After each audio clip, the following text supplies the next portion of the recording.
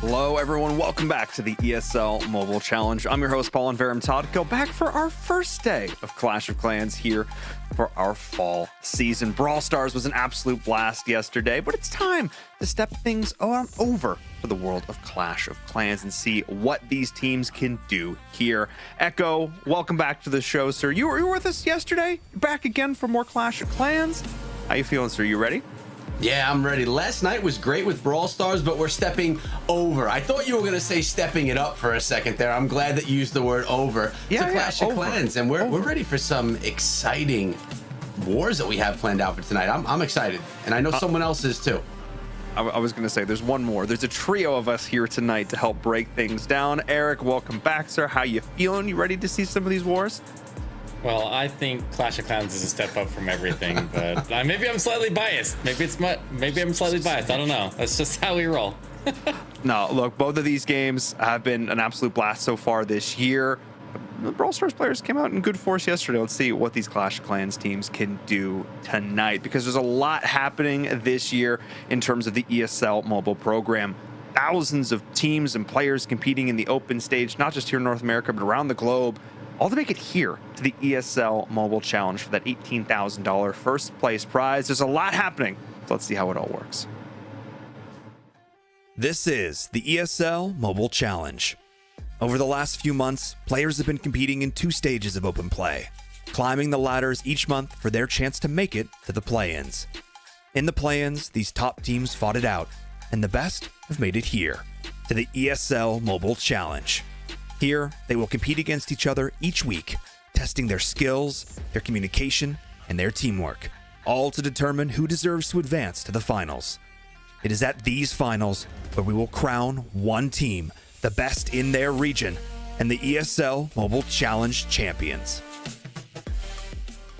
I mean, that's what's on the line. That's what it's all about. An amazing opportunity to continue to test your skills every single week, get to play against all the other different teams, see who truly is the best in North America. And we do have some of the best here, Echo. Let's take a look at our standings going into this first day. Yeah, let's check out who we're going to be watching here tonight. Check it out. 8 of the top teams in NA. Volume 0, Happy Endings, Coastal Clash, the A team. Some of these teams you've seen before. Some of them may be new faces to you. Following up, we have Space Station Gaming, Lost Mana Gaming, Omnipotence, and Coruscant. Some really great teams and some wars that I can't wait to check out. Eric, how are you feeling? I mean, we have the best teams in North America here. These are the teams who made it through the ESL Mobile Challenge, or the ESL Mobile Play-ins, I should say. This is the challenge. But we'll see who ultimately is going to be able to rack up the most wins here and move on to the challenge finals. And there's a lot of big money. There's a lot of ways to like get in the World Championship, for example. So we're taking the World Championship. This is a big deal right here, and we got some good matchups tonight. Oh, 100%. I mean, starting things off, Coruscant versus Coastal Clash. That is going to be a particularly fun matchup. You've got this brand new squad, a lot of content creators who came together to play and have fun. Coastal Clash, who competed all the way back in season 1. So you have the absolute veterans to the program, the new players stepping in. I absolutely love to see it. A lot of great matchups tonight. I think Lost Meta and Space Station Gaming, that bit of a cross-clan rivalry grudge match, might be one of our marquee matchups as well, but there is a lot of great Clash of Clans in store. Let's dive into this first one here. Coruscant versus Coastal Clash. But I think both of you know a lot of these players pretty well. Eric in particular, I think you're quite you're friends with quite a few of these. Oh yeah, I mean, we got Burgie, Camwow, Kevin, Mara Jade, and Sohan all playing for Coruscant, or as Mara Jade told us not to call it, Croissant. But we'll make sure we say it right tonight. We'll say it right, and we'll give a little Star Wars reference some love there. I like it. On the other side here, though, we have Coastal Clash. We got a lot of veterans from the ESL Mobile Open. We have teams that have made it to the finals multiple times in the past. We have Jaguar, Mikey, Skip, Brad Pitt, and Banh Mi. These are some veterans along the scene here, and it'll be interesting to see if they've been able to maintain their level of play all the way through. And obviously, they've done it to a certain extent to make it here to the challenge tonight. So we'll see how they do tonight. Coastal Clash. It's a good team, and we'll see what they do. I mean, I'm thinking back to when they qualified in the first plan. They were the first team in the upper bracket to make it through. I think they did 13 or 14 Star War. It was one or the other. It was really impressive either way. I remember thinking, oh, I think Coastal Clash is back. And I also learned during rehearsal a few days ago that Echo has never had a Bon Me, which just makes me sad. You're going to have to correct this. Before the challenge is done, Echo, I need you to go get a Bon Me. All right. Okay. Now, we're going to get into... I don't know what that is. How did those two things come together? How did you get that from neither of you had it? It's a great Vietnamese sandwich. Oh, my God. Okay, well, chat, if you've had a Bon Me, convince them to go ahead and get one. Come on. See if the player's team. as good as the sandwich. I think so. I have high expectations. Also, Sohan, University of Waterloo jacket. I noticed that from where I am from, so great. I will be slightly biased Canadian for this, and as the host, I can do that. So not so much for our casters here. We're going to get into this first match soon. I cannot wait because yesterday, again, we talked about it. Lots of great stuff, but Clash of Clans, things have been developing a lot over the last while. Super attacker-sided meta. That first plan, like I said, we were seeing crazy stuff. But now Echo, it feels like the defenders are starting to get a sense of things. That last plan wasn't quite as dominant on the attacking side. Yeah, I mean, you could call it a slow day, or you could say maybe things are starting to even themselves out. Base building is catching up. The attack meta is kind of, it's found its spot. Another thing, though, that you mentioned, we talked about Lost Meta and Space Station Gaming, how it's the marquee matchup. I'm really excited about this one because this is the old school versus the new school as well. So I want to see, Coastal Clash, we have a very veteran team here. We're talking years on this team. Do they still have it with all the meta changes over the years? Do they have it, or is this new team in Coruscant going to be able to get it done and take them down? And we're going to see right here as Jade comes in from Coruscant, coming in with the Hydra attack right here. So Hydra Bat as well, actually. Yeah, Hydra Bat is still as strong as it's ever been. Like, the Dragon Rider just took a nerf here in this last update. It's a slight nerf, but it didn't really affect this attack as far as I can tell. So we'll see if she can get it done here. She starts her way in here with the King of the Queen into the bottom corner, going out to this Eagle Artillery compartment. A header comes down to help her get through that enemy King, but their Queen might go for a walk on her here, and that could be a little bit of an issue. Maybe that enemy road champion could potentially pull her back into the base, but I think she's going to leave a bit up in the area, and hopefully still gets that Eagle Artillery down, leaves it. And Yak's still working on it. Does that Yak gonna finish it? Oh, doesn't get it. Leaves up the Eagle, and the Queen is gonna continue walking. Luckily, she'll be able to pick up an air defense on the backside, and she's not missing any of the critical splash damage that she would have been diving in after. So we'll see if she can still pull it through.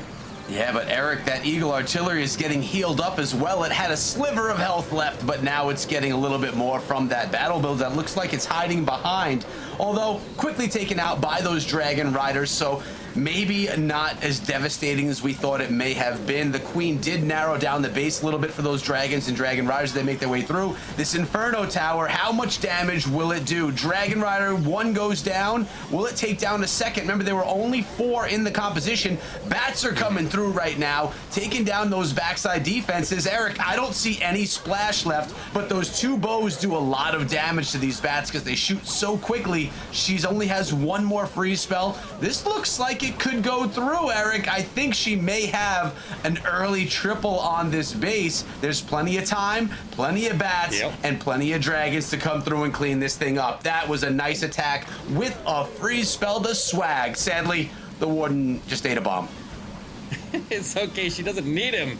She's absolutely ripped this base up with swag, like you said, and those expos weren't going to cause any problems. They were set to ground, and with the heroes kind of keeping their distance, I guess the Royal Champion took a little bit of damage, but the bats stayed safe all the way through. Good handling of all the splash damage on the base. The Queen walking on her was inconsequential. It was a really good plan from start to finish, and even with a slight mistake there with the Queen just taking off and doing her own thing, doing Queen things. That's what she does. That's just how she rolls. But we'll get out of there with the 3-star early for Coruscant, and that's a strong position here against the veterans in Coastal Clash.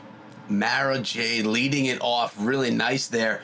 100% start the war for the new team, we can call it. Although these people on the team, these players have been playing for very long, the team itself is newly formed. And, like you mentioned, that Queen, she'll pound on walls, she'll walk in the wrong direction, still got the job done, even though she was taken down a little bit earlier and that Eagle stood a little bit longer than Mara wanted. But really nice first attack for Coruscant, and it's all about Coastal Clash. Those veteran players, are they going to be able to keep up with these newer Clash of Clans players? I mean, Hydra Bat, we've seen how strong that is.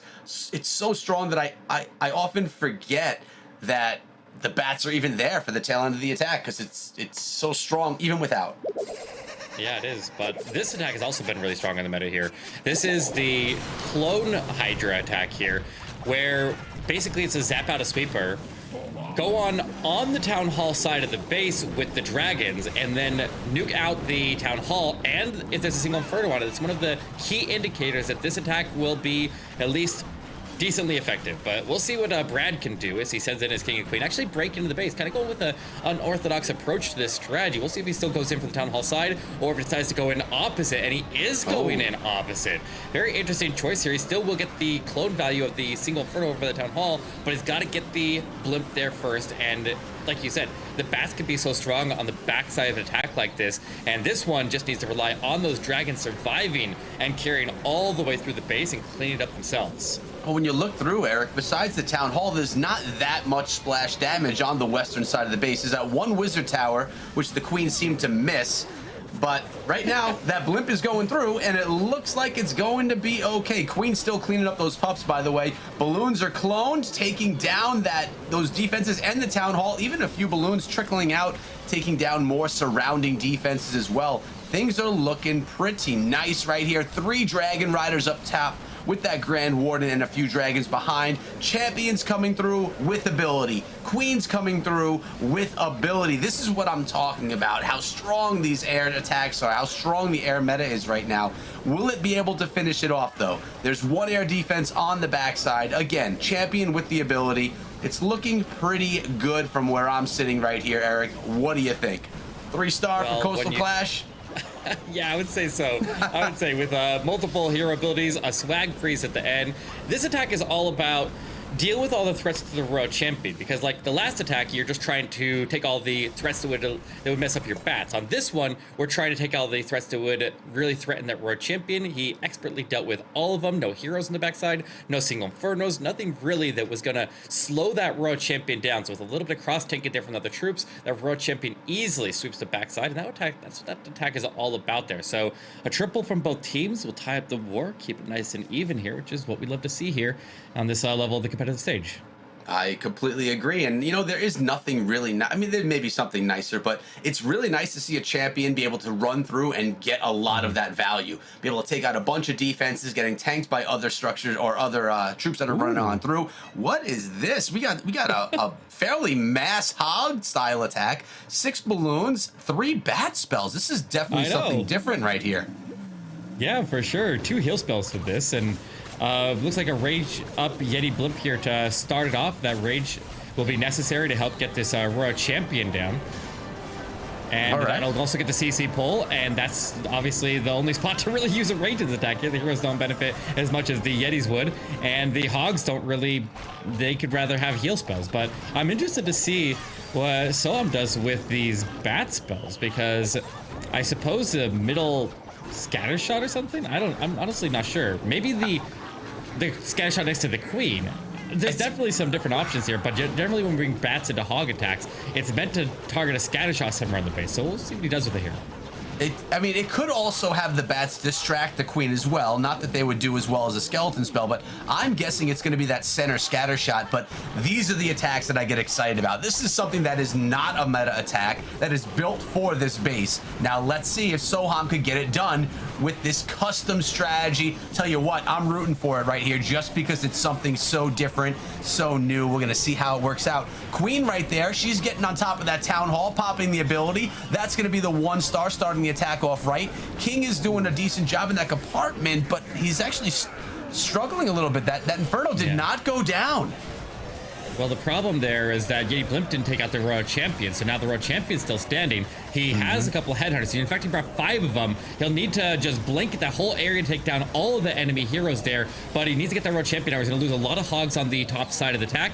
He's got all 5 headhunters going to the Queen right now after taking out that king, but they're getting targeted by that scatter shot. They're going to go back across to the world champion. Hopefully she didn't pick off too many of his hogs here, but these heroes are just tearing him up. He's struggling to push his way through the base. He's out of heal spells at this point. Drops in the bats in the middle of the base as the other hogs in the bottom move into the minimum range of the scatter, but they're under heavy fire there. They're not going to take it down, and he's going to struggle to move into the bottom side. He has that freeze. He still has an RC ability. There's still a decent number of troops still alive and moving, but it's starting to dwindle down a little bit, and I think those critical mistakes there, I think that Yeti Blimp missing the Royal Champion was a major factor in that. She ended up picking off a lot of hogs in the entry, and he didn't reallocate any of those headhunters up there soon enough to be able to correct for that, and that is ultimately going to cause the fail in this attack. It is going to be climbing about into the 80s, and it's going to be our first miss of the war here, and opportunity for Coastal Clash to pull ahead early. Yeah, that is a tough one right there, because I think he lost about half of his hog riders on their initial entry into the base because of that champion and because of that Inferno tower. Two things: the blimp didn't take down the champion, but also the king never did take out that multi-target Inferno, so it roasted a couple more of those hogs than Sohan would have liked. You know, the attack didn't go as well as he would have liked. 80% 2-star, not what he was hoping for, but I have to give him credit for coming through with something different, not just dropping in a meta strategy, trying to be creative and really pick apart a base for its weaknesses. Unfortunately, it didn't work out this time, and it, 80% 2-star, that's a pretty big door wide open here for Coastal Clash. Are they going to be able to take advantage of this, or are they going to, not? I mean, is that the Yeti Blimp missing that Royal Champion takedown, like, compounded when the Royal Champion then pulled the king off of the Inferno. Like, it was just a cascading mistake, or really unlucky mistake. There wasn't even that the strategy had anything wrong with it. It was just a little bit unlucky, but that's the way it goes sometimes. Now we got some Queen Charge Hog Miner Hybrid making a return to the meta after Hogs and Miners both got a new level in this most recent update, and this attack has been clean in house. A lot of people, after kind of putting this one in the cupboard there for a little while, they haven't been using the strategy for quite a while, but a lot of people are breaking it back out and replacing a lot of those Queen Charge Dragon Rider attacks that we've been seeing for so long with this one here. And an early Queen ability here hurts really bad on this entry, and we'll see if Mikey can keep it under control here. Yeah, and also she's all right. Yeah, she's okay. The unicorn is barely any health. We gotta see. What the heck? What just pulled the healers forward? Were they chasing a headhunter? I think the healers locked onto a headhunter for a moment there, and they were pulled forward into the multi-inferno range. That's a big problem, but he'll try to correct it here with the blimp. Oh, yeah, he's got to get that blimp, and he does. The healers still stand. You need those healers to be up. And I'll say one thing regarding the hybrid. I wouldn't say it was ever weak. It just wasn't one of the stronger strategies in the meta. But now with that buff coming to the miners and the hogs, it's back, and we'll see more. This is a struggle. Big time. Okay. Oh my God, another rage. The queen goes down. Oh my goodness. He has no choice but to go right here to grab that town hall, pull in the 2-star, and try and make something of this. Where was that king going there? There's an archer that drew him up there. They're still hanging out from the CC, but he was able to take it down. He's able to get on path towards the town hall. He'll try to salvage whatever he can here. Obviously, without the town hall going down to the queen charge and having to reallocate the king, and he already used a blimp, he has no funnel for the hybrid, which is going to cause a lot of them to go to the outside, and it's starting a bit late. He's just trying to salvage anything he can, but the king still needs to get the town hall down. He's got to fight to the enemy king as well. He has no support. I don't think he's going to get it. He has the... Wait, where's the road champion? Oh my God. He's holding the road champion. He's got the road champion. He can still go in after it, and he can go pick up the town hall as a backup. I think he's going to be okay, but it's going to be a really low percentage on this one, and he'll just salvage anything that he can out of it, and he's still... I don't think he's going to break that 80%. A lot went wrong with his attack, and if he doesn't break 80%, then Coruscant will get the lead there, and even after that mass hog fail, they're still going to be in a really good spot. Like, this is a big miss here for Mikey. Oh man, that missing that huge opportunity, but okay, the town hall does go down. I had quite a bit of concern right there, but look at this. This is one of the lower percentages we've seen even in the open portion of this, but you know what? It's a 2-star. Things are going to be tied up on stars. Percentages can be worked on later on in the war. Super Warbreaker trying to do something of a miracle right now. And look, gotta love the damage being done there. But unfortunately, this is going to be a very low percentage 2-star. And I mean, Coruscant can take a bit of a breath of fresh air right now. Their 80% 2-star is not looking so bad after witnessing a 59%. Well, they had a nice defense there. Yeah, there was something that was peculiar that happened during that. The Queen's healers started following a headhunter, and that's not the first time we've seen that happen since the update. They must have tweaked some stuff with the AI there, the healers and the heroes, and something is different there because I've seen that multiple times since the update launched with the healers chasing a headhunter there, and it drew the healers directly into the multi-inferno range, which just was another problem on top of a lot of the other problems he had there in attack. So, I mean, it just compounded problems that he was already having. But now we got ourselves a Blizzard Lalo starting with a drop onto the town hall. No bomb towers there. Can get this drop easy. A short path by this blimp here. Not going to have any issues. Drop into the town hall. He's got a couple goblins coming out in front of the super wizards to go and trigger the traps in the area before the super wizards deploy. A rage and a couple invisibility. He'll nuke out that section of the base, and he'll ultimately be able to draw the CC, hopefully, and get a full pull. And if he gets that with the funnel formed here, he's in a pretty good spot to start this off. A couple super minions pop out of there. Let's see what we can do to handle it. Yeah, started things off fairly nicely. I was hoping that single Inferno went down, but I don't think it's a devastating thing either way. We haven't seen a lot of Lalo lately, so I'm excited to see, I'm actually excited to see Hybrid and Lalo return back a little bit to the mobile challenge here. You got the King coming on in. The Queen's going to come behind. Ice Golem is there to just provide a little bit of extra tanking and eventually some freeze. And Queen's going to be able to take out those super minions, and the King and Queen together will take down that champion. Starting out with a balloon on that left-hand side, just kind of clearing the skies, trying to get rid of that mortar as well. And it's time to start letting this thing go in. Champion's coming in as well to take out that scatter. Yeah, the champion can go all the way to the multi-inferno. That'd be some really good value. The King still has the ability. The Queen's going for a little bit of walk, but the walls are open there for the King and the Queen to continue on. Ooh. The road champion goes invisible. She's starting to veer off path. He pushes her towards the multi-inferno in the middle. Maybe could have picked up that battle builder as well, but definitely wants to get the sweeper down here as well. Pops that RC ability, take out some battle builders in the mix as well, and the Queen actually going to be able to power all the way through the scatter shot and pick up that backside air defense, which will make so when this top side air defense goes down, he'd be able to travel the hounds defense to defense instead of getting stuck up there. And she'll also get that enemy King off the backside so it doesn't cause any time problems on the backside, because we know that the King is the best air defense in the game. But this Lalo looking nice. He's got the header inside of the ward ability, and they'll push in there and take that Queen down, and the balloons will take all of those traps. Wow. Their wall inside of the ward ability. That was beautiful right there. All the traps were in that compartment, and those balloons just absorbed everything. Lots of balloons left over in the tail end with the Warden support as well. Queen's still going also. She's going to probably make her way to the end of the attack. And Eric, this base has been crushed by Kevin out of Coruscant. Yeah, that's Queen. How did this Queen survive all the way through? Like, there must have been very, very minimal damage in that bottom side of the base, because they went in there with no more support than an Ice Golem, and they cleared out all the way to the end. The Queen somehow survives all the way out the backside. That Unicorn doing work to keep her topped off and moving through. It's pets, man. I mean, look at this. You got the Ice Golem, you have the Yak, you have the King. Mm-hmm. Think about how much tanking that really is. So 2 triples right here for Coruscant starting out the war. The 2-star 80%.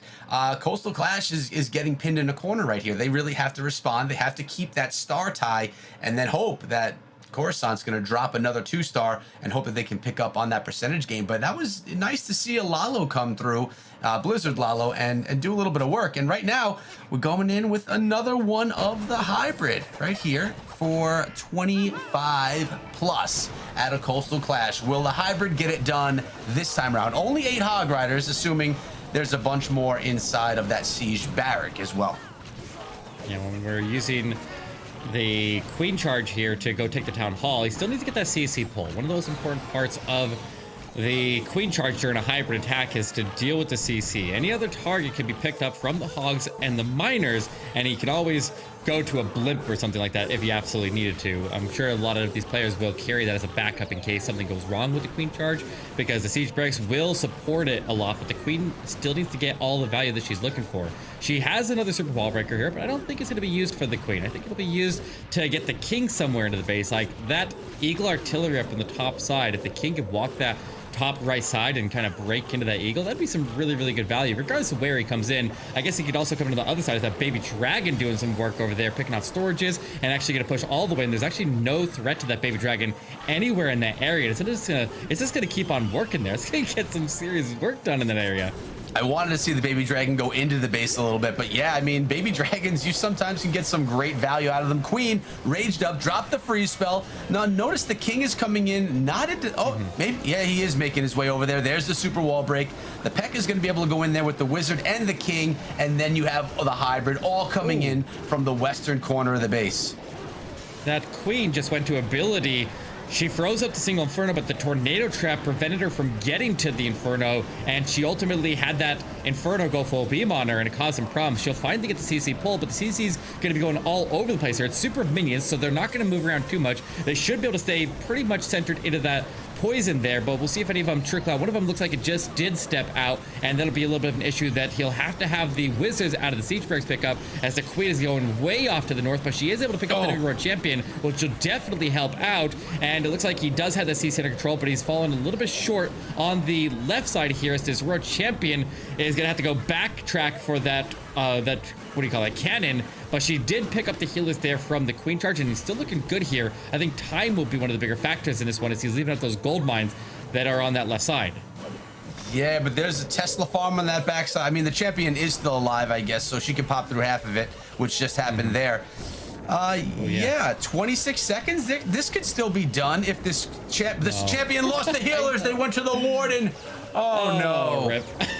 That's the worst, man. That I don't know how many of my own attacks that is messed up there. When the warden takes the healers, it's honestly why you try to avoid double hero charges being stacked on top of each other like that, because the warden just absolutely loves to take those healers and cause all kinds of problems. 91% here is not what Coastal Clash was looking for after that big miss in their previous one. I mean, with the double miss there, and then the high percentage, or at least moderate percentage with the triples put up by Coruscant, they're in a lot of trouble right now. They need to step it up. They need to triple out for the rest of the war, and they need to get some defenses, because they're in a bit of trouble here.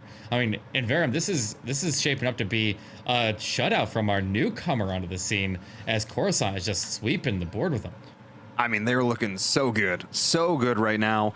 And you know, it's that story keeps coming back to it. The new kid on the block versus that old veteran, you know, who's going to become the teacher at the end of this. You're absolutely right, though. Triples for Coastal Clash. It has to happen. It's do or die. Coruscant just need to maintain the pace they've set right now. If they're able to do that, even a couple, I mean, high percentage 2 stars would be good. One more triple, and they've got this in the books. So if they can do it here, yikes. Rough start for Coastal Clash, but Coruscant, they're looking scary. Oh my goodness. Echo, they're fun to watch.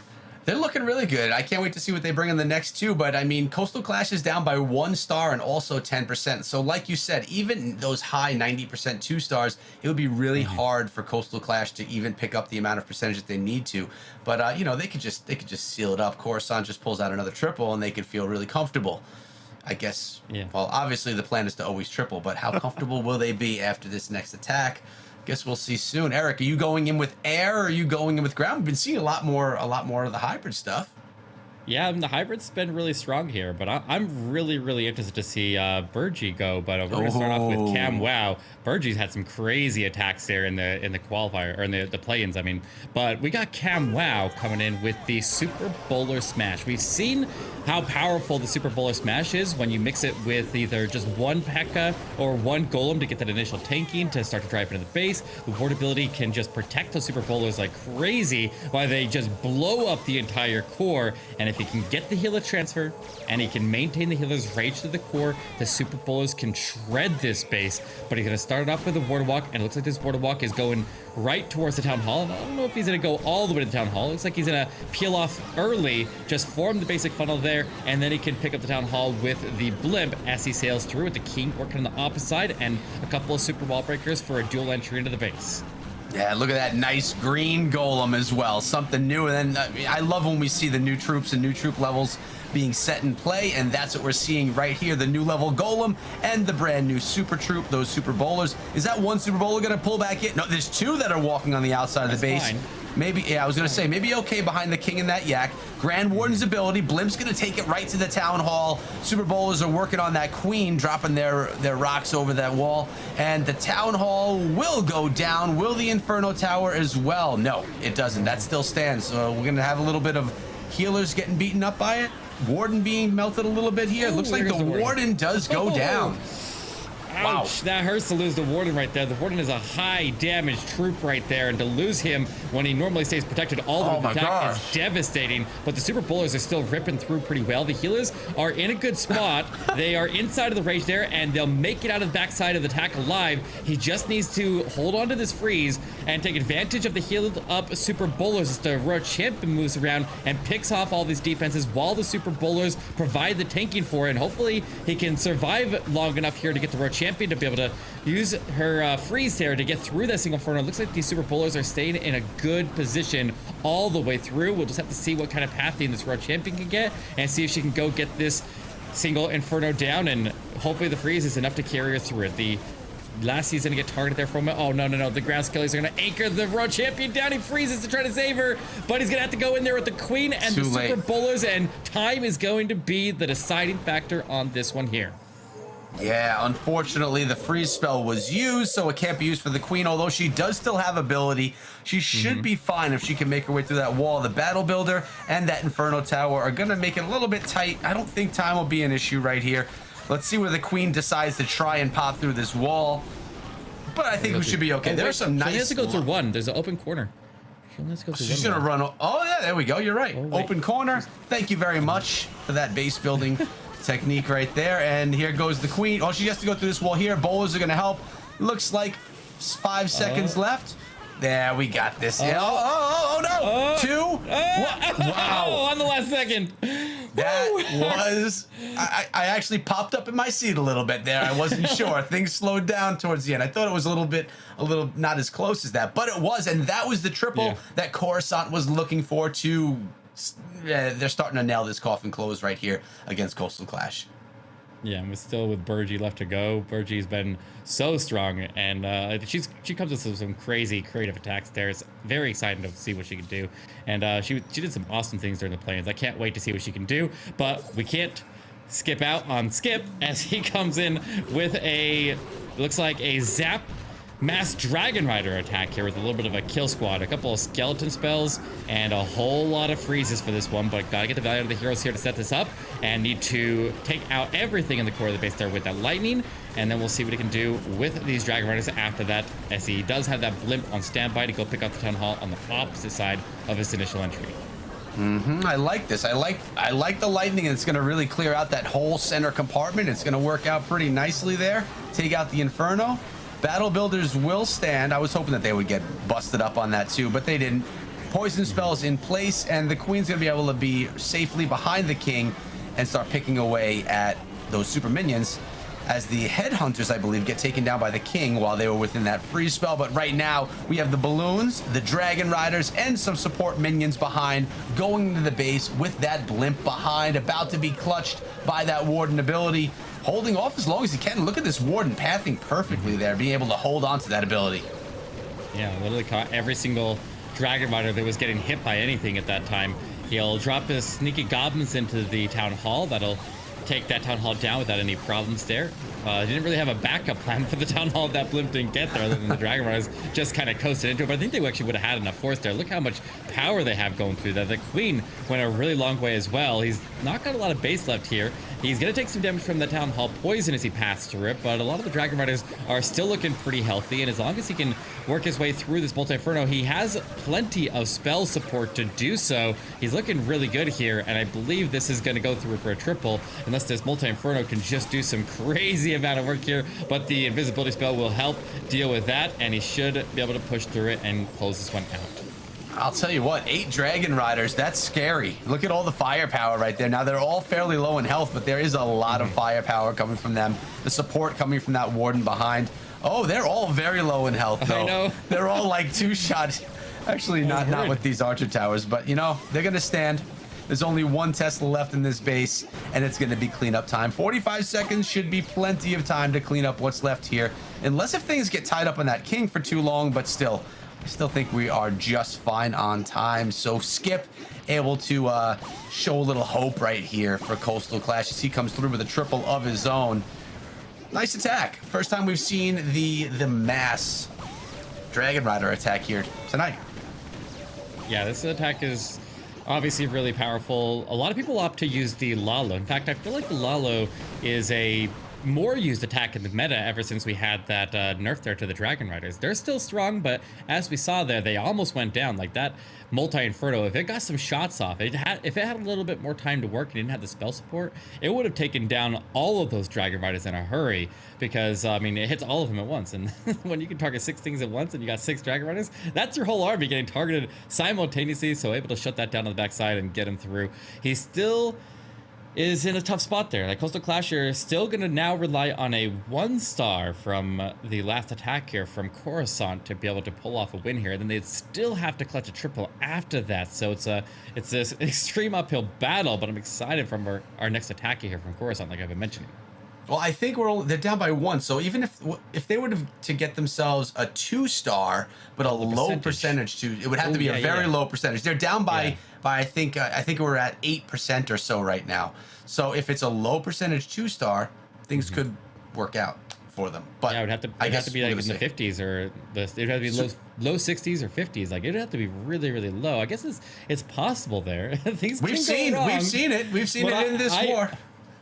I was looking at that percentage. I'm thinking, like, they can recover it? I don't know. We'll have to see. But we have an attack that consistently gets high percentages. We have Inferno Dragon Riders here from Burgie, and we'll see if she can get done with a couple of lightning that she can use to take out that sweeper, and that should help push these Inferno Dragons through, make sure the sweepers don't cause any problems with the blimp. It's a very symmetrical base, and it's got all ground expos on top of that, so a lot of potential here to get some big value out of these Inferno Dragons. But most importantly in this attack is to get the value out of the heroes and get them to stay alive all the way through. Currently, wall break. Wait a second, this is an interesting approach to this. She's going to go directly after the town hall with the king and the queen, which feels like just a safe 2-star approach here. Like, normally if you're going to be dumping those into the town hall area, especially that single Inferno right behind, it feels like not taking any risk here, just locking up the 2-star and then getting as much percentage as possible and just ensuring that there's no risk in this attack here, and she can just lock in the win, which is probably the smartest thing that she could do right here. It's important to be smart, right? Not to be fancy, but be smart. Queen's gonna go down right there to that Inferno Tower, but all that she needs is a fair percentage 2-star, and that's gonna have Coruscant moving forward with the victory. And she is on her way to doing that. I personally love the Inferno Dragon Rider attack strategy. I use it with some clones on a blimp myself, but here we go. You got the siege coming in here doing even more damage. Gonna drop a bunch of balloons, most likely on top as well. They are getting near that 60%, and a chance of victory is slipping away from Coastal Clash with every percentage that's gained right here as Burgie is starting to pick away this space. And I think you're right here, Eric. I think this was a 2-star plan. They figured out the percentage that they needed to get, and they figured that this was the safest way to pull in the win in the war, pull in the 2 stars. They're up to the 71% right now. Got an Inferno Dragon trailing behind that's going to pick up a few more structures, and it's just going to be the safe play, and I can respect that. Yeah, 100%. That is probably the smartest way that they could have done this, because normally the strategy comes in opposite of the town hall. And if you go after the Eagle Artillery first, with the heroes moving into a more safe position, going after a low damage area so they can try to survive out the back end, this attack has a really, really solid chance of tripling, but removing all risk, ensuring that the town hall goes down, and then picking up as much percentage as possible. They will lock in the win here and put it out of reach above Coastal Clash here. They can triple all day long on the other side at this point, and they're not going to be able to catch him on percentage. And this is a strong start here for Coruscant, and a smart play on this attack. You know, and I love this as well, because Burgie didn't say, you know, I want to go triple. I don't want to go get a 2-star. I want to go in triple. You know, it's really cool that just It's more important to pull in the win for the team than for that self-glory. And you know, there's enough glory in itself pulling in this 2-star to close out the war, doing exactly what needed to be done. It's going to end here in an 86%, but we still do have to watch, or we're lucky enough to watch one more attack from Coastal Clash before this war rounds itself out. And that wizard will say goodbye to that final minion. Yeah, and it's the Winion right there, right? Let me break out the old Winions. We got a. It wasn't that strong good, performance here. Yeah. Okay, it probably wasn't the clutch minion that swung the war there in their favor. But I mean, 13 stars. That is a strong performance here from a relative newcomer team to the scene here. I mean, they're all a team of content creators, and they got so many popular players in that team there from streamers all over Twitch. So definitely go check some of them out there if you hang out on Twitch. But we got a Queen Charge Hog Miner hybrid coming in for the next one, with a Queen coming in the top corner here. Gonna actually do a double wall break. Where is he going here with this Queen? Didn't necessarily have to wall break open that Wizard Tower. Could have waited for the Queen to snipe off the Wizard Tower and then wall break the next wall open. As long as that wall breaker has a building inside of the wall there to target, it will target the wall and it will let the Queen in that compartment. And look at these more wall breakers. What is he doing here? Where's he trying to push this Queen, Echo? Looks like he's trying. Maybe he's trying to get the king into that next compartment. I'm not sure. No, the king's going to want to go on the outside of the base. I guess he wants the queen to go for that town hall, but she's going to have to walk herself around right now after cleaning up these minions. That must be the plan. Yeah, I think you're right. I think the king and the siege barracks will come in on that left-hand corner, and the hybrid will push the queen back through that wall break and into the town hall compartment. The convenient part about that is the sweeper was knocking the queen's healers into a safer position that'll give him a better angle of approach here as she runs back into the town hall. She'll now circle into that compartment. The healers are in a good spot, and she will take that town hall down, but the healers are getting targeted up there. Does he burn a freeze onto it, or does he just lose them? He burns a freeze, but it's a delayed freeze, and he loses a lot of HP on the healers. They are very, very vulnerable now, and we'll have to see if they are able to survive all the way to the attack here. I mean, even the unicorn barely has any health. There's the healing power is down to a sliver of health, and will they be able to go? Oh, she's forced to ability right there, but look at this. The poison is gone, so the healers can still maintain their life. Unicorn goes down just enough for them to stay up. The whole time I'm staring at the queen, I forgot to even watch the hybrid make its way around the base. How's the hybrid looking? It looks like there's only a handful of miners left. Make that none, and looks like it's just the warden all by himself. Yeah, it looks like Coruscant not only winning this war on offense, but a defensive shutout as well, holding the Coastal Clash team down to a low number of stars here. Like they'll pick up the 12 stars, but this one doesn't. Well, no, wait, could this one go through? This warden still has now picked up the healers, and he's gonna start marching across the base and work his way into this exposed scatter shot. If he takes those down, he's got a lot of time. I wonder if we can still triple this. There's a lot of fire on top of him right now. He's going to get taken out. Yeah. Close. You had hope. You had hope. It was a little bit up. But he'll chip away this archer here, pick up that 88th percent, and unfortunately it was all for nothing there, as they already had lost the war there after Bergie locked in that 2-star, locked in the win, and they'll pick up the first win of our ESL Mobile Challenge season. There we go.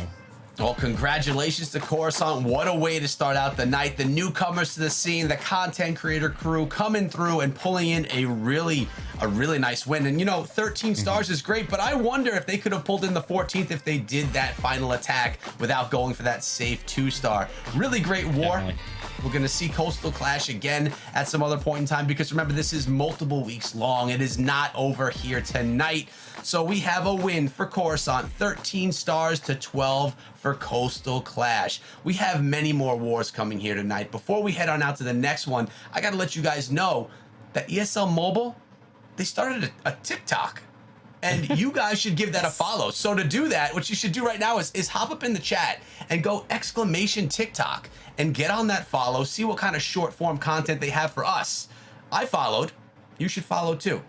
Did you follow? Too much TikTok. I watch way too much TikTok as it is. Now I gotta go watch it more. Followed. Oh, great. This would be awesome. He followed as well. I'll see you guys over there on TikTok. Let's go take a break. We'll be back in a little bit with the next war.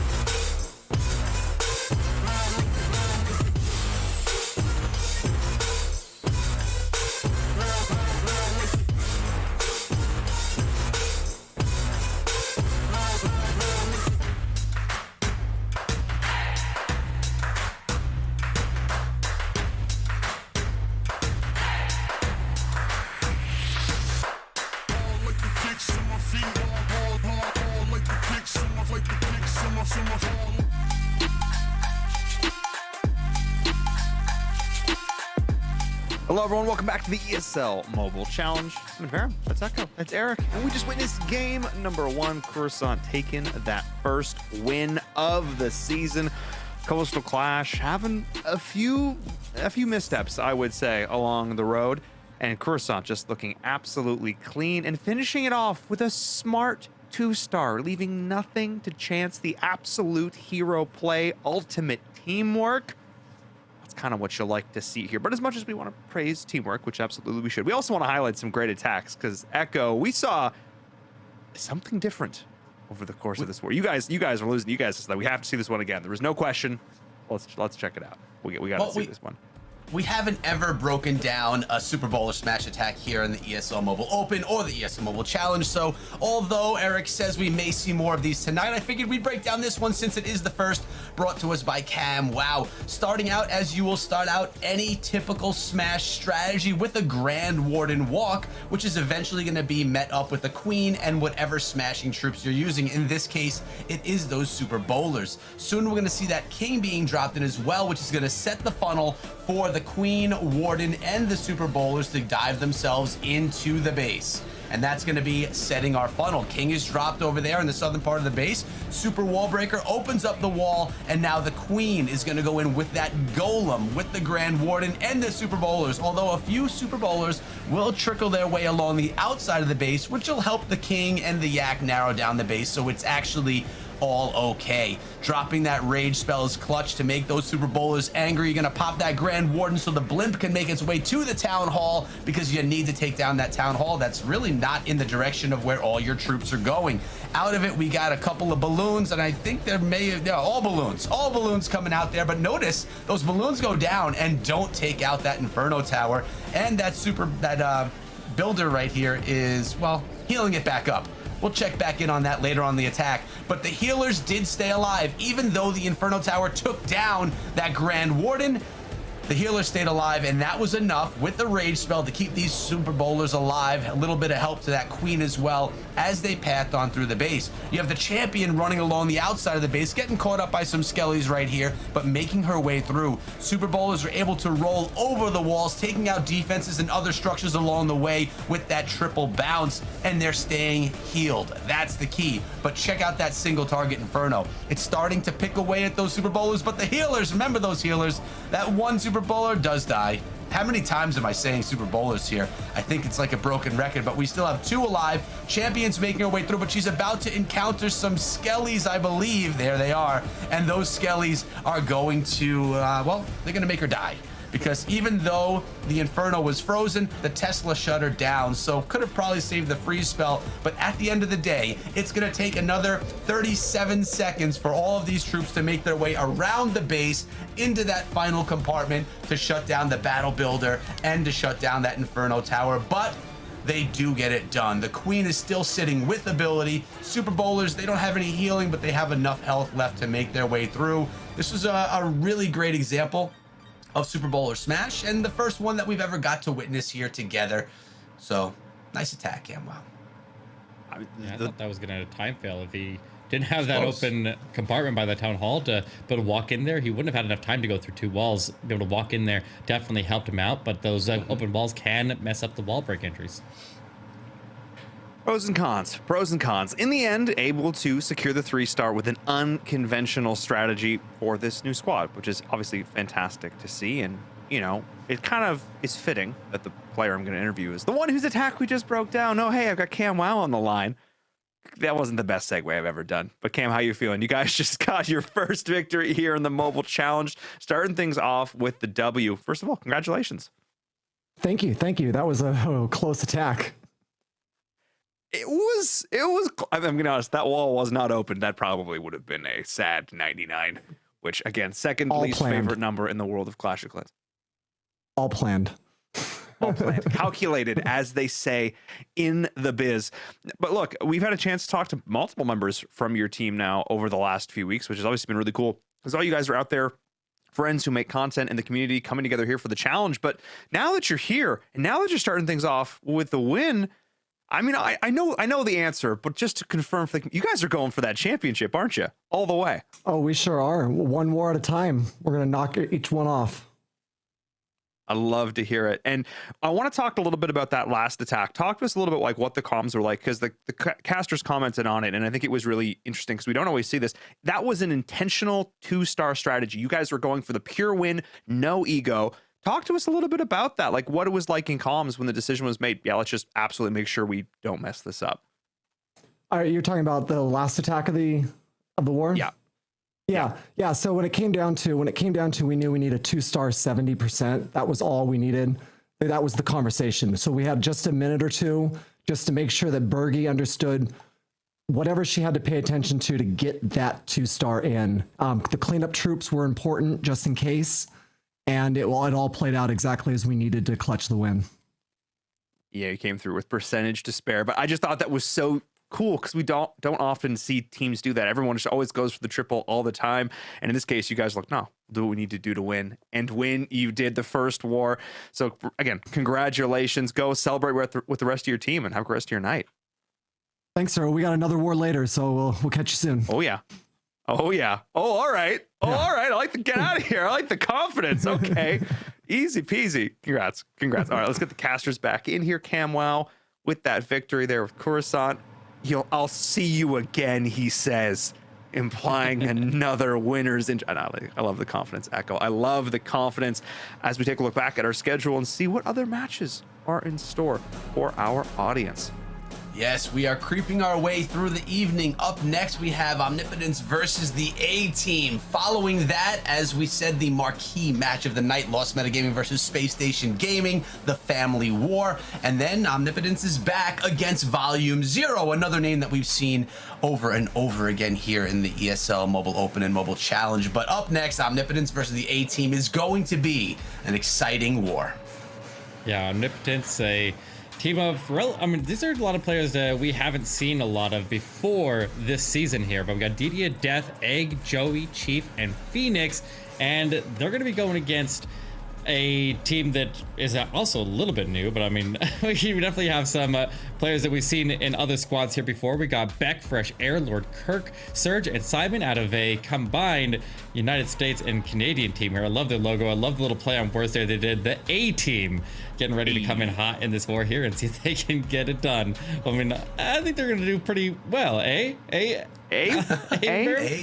it's just a question mark. We just put a sound to a question. If you ever wonder what a question mark sounds like, it sounds like A.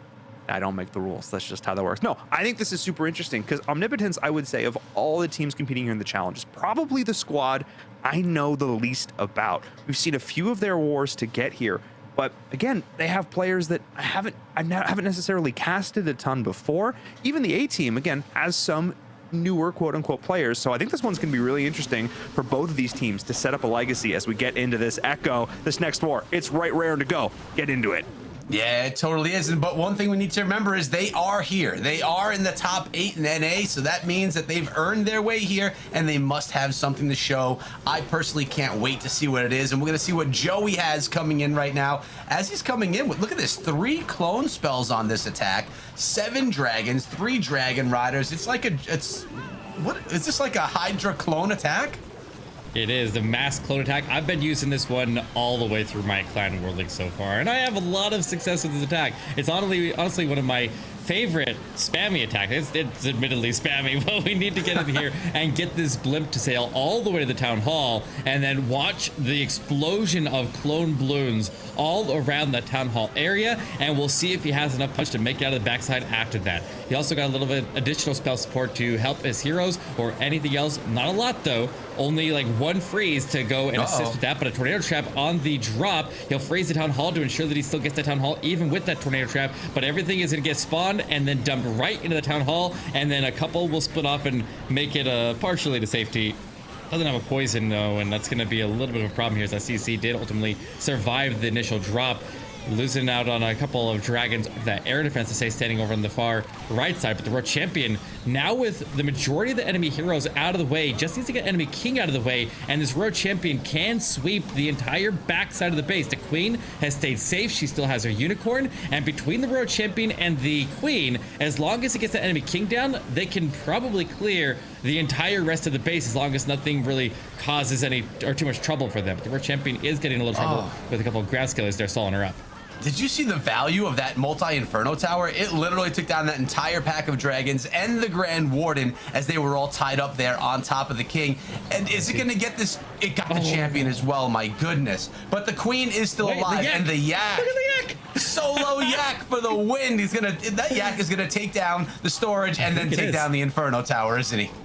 Maybe. I don't know. That storage is taking a while, but still, distraction. Well, even if he doesn't get those down, the queen actually will be able to take advantage of the access granted from the yak there and maybe circle all the way around. He has had the queen help him finish off the storage, and the yak is going to step in there and get it done. Clutch yak says all the way through, and Omnipotence is going to be opening up with a triple on this one. Even if the yak doesn't take it, the queen I want him definitely to. Still will. I want the yak to take it out. I love when pets do crazy stuff like that. And the yak, but there's something. Where's the last structure?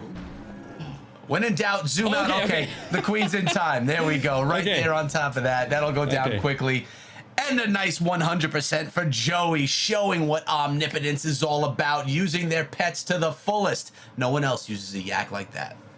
Yeah, the yak coming in clutch. If the queen did have to go into the base after that Inferno, she wouldn't have made it up to that that camp up there. So it's very critical that the yak did ultimately finish it off. After that, Inferno did so much work. Like you mentioned, that Inferno took out the majority of his troops that were all weakened up there on the initial entry through. They were all beat on the king, but they had to get that king down. That was a key factor in any of those clone dragon attacks. You got to deal with all three of those mobile enemy heroes there. Otherwise, they're just going to wreck your road champion on the backside, and your queen's going to struggle as well. It's usually the cause of the fail in that specific attack. When you think about it, the primary portion of the attack went through about 3/4, maybe 2/3 of the base. The whole backside was that yak. It was the champion and it was the queen. So they really did a lot of work towards the end, taking almost the full time from the attack. And here we go. We have another one of the Super Bowler smash attacks here, this time coming in with 3 witches to assist. So is this going to look the same as it looks with the P.E.K.K.A. smash when you get a couple of those witches following behind the king along the outside of the base? Is that how you like to do this one? Well, we lose out on one of the Super Bowlers here to be able to fit in all these witches, but a couple of ice golems replaced the golem that we saw in the previous similar attacks like this, but overall it's executed the same. The queen is going to actually round around the town hall here, not going into it. There's a couple of ground expos that are going to be picking away at this queen, which will make the healer transfer a little bit complicated here, and hopefully they do get the transfer onto the bowlers, because if the bowlers don't get the healer transfer, it can cause a lot of problems with this attack. He's got the baby dragon working on the outside. That's going to form the funnel here to keep the king on the outside so we can work with the witches out there. Everything else needs to go in, and he absolutely has to have the healers transfer here. If they maintain on the queen, it is a big problem, and it could ultimately cause this one to come crashing to a halt. Well, let's see. And one Super Bowler again decides to go outside. It looks like these guys like to walk a little bit as well, but it's just going to give more assistance to that king with those 3 witches, a little bit more protection. Not the worst thing in the world. Blimp and balloons making their way to that town hall. Rage spell is dropped, and out of which comes a Yeti. I'm assuming there's Yetis. There are Yetis coming out of that blimp, taking it down, and that's a nice clutch town hall taken down right there. Wow. Super Bowlers. One of them is back and forth along the outside of the base, trying to find which way to go. The healers are supporting those Super Bowlers as well. And they have to get down. They have to take the scatter down, though. That does quite a bit of damage, and they do right there. It looks like there's nothing too scary left in this base, and with a few healers still alive, Eric, they should be able to just path their way on through, as well as having that champion with the Lassie making their way around the backside as well. Yeah, he still got a queen ability, still has that royal champion ability. He was able to completely gut out the base there with those super bowlers. Just got him into that center compartment that had access all the way through, and then with the king helping to clear out that bottom compartment there, they just had a beeline straight to the core of the base. I love the value that he got out of that blimp on that one. That blimp, combined with a couple of balloons that he surged in there with the rest of the group there that were meant to protect the healers and to protect the blimp's path, ultimately hit the rage of that blimp drop and took out that single inferno. Maybe the Yetis could have got it done there as well, but the Yetis were able to go on and pick up even more value and pick up a bunch of those ground expos that would have been pinging away and potentially killed some of his troops moving through the middle. So it gave an enormous enormous amount of flank support there, and that was a clean attack here from the A team, and it's going to put him into a tie with Omnipotence here. And I mean, I guess that was a little bit faster as well. So I guess you never know when you have if it ever comes to who was it? And Varen was saying earlier that I don't think we've ever seen a double perfect war in the ESL Mobile Open season here. So, I mean, it would be crazy if we do see one at some point tonight, but we got to remember that time is always the deciding factor in the event that happens. Correct. Well, we have seen wars that ended in a tie that we had to go look at the time, but it was never a perfect war on both sides. Now, going back to a more traditional ground strategy, coming in with the Super P.E.K.K.A. smash this time around. This is the first time we're seeing this tonight, and I'm actually, it's a change from what we saw a few weeks ago. A few weeks ago, it was 90% air, but now we're getting a lot more ground. Balloons coming on in, doing some great work against that Inferno Tower, keeping that Grand Warden alive and safe. Looks really nice. Not only that, making him go back, follow that queen, and then we're going to see this golem and the king come around on the top side to set that funnel. There we go. It's happening right now. P.E.K.K.A.'s going to go in. We all know how the P.E.K.K.A. smash works at this point in time. One P.E.K.K.A. probably going to make her way back around into the base. There she goes. That entry was so interesting. He raged up a whole bunch of balloons, made so many balloons go into that initial entry that it made the Warden follow him, and he's able to take that single Inferno out. But now he's got a strong push with that entire section of the base there cleared out very time efficiently. He's just now crushing that 2-minute mark here as he continues to push his way through. The World Champion joins up top with the King. The Tornado Trap spinning that blimp around there, but it's not going to have any problem. It's still going to reach that Town Hall. It's still going to have enough punch to go take it down. Looks like, is it Yeti and Sneaky Goblins come out of there? And just Yeti, actually. I think it's just Yeti. But still, he didn't use the rage. He went with the freeze spell instead, saved one spell slot, and it was able to take it down. It was enough, so that worked out well. The P.E.K.K.A.s are one P.E.K.K.A.'s down, 2 are still up, and the healers are still there to assist. When I'm looking at those heroes, I see a queen ability, a champion ability, an invisibility spell, freeze spell, and 2 minions to help clean up on the backside with 1:20. Eric, this one is looking really good for another triple. Yeah, that was a really, really nice setup there. I'm still shocked at the way that he did that open air with the Warden Walk. That was really, really clever the way he was able to pull that through. Combining the Warden Walk with a couple of raged up balloons to go take the single Inferno, like it draws the Warden forward. It draws his targeting forward, and if it doesn't get the Inferno down, it pulls the Warden into danger. So it's a little bit of built-in risk there, but if it gets through and it takes all the defenses down, it sets that funnel so perfectly. And like I said, very, very time efficient. He's gonna get out of this one with 44 seconds to spare. That was crushed. That was a really, really cool way and a clever way to do a P.E.K.K.A. smash. Yeah, did you see the champion at the end as well? The use of those spells to just have her live until the end of the attack, shut down the bow with the freeze and then the invisibility. Not that it was really needed. It was just still impressive to see her stay alive until the end. But so far, a perfect war for everyone. But that's a little bit different as we have 2 triples for Omnipotence and 1 for the A team. Can the A team continue on the trend? It's trendy these days to triple, Eric. Did you know that? It is. I mean, well, the hit rates are actually down a little bit overall after that last update. Some of the strongest attacks got nerfed, and the balance to the meta has been restored here. So we'll see. This is one of the new attacks that is overtaking the meta right now with the new level of Hogs and Miners. It's the Queen Charge Hog Miner hybrid here with a Siege Barracks, and using a Siege Barracks here means he's very likely to be charging the Town Hall directly. So we'll see if he can get in there, get that CC takedown, and deal with this Town Hall without any drama on that entry. But looks like he'll be starting with the King, which is kind of interesting. King will wall break into the multi-inferno up top, and he'll charge the Queen going through the scatter shot compartment on this initial entry. And that's a clever way to do that. It is going to be able to take that Town Hall down late in the attack, so we'll see how he handles that, but he still will need to get that Eagle Artillery down quick. I do like this. There's a little bit of risk that's built into this approach, but he should be able to move pretty seamlessly between this scatter shot compartment and that Town Hall compartment because of that bomb tower inside of that Town Hall compartment. That'll give the Super Wall Breaker something to target, but he can't deploy it until after that storage goes down on the corner. Otherwise, the Wall Breakers will target that storage, so he just has to be patient, and he needs to finish fighting the CC and continue pushing his way into the base. Yep, that's exactly what has to happen. He's taking care of that Clan Castle Lava Hound right now, doing a nice job. And you know, the hybrid always starts out with a bit of patience.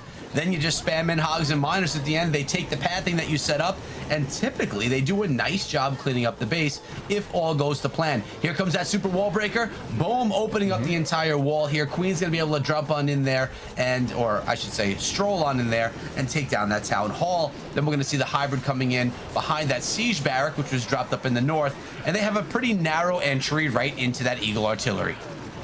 Yeah, the Eagle artillery will get some strikes off, but the miners all move inside the minimum range of it right as they make their approach to it. The queen should go to the town hall next. She rounds the corner there. No drama on this town hall push. She's still got plenty of spell support as she continues to push her way through, and she has her ability. He has the ward ability. He's going to pop it right now as he goes into the scatter shot range there, fights off the enemy heroes, and also getting that strong push to the core of the base. A bunch of Teslas, and now ground scale. He's popping all through the core. He's going to get the reinforcements of the hogs out of the siege barracks, which are going to surge right into the minimum range of that scatter shot before it can really get any shots off at him. That was absolutely brilliant. He's got the push through the enemy queen as well. Freeze to lock her down, and with his queen charge still moving, Beck is looking good here to lock in this triple. That was a very, very well executed attack, and he should have no problem with an RC ability cleaning it up on the backside. He's got plenty of cleanup as well. This one is absolutely crushed. Nice hit here from Beck. Yeah, that was a nice hit. Not that he needed her, but the queen did go down towards the tail end of the attack. It's always cool to see the queen living until the very end, but the champion is alive, so one of the ladies stands, and there is plenty of time, as well as plenty of troops and a hero ability to close out this one, and holding on to that champion ability, not trying to waste it towards the end. Really nice attack, you know, kind of featuring the newly re-meta attack. I mean, we saw hybrid forever. About a year ago, that's really all you would see was hybrid. Then it disappeared. It was all air, and now we're seeing a great balance. I'm actually loving it right now. It's a pretty sweet balance between ground and air. We're tied at a perfect war so far, 6 stars to 6, 100% for each as we go into the 5th attack inside of this war. It's about misstepping right now. Who's going to have that first misstep and be able to take that advantage? Because these attackers, Eric, are feeling confident. And here we go, queen charge hogs on this one. Blast from the past. Yeah, this one has been a really strong one as well, but you do obviously need to bring in a lot more wizards to support on this one here. He can get more value out of the queen with this one here, which is always nice because he doesn't have to have a funnel form to do a mass hogs, which frees up the king, frees up a siege barracks, and it makes so that he can just follow those hogs down with a handful of wizards there, and he can start to sweep out the middle base. Now, one thing that I'm noticing that is kind of peculiar in this one, which we normally see, but I don't see in this one, is we usually see people bring just one solo miner to work on cleanup in the middle of the base if there's any straggling buildings, because the hogs will not target any of the trash buildings inside the middle of the base, and so it can leave up a hero pad or something like that, and it can cause some potential time issues. He has a couple minions, maybe they will be able to do the trick there, but he's also going to need a little extra support here at this multi-inferno. A dragon rider and maybe a couple balloons or healers coming out of that log launcher would be clutch to go pick up this multi-inferno in the middle. It is going to be a dragon, not a dragon rider there, but it'll provide a lot of additional support there, and he needs to hurry up and get that multi-inferno down before it causes any problems to his healers. And the dragon actually makes its way. All the balloons did not get there. That sweeper causing quite a bit of problems. Actually, it's still up as well. And the tornado trap. Wow. Luckily for Phoenix, the sweeper pushed the healers out of range, and those healers retargeted on top of the hogs, so the queen's healers will stay alive, but the queen's force to ability right here will grab that town hall, and everything is looking okay. But you know, you talked about a miner. It would be great if we could have a couple of either miners or backdoor hogs to take out that inferno tower that's just sitting there fairly safe right now in the middle of the base. Yeah, it's not doing too much damage right now. He still has this single inferno on the far backside. The RC still has their ability. He's going to pick off the multi now and luckily be able to do it without too much drama there. But with the RC ability, he's going to be able to get some damage onto the single inferno. The queen able to save the RC right there. Hold on, this might have his chance still. The RC still looking okay here. The queen will have to go through another wall. Time is going to be an issue here. He has to be a little bit patient here. He needs the means to go pick off that storage, and he can't allow them to go inside the range of that arch tower. Otherwise, that will cause a time fail, but it looks like they are able to pick it off. They will get that storage down, and with them safely picking that off there. Oh, one of them does get targeted. Come on, don't time fail this one. I mean, he's got time. He's got time. He's got Come on, Warden, 20 seconds plus to go here, and the Warden and the Queen will survive to the end. No healers on this one. A very close one, but a triple's a triple, and Omnipotence will land another one here, handing it back over to the A team to see if they can get another one and stay tied in this war. This is a really, really offensive war. This is kind of crazy right now. Yeah, and we were saying these guys, we haven't seen much of them. Well, what we've seen so far has been extremely, perfect so far. It's been perfect. 3-star, 3-star, 3-star as they go into their third attack of the war. The A team, they're keeping up just as well, though. It's really a battle of the offense, as you had mentioned, using a multitude of different strategies, old and new, mostly on the ground, which is interesting as well. But nerfs and balance changes and buffs happen inside of Clash of Clans as they do in other games. You know, we had the Inferno Dragons and the Dragon Riders take a small nerf, the Miners and the Hogs take a small buff, and it just balances out the meta. It's a beautiful thing. Yeah, the meta is in a really nice spot right now. I'm really, really happy with the meta shift that we're having. We're not seeing all dragons and Dragon Rider and Inferno Dragon attacks like we were before. We're seeing a lot of variety coming in, and we're still seeing these air attacks here, but they're a little bit more high skill, like the Queen Charge Lalo that we're seeing coming in here. That Blimp doesn't get the air defense down there with the crash damage. It sailed a little bit far into the base there, but it does land on top of the enemy road champion and will potentially get her down. Looks like she's still standing in there. He was able to clear all the important things in that compartment, and he got the CC pull. So off to a pretty decent start here with a baby dragon and the king in that far left-hand corner. Going to drive the king in to get the scatter shot, which will take the damage off of the queen, and she's actually going to get weaved right into that little channel to get pushed towards the town hall, but definitely keep it on the single inferno once she gets in there, because it definitely could cause a little bit of a problem for her because she's not going to reach it. But notice he still has a couple more super ball breakers, so maybe the plan is to go all the way to the core. I don't know. It looks like this queen was this channel was built for a queen to walk through it, so you never know what you're going to find in there. Super wall breaker not going where it was supposed to go, but a second one it wasn't. Why was that intentional? Well, he couldn't wall break to the center of the base until that outer compartment was opened up. So he needed to purposely use it on the outside and bring the other one to go all the way to the middle. And it worked out perfect. The king ultimately goes in with the queen. He takes out the single inferno while the queen was hanging out there going to building. She's stuck in the tornado trap, but she's going to be able to continue on while the king is providing a little bit of cover there, and she'll get some damage onto the enemy queen. Should be able to take her down, but the freeze, he's late. He doesn't. He's over there dealing with the Lalo. He had to deal with multiple things simultaneously. He doesn't have that many fingers. He couldn't save his queen, but he does have the healers moving back over to that area. I think they're chasing... What is that? Is he chasing the road champion right now? The road champion picks up the healers, and that will give him what he needs to get through the enemy queen. And the Lalo is looking like he's going to sweep all the way through with the road champion support. This is actually working out really, really nice there. And the queen going down isn't going to slow this down to the slightest, with the royal champion picking him back up. No, it's great that the champion was able to pick up those healers. I hate it when healers are just floating in the middle of the base with no use, but the champion able to gain that use. She's sitting at full health, and there are no more defenses left. This is still going to be a tied perfect war as we get into the middle of it right here. You mentioned it before, Eric. This is by far an offensive war.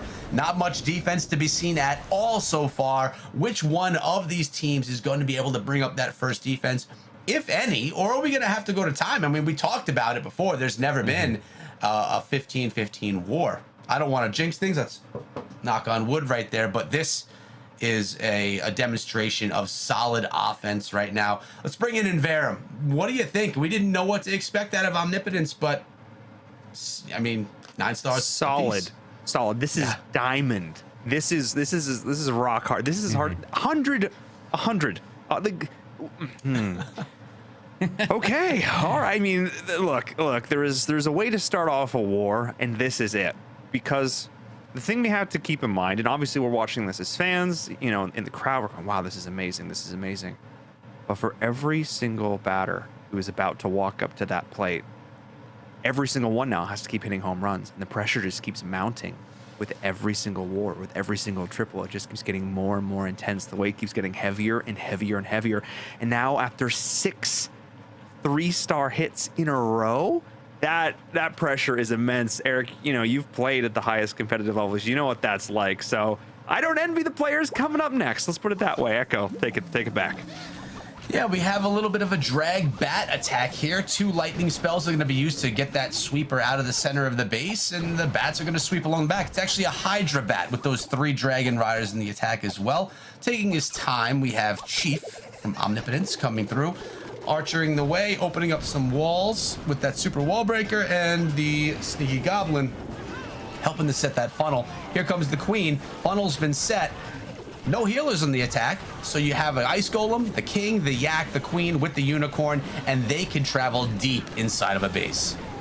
And he needs to save the king here from that single inferno. He's going to pop his ability to try to work his way through. He is able to get it down before it goes full beam. A headhunter comes in and arrives as the king right as he engages the enemy king. Going to get some big value to that. And seeing as it is a drag bat attack, he is able to use the road champion on the front side of the attack here and not have to have her sweep the backside because the bats are going to be able to do that. But also notice that there are no rages in this attack. So there goes the lightning to take out the sweeper, and he's going to send in the blimp nice and the blimp gets caught in.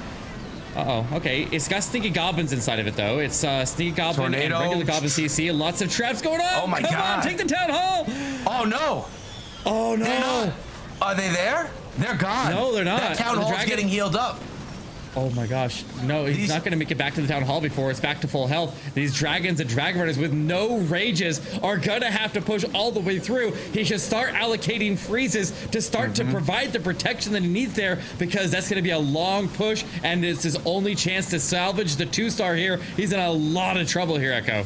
I think he has to drop the bats right now on top of that scatter shot. It's just going to rain damage down on his dragons. I say use the bats there. No, I think he needs to come in at the bottom. I think he needs to freeze up the air defense and the wizard tower there to have a push through right there. He has to, I think he needs to set him in from the bottom. He'll continuously freeze up the town hall. One dragon steps into it. The other dragons are taking a lot of damage there from the air defense. He'll just keep on freezing it. He really needs the extra protection. He needs the bats in there to give the cover for the dragons. He drops them all in now. He's got more freezes. He'll lock in the town hall and he'll salvage the 2-star. A scary moment right there, but Chief is able to get it down when everything was looking really, really bad on that one. He'll try to salvage whatever percentage he can on this one. It is going to be a first miss. It is our lost opportunity here for that double perfect. But it was a crazy, crazy string of offense. But then one set of traps there. One tornado trap catching that blimp at a critical moment can bring this attack down, and it is going to climb into the mid 70s and close out right there with a potential lead for the A team if they can take advantage of this. I mean, there was every small bomb on the map right there around the town hall. Tornado trap pulling a little health off of them. The little bombs doing a little bit of health, and then there were just no more sneaky goblins left. That base or that town hall protection was built against that blimp, and it worked out that time, and essentially it killed the attack. The bat wave that was supposed to come through the tail end never was able to happen because he was just trying to make sure he could secure the 2, which was the safe play. But it's the first slip up we've seen in this war, and it's a fairly significant one, 75%, and we've seen nothing but perfection out of the A team. If they come in with another perfect hit right here, this war sways in drastic fashion, and we have fresh air coming through. We've seen a little bit out of fresh air before, coming in with a bit of Lalo himself. Sui Lalo, 8 regular wall breakers on this one, one lava hound and 1 ice hound. Love it when the ice hound gets a little bit of love. Let's see how this one turns out. The Sui Lalo, actually, if you look at the stats that were posted after the World Championship qualifiers in the last season there, they were running an astronomically high hit rate there. We're talking a lot of the other attacks across the World Championship circuits were pushing like 60, 65% hit rates on the best attacks.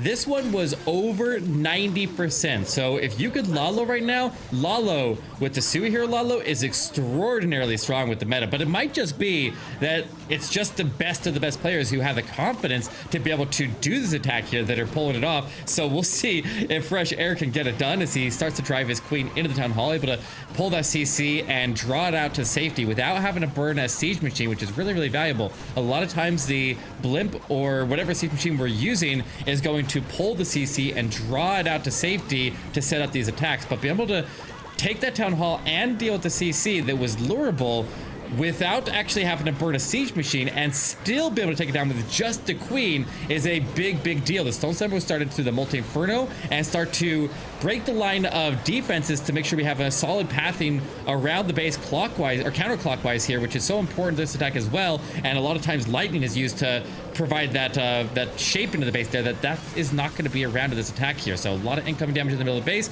and that sweeper causing some problems with that slammer moving to that left side.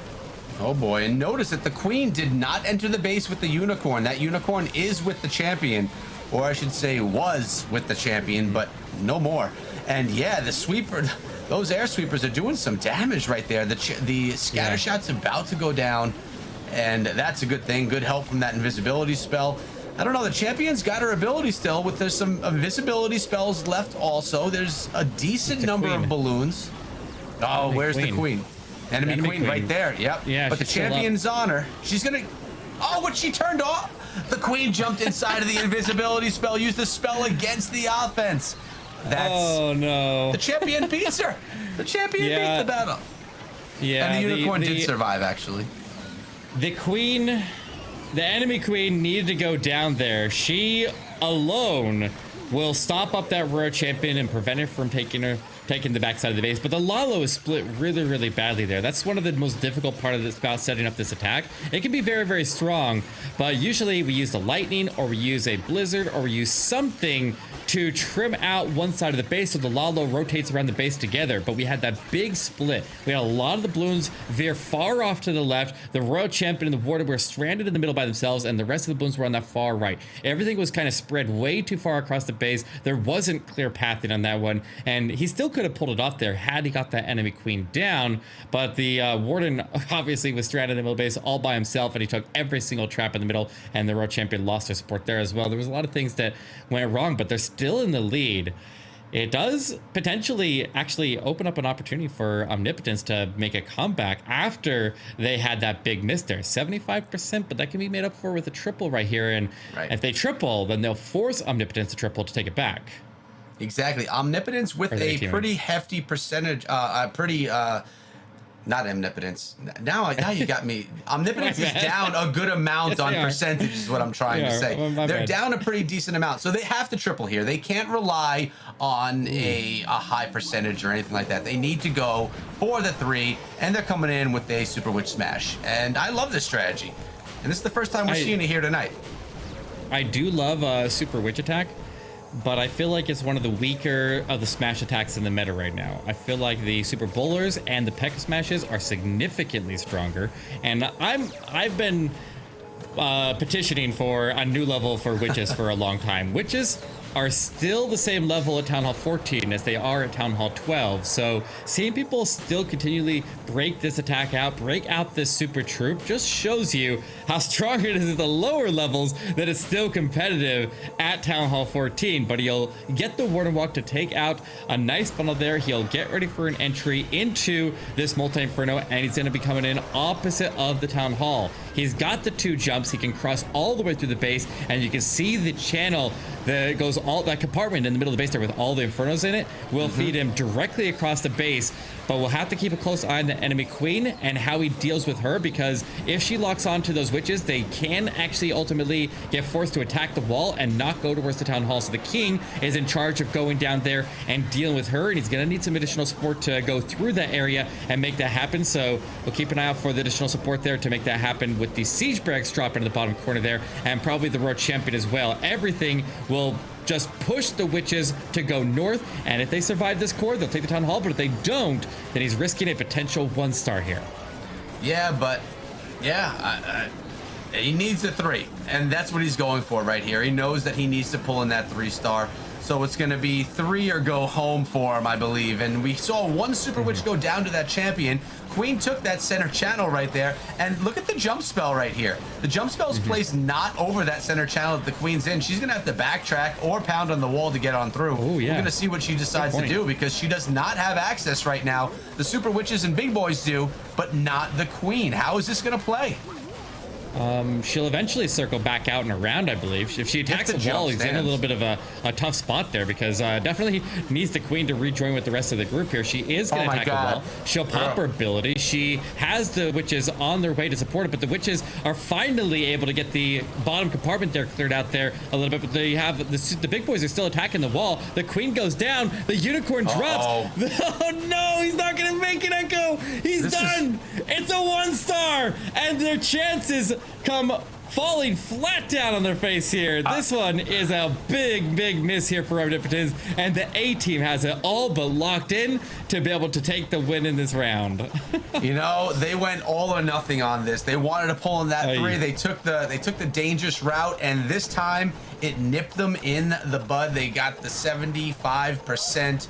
Nope, make it 76% or 77%. 1 star on that one. Not how they wanted to end this war. I mean, what did we do? We jinxed everything. We had perfect war before the middle of the war, and then everything started crumbling so far for both teams.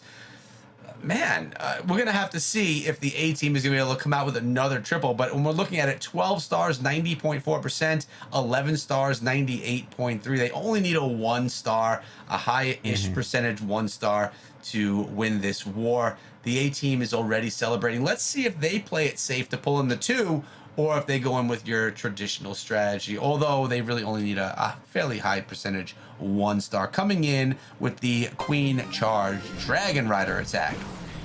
No, he's not changing up his strategy. This is a 3-star or nothing strategy right here. This is a Queen Charge Dragon Rider with a log launcher that is aimed to go opposite of the Town Hall. The Queen's going to have to use that log launcher to cross from the Eagle Artillery compartment all the way to the Town Hall compartment and take out that Inferno. If something goes wrong with the Queen Charge here, this could be a big risk that he's taking here. And the Queen is going the wrong way. What? Stop. Oh my God! Stop. Oh, nice! What a great play! Oh, that was so clutch right there. He puts in the invisibility, redirects the Queen back into the Eagle Artillery compartment. He's got it back on track here, Echo, but he's still not out of this yet. That was smart. Make it invisible. The Queen has nothing to do but backtrack. Save the attack right there, in my opinion. Queen is going to be having that log launcher supporting behind. Log launcher has a long ways to go, but the Queen is supporting, and it's going straight for that Town Hall. I love the damage that the logs do as they're going in. Champions coming into that multi-inferno compartment, going to be able to backdoor that bow as well, kind of clean out that compartment while the Queen makes her way straight for that Town Hall. Log launcher. Well, Queen, is she gonna get that scatter at all, or what? I think the CC troops should be able to come out of the log launcher and go deal with that scatter. I'm not too worried about it, but the headhunter does get taken down from the headhunters that came out, or excuse me, his road champion got taken down from the headhunters that came out of the CC. The Queen will quickly deal with those. She's got a decent amount of support there with the ice golems that surge forward. They're gonna freeze up the entire Town Hall area. He quickly rushes into the top scatter shot and the single inferno up there, and he'll continue his push towards the Town Hall. There's the Town Hall takedown. What happened? What? How'd you get pulled off of that? I don't know, but she still takes it down. That'll lock in the win here for the A team, and the Dragon Riders will try to continue to push their way through. He frees up that enemy road champion, trying to get her down, but he loses Queen as a result. And he isn't going to get that road champion anyways. The Dragon Riders are trying to finish it up here, but this enemy road champion is doing a lot of work, and nothing is in the area that can fight back against her. He finally gets that single inferno down. He'll push his way to the bottom corner here, and it is going to be a defense. I mean, he took a lot of risk in that attack there, but I guess when you don't know if you have to go for the triple there, because if Omnipotence did triple, and he has to go immediately after, there's not a lot of time. There's actually no time before he has his command to enter the attack, and he doesn't have time to change his army. So he had to have a 3-star plan ready to go there. No time to switch things up and change things up. Not a lot of time to think, and he will have to take that risk, and he wasn't luckily able to not make any major mistakes there and correct the ones that he did. So a win here for the A team, 13-12, a strong start to that war and a slow finish, but it was a fun one nonetheless. We need to watch what we say before the middle of the matches. I don't want to do any more jinxing because, man, that was just, look at that. Yeah, I know, right? 6 attacks, perfect, and then we talk and things fall apart. But either way, a really great performance for both teams. Congratulations to the A team pulling out that win by 1 star. And, well, that's another war in the books, but we have many, many more that we're going to be getting to here tonight. Remember, guys, the new TikTok is in effect. You guys can come through and follow ESL Mobile over on TikTok. If you want to get there, simply just go !TikTok in the chat right now. It'll take you there. You hit the follow button and you'll be following for some really great short form content. But we're going to take a break. We'll be back with the next war in a few minutes.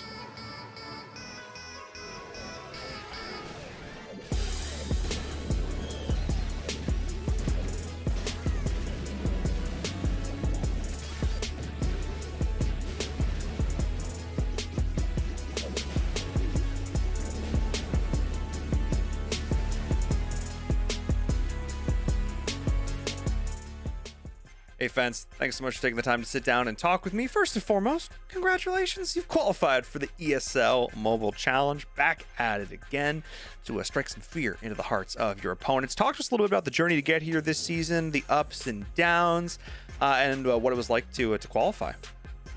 Well, ladder 1 was definitely our down. We did not even get into the play-ins, which we were kind of a little bit of a jerk for us, and then we kind of brought it together at the end. We were teetering in the plans and maybe not making it in, but we made it in last day, I think, and ended up winning both our matches to get back into the challenge.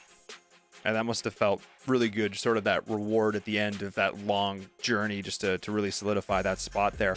But of course, now you're facing on the prospect of facing just really, really incredible teams. And before we talk about that specifically, I want to sort of talk about just how it feels like the competitive scene for Clash has grown so much in North America, because it feels like there are more good teams now here in NA than there have ever been.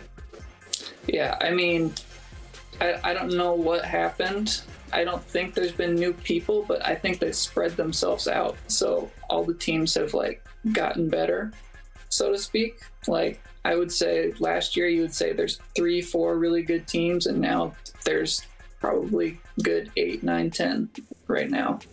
Absolutely. That could compete with each other. And you're facing up against SSG and Coruscant next week, so going up against some pretty strong opponents there as well. Talk to us a little bit about the game plan. You don't have to go into too much specifics, but are you looking sort of back at past sort of hits? What type of strategies you like to run, trying to develop specific bases, or are you really going in with a game plan for each team? Well, I mean, both teams have their specific style of hit that we can try to bait our bases to. Can't say what they will be yet. That's fine. I know what each clan is going to run though, but so there's definitely some specific strategizing going on to deal with. At this level of play, you have to do that. It feels like you can't just go in with a one-size-fits-all strategy. You really have to try and do your research. That's what it seems like. Oh yeah, and it's going to be even more difficult because meta just changed. We had an update. So there's going to be a lot of different hit changes that might come in, or they might just stay with what they've been good at and got them into the challenge. And then there's been so many updates to the game of late. It's been making the competitive scene so fun to watch because you never know what you're going to get. Super exciting to continue to see what the teams are bringing to the table every week. And that goes for you guys as well. I cannot wait to see how these matches go. Thanks so much for the time. Mm-hmm.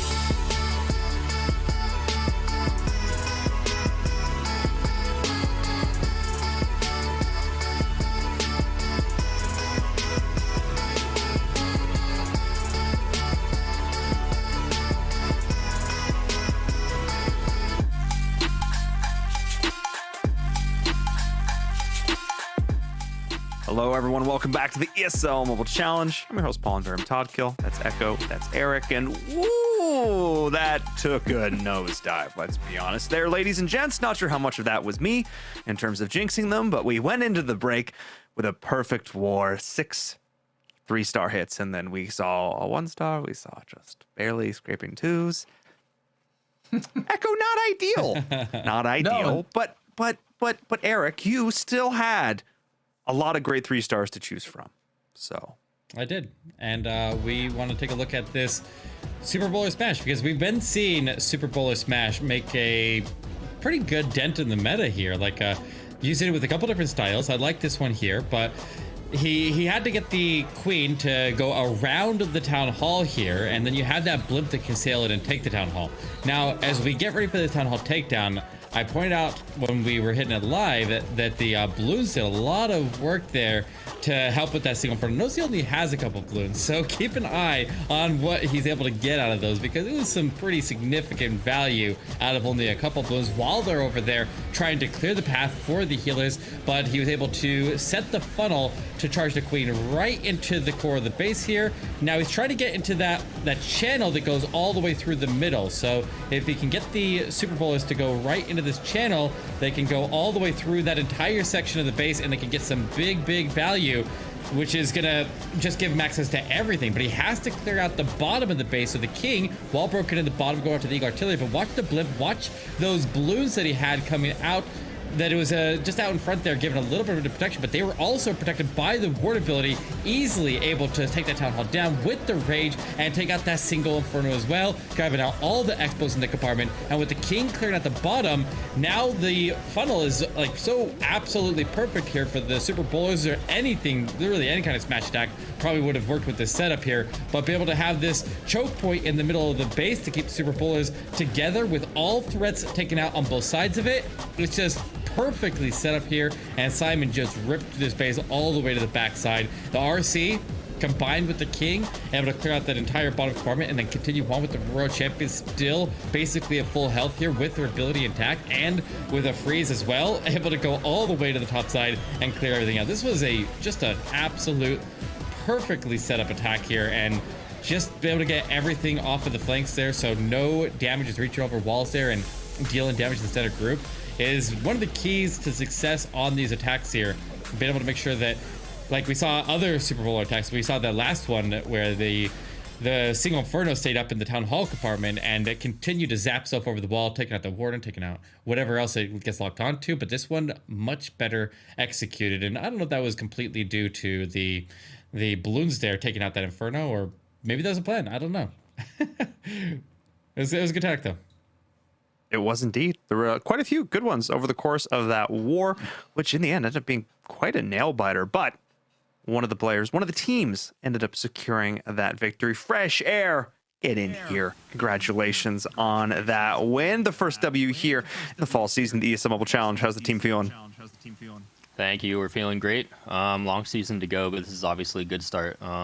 Tougher matches ahead, but to have that cushioning is really important for us. Talk to us a little bit about, because obviously we came into the middle of our mid-match meetup, a perfect war, and then things just started to go off the rails a little bit. Talk to us a little bit about what it's like as a team when you start off really strong and then things maybe don't go to plan. How do you stay on track? How do you not let it get to you? What are the comms like? How do you keep each other calm? Mm-hmm. Well, fortunately for us, they were the first fail with that 1-star, and that obviously feels really good. At that point, with 2 hits left, it's just a matter of securing the 2 stars and making sure that we're getting as much percentage as we can. And I think we did that. Me and Kirk couldn't bring it home with triples, but we did enough to get the W, and that was the mindset going in. It's all about just looking for that win. Nothing fancy, just do exactly what you need to do. And when you're going up against teams of this caliber, I think that's sort of the mindset that you have to have, because you are up against a lot of other really good squads here in the challenge. Talk to us a little bit about how you feel the field of competition is as a whole. Is this the strongest we've seen competitive Clash of Clans right now? It feels like every single team is terrifying. Yeah, it's definitely a rough meta, but I think the last update helped us a lot. There are obviously a lot of good players, a lot of talent, but the important thing is having chemistry and having good defense. So we prep for that pretty well. We can't expect 1 stars every time, but sometimes luck is an important factor as well. So we're just going to keep going strong. Got to take those opportunities with 2 hands. I cannot wait to see what the rest of your squad continues to do. Congratulations on the win. Thank you. I appreciate it very much. Cheers. All right. Co-casters, return. Echo. Talk to us about this the schedule here, sir, because we got another banger match coming up. We called this one our marquee match, but ooh, they're all so good.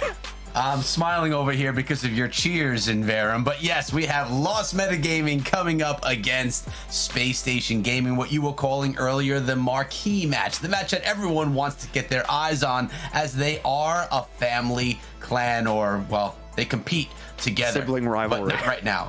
And then we have Omnipotence versus Volume 0, and then we'll see Coruscant again versus Lost Metagaming. So some really great wars up ahead and exciting times to come.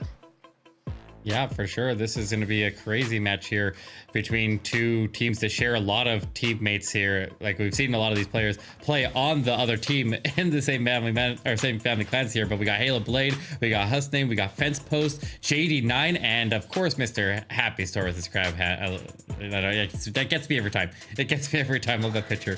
But on the other side, we have a pro sign team, one of the few in North America here. They are just an absolute powerhouse. Agent 33, Crazy, Ryan Garidicus, Lexnos, and Nick playing out of their primary roster. It's Space Station Gaming, and this is a team that is really, really competitive at the world stage, and one of the teams that we maybe could see go all the way, and I think they have a solid chance of going all the way and making it to the World Championship. I don't know, but it's crazy to see the other teams playing in North America and give this team a run for their money, which means the whole caliber of all the teams here are really, really strong. But it's time to dive into this. Echo, let's go. Yeah, let's see what JD9 has in store. It looks like he's starting out with a P.E.K.K.A. Smash. 4 of those Super Wizards, 5 healers, and look at the 2 witches that he has to assist the king along the outside. Starting out with that Grand Warden Walk, which is going to eventually be put together with those P.E.K.K.As so they can go and storm the inside of the base. You know, we haven't seen a ton of the P.E.K.K.A. Smash done by the guys over here in Lost Meta. Let's see. Times may have changed, actually, since the meta changes have happened, but I don't recall seeing too much of it in the last matchups that we had here in the open phases of the ESL.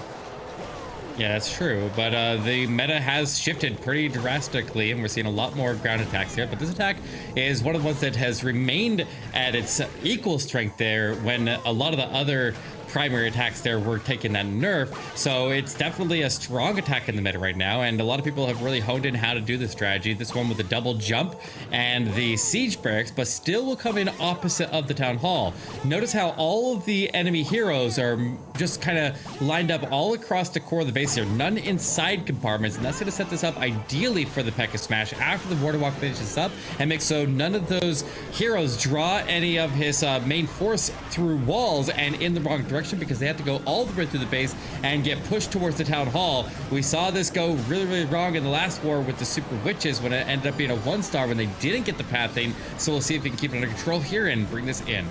I like the siege barracks being used on the outside. You have the P.E.K.K.A. and that Yeti kind of leading the way. The wizards and witches down behind, just really clearing out that southeastern side of the base, letting this smash go straight on through with no trailing, nothing getting them off target. Notice the king is in there as well with the smash portion of the attack as they go right on top of that scatter. Looks like they're going to get distracted for a moment. Hogs already coming on out of the siege barracks, and a witch sticking behind trying to make her way through the wall.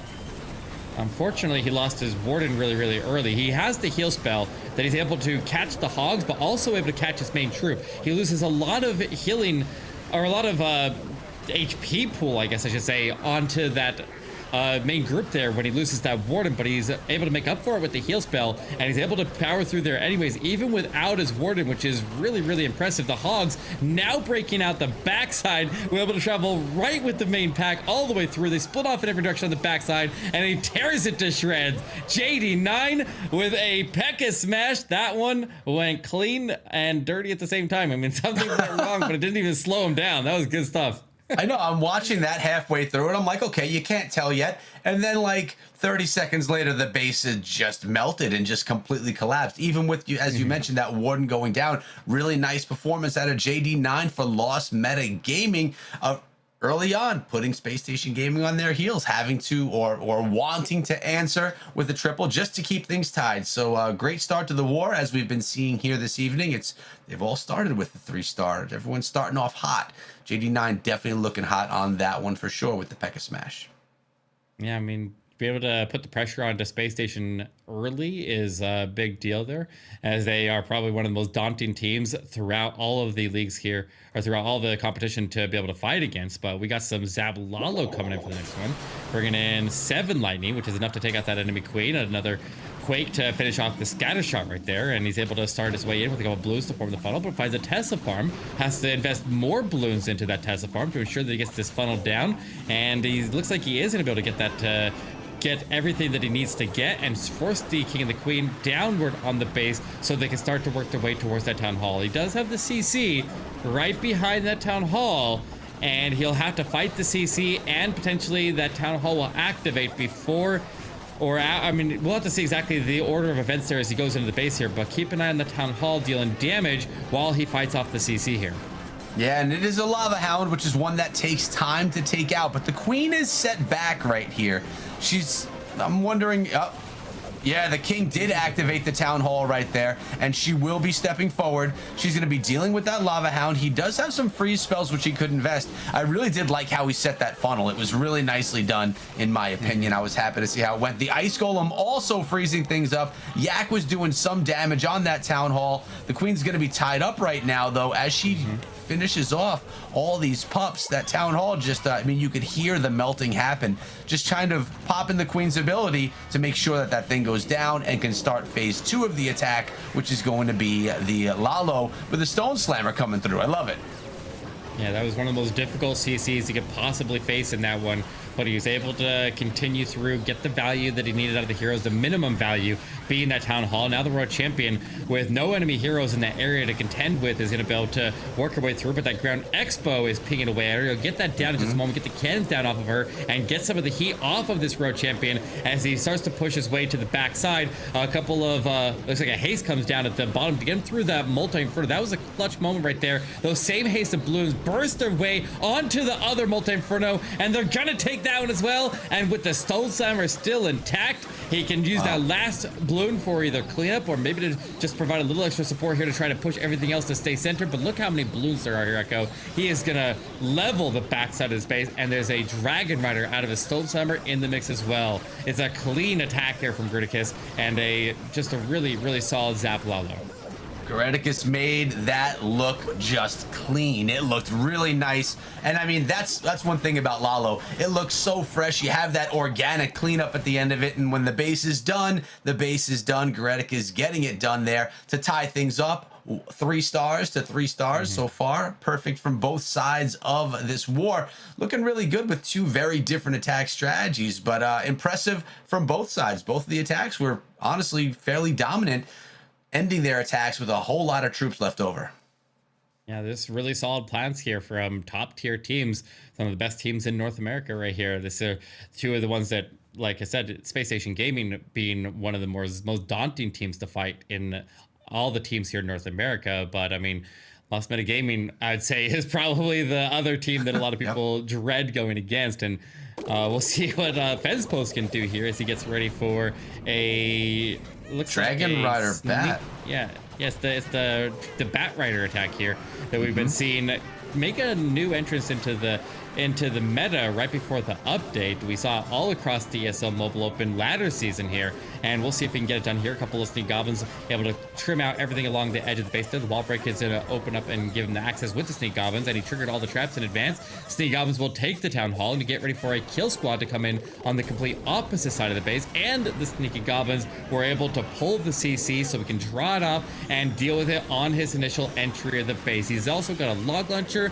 and the Warden on ground. He's aiming for all of the splash damage on the base so the bats can go through and clean up everything that is still standing after these heroes and Dragon Riders are done. Yeah, this is looking really nice. I mean, there is still a lot of splash. You got 2 scatters in the middle of the base, 4 wizard towers surrounding, but I like where this log launcher is pathing, literally opening up the entire core of the base so that all these troops can get on in there, all these heroes can get on in there and kind of clean this mess up. King is getting targeted by the single Inferno and is gonna go down, but the Queen is gonna help clean up that single with the Grand Warden. They're making their way towards the southern part of the base along the outside. Champion though, she's getting up top, jumping on that scatter, and I love how Fence Post is already starting some cleanup with those minions on the outside, not wasting any time, although he does have plenty of time left. Dragon Riders are coming from down below, right towards that multi-target Inferno. I want to see him get on top of that air defense, though.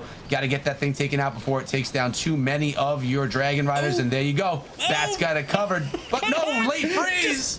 Just put all of your freezes on that Wizard Tower. It's the only threat left on the base. Just blanket it and freezes. He took a shot, but there's so many bats here. They're going to sweep to the backside, and no threat left on them. He can throw down the last freeze and throw down that rage for cleanup as well, but he still needs to go back for this Enemy Roar champion. It was very, very well executed all the way up until the bat started, but I mean, he got huge value all the way through there. Those Yetis that came out of the log launcher, for example, took out that wizard tower that was in the town hall compartment. Like, all the splash damage was completely taken care of. He'll rage up the bats so they get through that storage faster. They're gonna split a little bit, but the red bomb.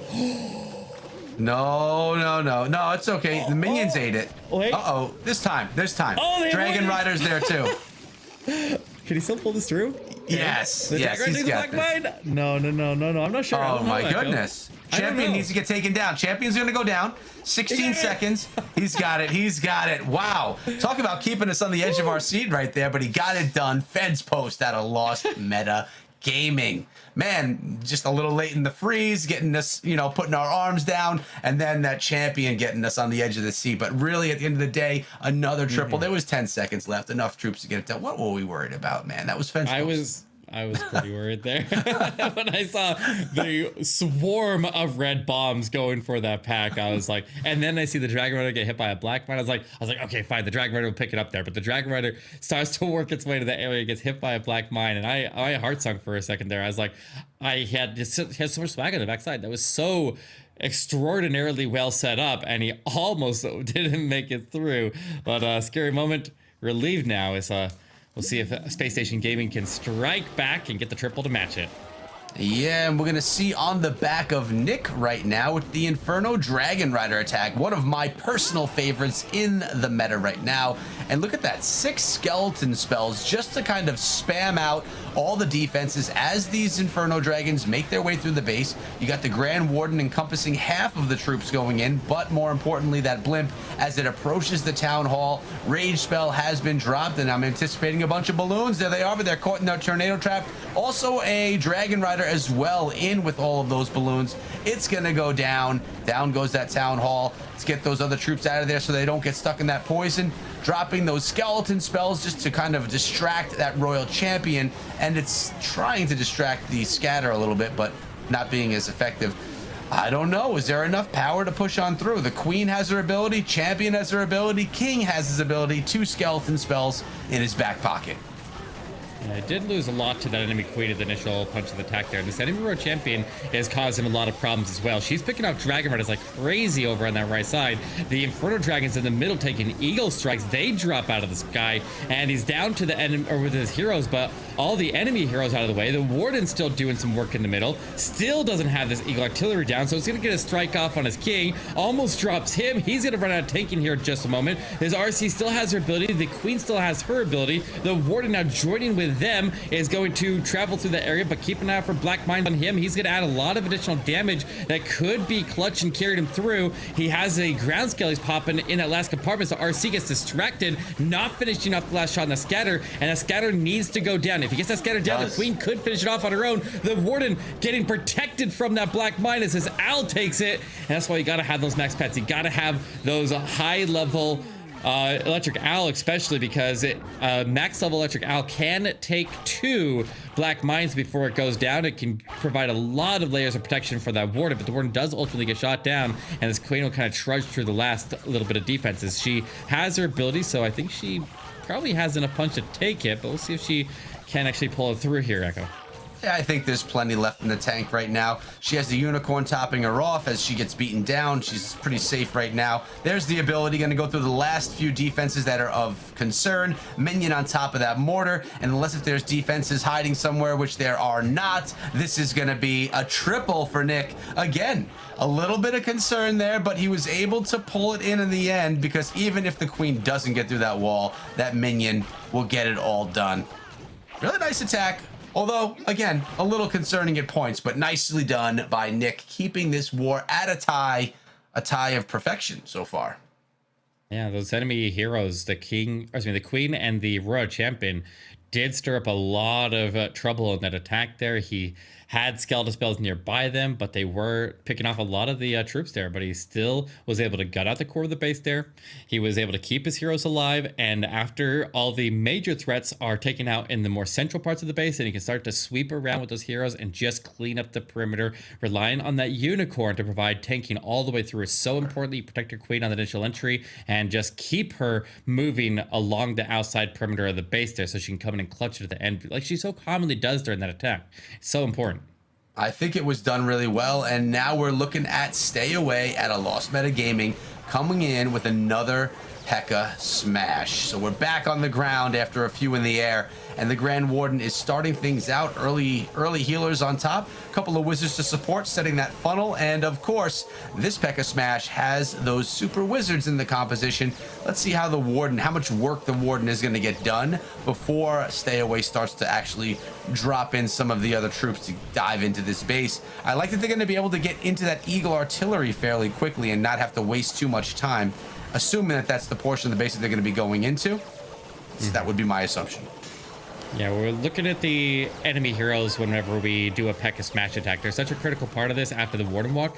We see once again the King, Queen, and Royal Champion are all accessible from the center lane of the base. They're not going to draw any of the P.E.K.K.A.s to leave those compartments. You'll notice that the Queen is not technically in that center compartment, but her pad is touching the wall, bordering that center compartment, which will allow her to jump in. And that is such a critical part to make this attack work, that we have good access to all of the enemy heroes so they don't cause any problems on the backside. So now as the Queen wraps north, she's going to go into the Eagle artillery compartment. He's got the siege barracks working on the far right side with the witches supporting out there, and everybody will surge their way into the center compartment. And he's got a double jump to push him across the base, and he's got to cross the entire base to reach to that town hall.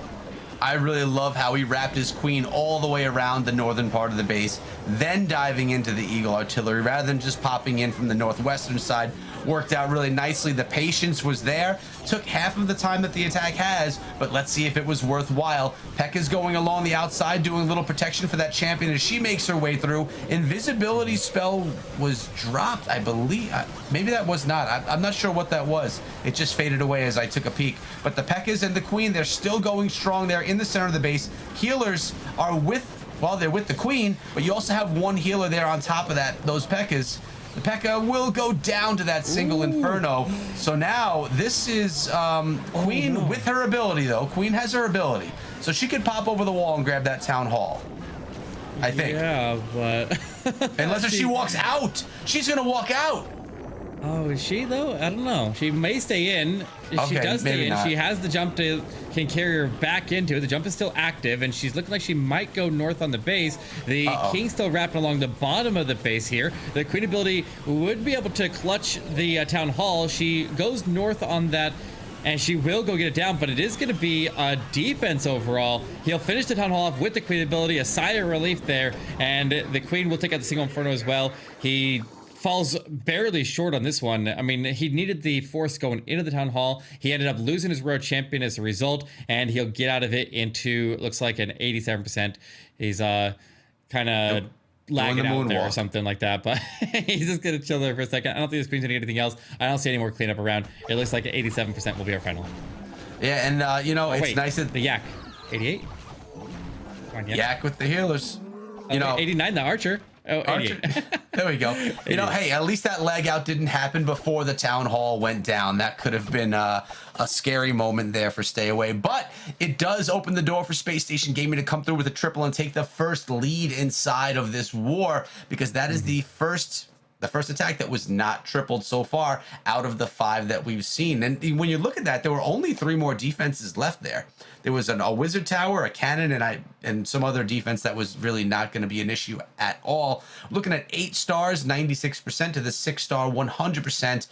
Space Station Gaming has the opportunity, as we get into the middle of the match here again, to pull in that 3-star and go into halftime feeling pretty good, feeling confident, and feeling like it would be theirs to lose at that point in time. So let's see if they can get that done, or if they're gonna, not be able to close that door on Lost Metagaming. But so far, things looking pretty good in this war. And Electro Dragons out of your boy Rigatores. Yeah, this is an attack that I don't see Rigo Torres do very often.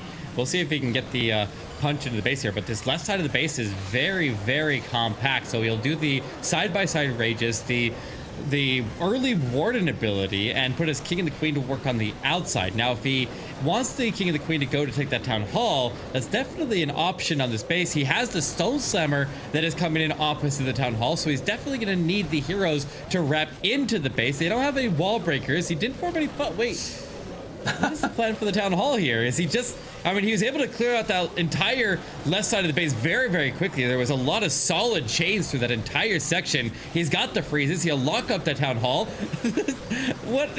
He didn't even use the blimp to take out the town hall. This is absolutely crushed.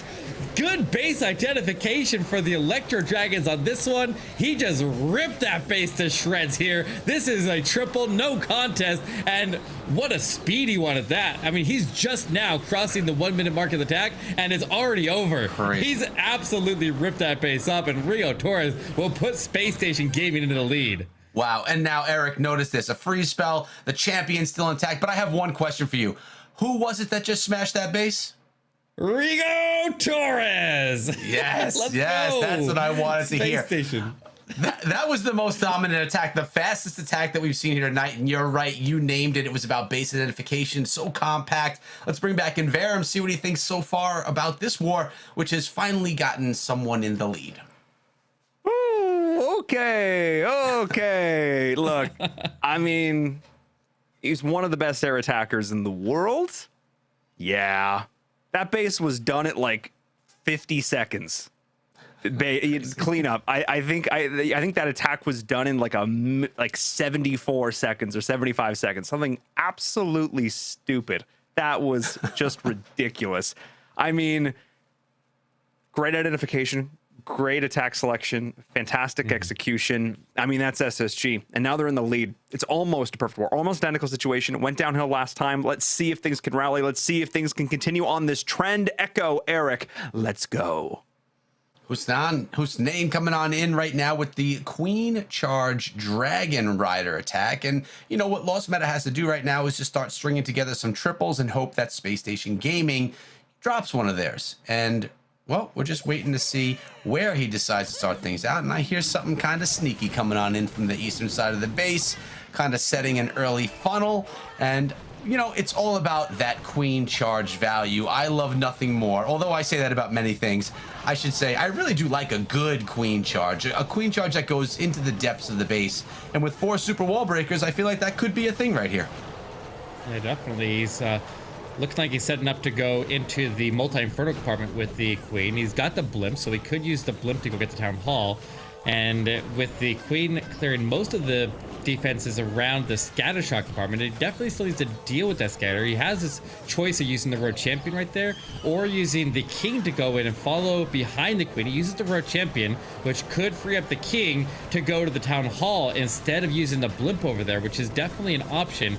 But we'll see what he wants to do there. He is wall breaking into the town hall compartment. After he gets that CC pull, he can get the king to go into the town hall. He's got the freeze to lock down the headhunters. The queen is looking okay, but she did ultimately go to her ability. The RC able to clear out that entire right side compartment, and the king starts in the top corner and will start to collapse his way into the base there, and he should have enough to take the town hall down. He's got full health right now. He is taking the eagle strikes, but he still has his ability, and he's still got a lot of punch left in him. And with these wall breakers that are opening up the the compartment that the Royal Champion went into. The next wall breaker will go all the way to the middle base, but it hits a trap and it goes down, and now the Queen is going to be left stranded there and have to beat through a wall, and hopefully she chooses a good one, because we know this Queen. We know this Queen. She can cause all kinds of problems, but she is attacking a good wall and going towards the middle. I don't know. I don't even think that super wall breaker hit a trap. I think that the multi-inferno or the town hall inferno just kind of melted it before it was able to get to the wall. Just didn't get there in time. Although I do feel fairly good about this attack and pathing through the rest of the base. There's a lot of Dragon Riders, but there's also a lot of traps right there that are slamming into those Dragon Riders, which many of which were not protected by that Grand Warden's ability. Queen's doing the right thing there and taking down that air defense, which is nice. The bow as well. So going towards that tail side of the base, we do have a freeze and an invisibility spell to kind of protect the rest of these troops so they don't get slammed by that scatter shot. Although that trap did a little bit of slamming of its own. This one looks like it's fading fast here, Eric.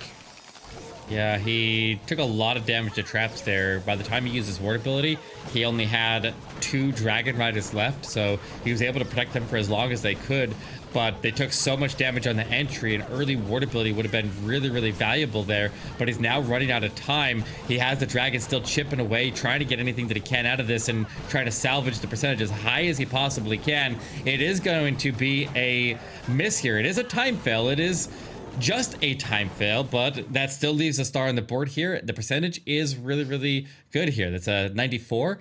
It does open up an opportunity for a potential way to get ahead, but we'll see.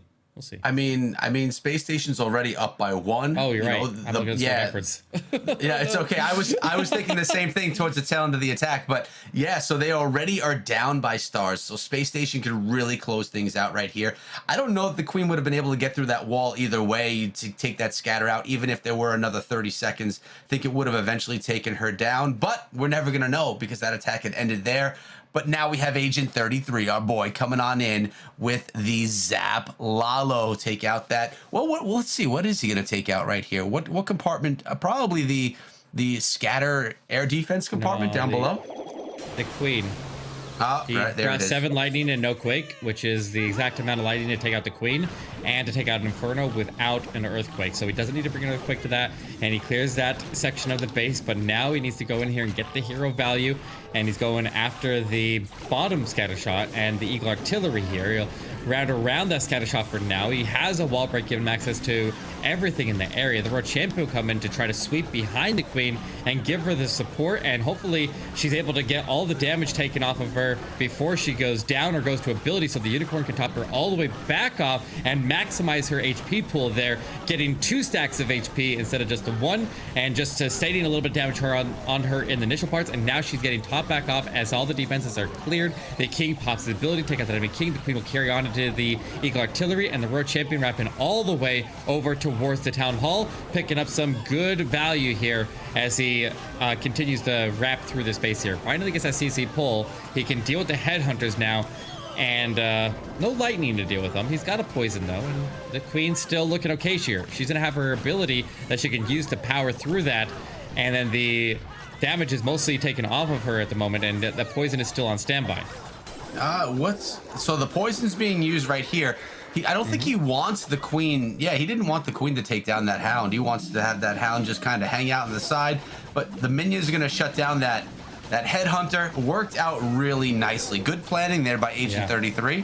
And now the Lalo is going to begin as it makes its way from west, from the south, ending hopefully over there in the east, taking out the Town Hall along the way with that blimp. The blimp is on its way. I love that the Warden is sticking with a big pile of balloons and using that ability before that air mine actually struck those balloons, saving them a bit of life as well. Here we go, right on top, freeze spell being dropped. Sneaky goblins are on top of that Town Hall. Watch that health bar just drop. Another freeze being invested right there, and balloons sneaking over from the west on top of that multi-inferno, being safe with the freeze spell. A lot of traps there, but they will get that down. Battle builders are going to stay up though. That was nice. I was worried about that multi-port in the middle, but those balloons sneaking in the back there, able to get it done. An interesting angle. I was wondering why he put the Warden with the initial pack of the balloons instead of putting him down to have the closest approach to that enemy world champion. But he was able to protect the blimp because of the angle of approach that he took there, and it worked out really, really nice for him. Agent 33 locking in this triple. It looks like he's got plenty of cleanup all around, and he had additional troops that he's tossing in now to go pick up any straggling buildings. He's got the 3-star here, and that puts him up to a potential perfect war here if they get one more. They're in a really, really strong spot, and they're basically shutting out. Yeah, I don't want to jinx it. You're right. What are you doing? This is Space Station Gaming. Look, okay. I have this pen here because I write down attacks that I'm going to potentially look at, and I'm running out of ink because there's so many triples being put up on the board right here. Space Station Gaming, 4 perfect attacks right now. 1 more to go. Knocking on wood. They are looking so good right now, and already they have a 2-star advantage and a large percentage advantage as well. They have this one in the bag, but let's see what Lost Meta is going to bring on this next attack. I mean, they want to bring something perfect. They want to display what they're capable of, because not only are they trying to win wars, they want everyone to be watching them to know what they have to look out for, right? Like you want to intimidate your opponent saying, uh-oh, I have to deal with Lost Meta Gaming. So they want to put their best foot forward. Always. That's what you got to do when you're competing. Yeah, I mean, their next opponent in the series is Coruscant, and Coruscant just came off of a big win. So we'll see if they can keep their heads high here and get the triple on here, go into that one with some momentum. But here we go. We got ourselves a mass sneaky goblin, Blizzard Lalo, as he's going to be able to take out that town hall with the sneaky goblins. He's brought a ton of them, and there's no other major use for him than that. He'll use the Skelly Donut to take out the scatter shot and the CC, make it so he doesn't need to bring a poison. Able to well protect that so far here. The queen is not able to get targeted by the skeletons. She's invisible as well, which makes so that they don't get pulled off of those buildings and target the queen. I like the placement of the visibility and ensuring that that queen cannot even potentially draw their attention and draw them off of those key buildings. But now with the sneaky goblins going to take the town hall, he's in a really, really good spot, and he still has his heroes to go pick up something else. But he's look at how much spell support he still has. Like, this is a really, really clever attack that he's pulling together here. I love what he's doing, and we'll see if it's enough to get the triple though. Yeah, it's definitely a fun attack for sure, something that you don't always see. And I mean, those spell placements are, they're easy to slip up, to make it so perfect that they don't have to engage with the queen. They could really take down the clan castle and the defense that they were targeting. Really nicely done. Now he's working on that town hall. Boom, there it goes. Objective complete. 22 balloons in the back pocket, a couple of hounds, and that's what's going to be potentially finishing off this base right here. Queen's still going strong. She has her ability intact. So does that. Nope, Champion's ability was just used right there. This base is looking pretty hollow right now, though. They did a nice job cleaning it out. Yeah, for sure, and with no risk of Teslas popping into that center compartment there because he uses skeleton spells. They won't draw other traps, but they can pull the Teslas because they're not technically a trap, and so they can actually draw them out. But he has the haste to burst his way into this other side of the base here. The Hound was able to cross through, able to clear a whole bunch of red bombs that pops onto the air defense there. Also clears the tornado trap, removing a lot of risk on the back side of the base. He's got the Stone Slammer collapsing to the top side. Look how much time he has left on the clock here. The Stone Slammer alone with freeze could probably clear out the rest of the base, but he's got so much support here to go with it. He's got the triple, and that actually puts us in an interesting scenario, because the last attacker from Space Station Gaming is Lexnos, and Lexnos likes his Queen Charge Dragon Rider attacks opposite of the Town Hall. And if that 1-stars, if he tries to pull that off in this war here, and he ultimately comes out with a 1-star and doesn't put away any chance at a risk and just make sure that he locks in the win, it could swing the war back here. It's always a possibility, and Lexnos is a risk taker, so I don't know. What do we think here, Echo? You think Lexnos wants to take the risk for all the glory? What's he gonna do? Is he quickly changing up his composition right now? Or does he want to triple with the rest of his team and try and pull in that perfect war? I bet you that he's gonna try and pull in that perfect war right here. We're gonna have to see, but that was an impressive one at a Halo Blade, and I really like that because that's kind of putting some wind back in their sails. They have another war coming up later tonight. They don't want to go into that war feeling horrible. So, if they lose this war, at least they ended it on a really nice attack, something that they could feel good about. So it's a little something to boost them up a little bit more. Although, you know, losing is never going to feel good, but it's not over yet. You're talking about Lexnos. He's a risk taker. There's a potential of a 1-star if he goes in with the across the base, you know, Dragon Rider attack. Yeah. You know, we're not jinxing anything again. I hate this caster curse thing. Yeah, we're not. If we call it a 1-star, he'll triple. That's the way it works, right? Right. I mean, I can't Exactly. say that. I can't say that. Otherwise, that jinxes it.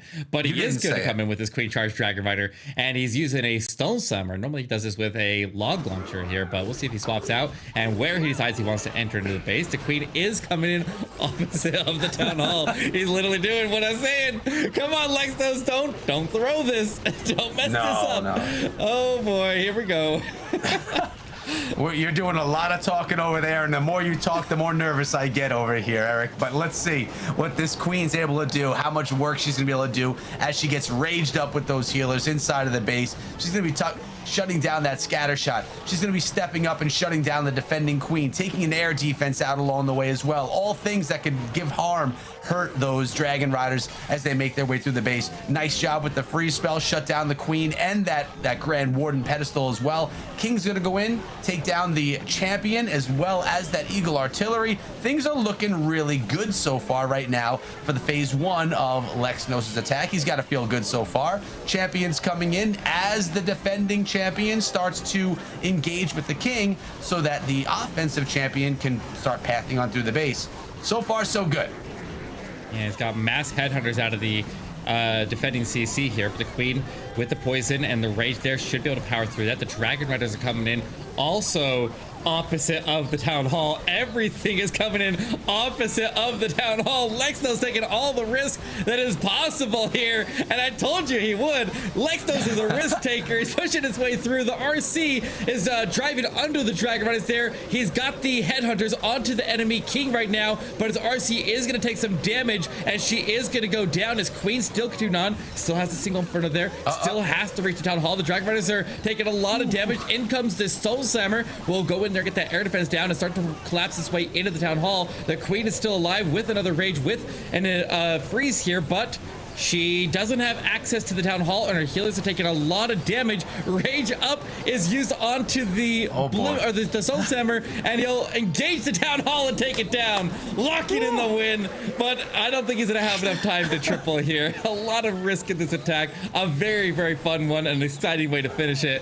But I fear I don't know. Wait, He's got time. He's got time. Wait. And this one healer up top. Yeah. Okay. I think he could have time on this. The Queen's just got to pop through that wall. Maybe not. One clan clash healer there, keeping that Queen alive, as Lexnos would say. But we'll see if he can carry through to the end here. The King will break the wall and ultimately go to the inside of the base. And time is obviously the major factor here. I think you're right. I think the Queen and the King do have enough punch to potentially take it, but ground skellies are going to stall him up. Skellies.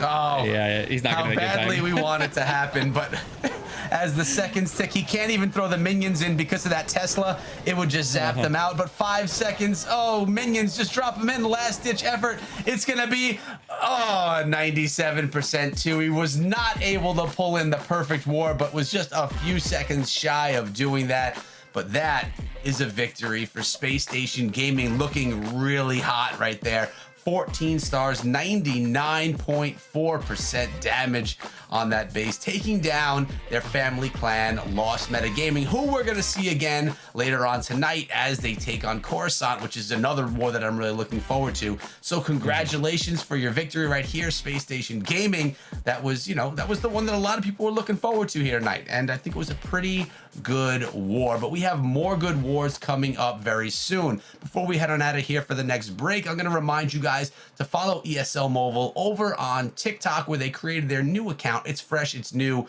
with some nice short form content representing the mobile space. Go give them a follow, !TikTok in the chat, so you can get directed right over there. And you know what to do when you get there. But we're going to take a break. We'll be back with another war in just a few minutes. Relax.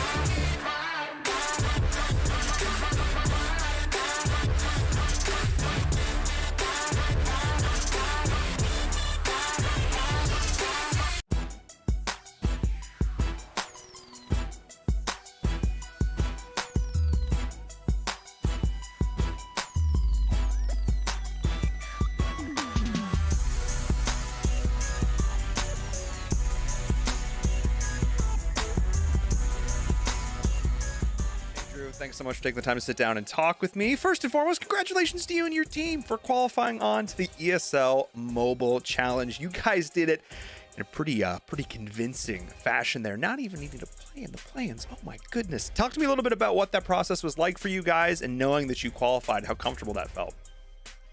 So well, first off, thank you for the opportunity for allowing us to be here. We did the spring ladder and we qualified through that way, but through the play-ins, Space Station got it last season for ladder 1. And we knew going into for the fall season, we knew that we had some tough competition, so we wanted to bring our A game. But we already had the experience of what ladder 1 was like in the spring, so we knew what we had to do going forward to make the adjustments going into the fall season. I mean, clearly those adjustments paid off. You guys looked absolutely terrifying on ladder. I'm really excited to see what you can do. And speaking of your A game, you're also facing up against like the A team this week. You know, a squad that with some players we know, but a new name and stuff. So talk to us a little bit about that, how you're looking forward to your matchups this week. So a couple of familiar faces on that team, Cirque and Fresh Air, both play for the A team, and they used to be part of Volume 0. And so we know a little bit of strengths and weaknesses that we can do. We know what the level of caliber that they could bring to the field. So it's going to be a tough competition, especially since they know the scouting report that we do and how we handle things. And it's just going to be a battle of who's not going to time fail, really. But I like, is it a little bit of rivalry? Is it all just bros? Like, is it all just friends? Talk to me a little bit about that relationship. Is there a bit of a rivalry there? There's always a little bit of a rivalry. There's nothing but respect for the Ed team, and the same thing with all the other teams inside the ladder that we're going up against for this challenge season. But, you know, we want to keep it fun. You want to keep it competitive. So we're going to do our best, and I hope we bring it to the game. I love it. That's exactly what I like to hear. And hey, we'll see how the back and forth goes over the next couple of weeks. Hoping to see some absolutely exciting matches from you guys. And given the fact where the meta's at right now, all the crazy things that are happening, that's the kind of face I'm talking about. I cannot wait to see what you guys can bring to the table. So best of luck in your matches. Appreciate the time. Thank you.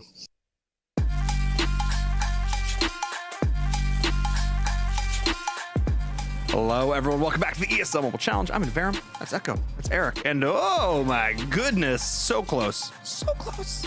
So close. 3 buildings. I felt like I need to jump in on that. Yeah, just so close. Almost perfect. But you know, I said this in chat, and I stand by it. If they start with a perfect war, where are you gonna go?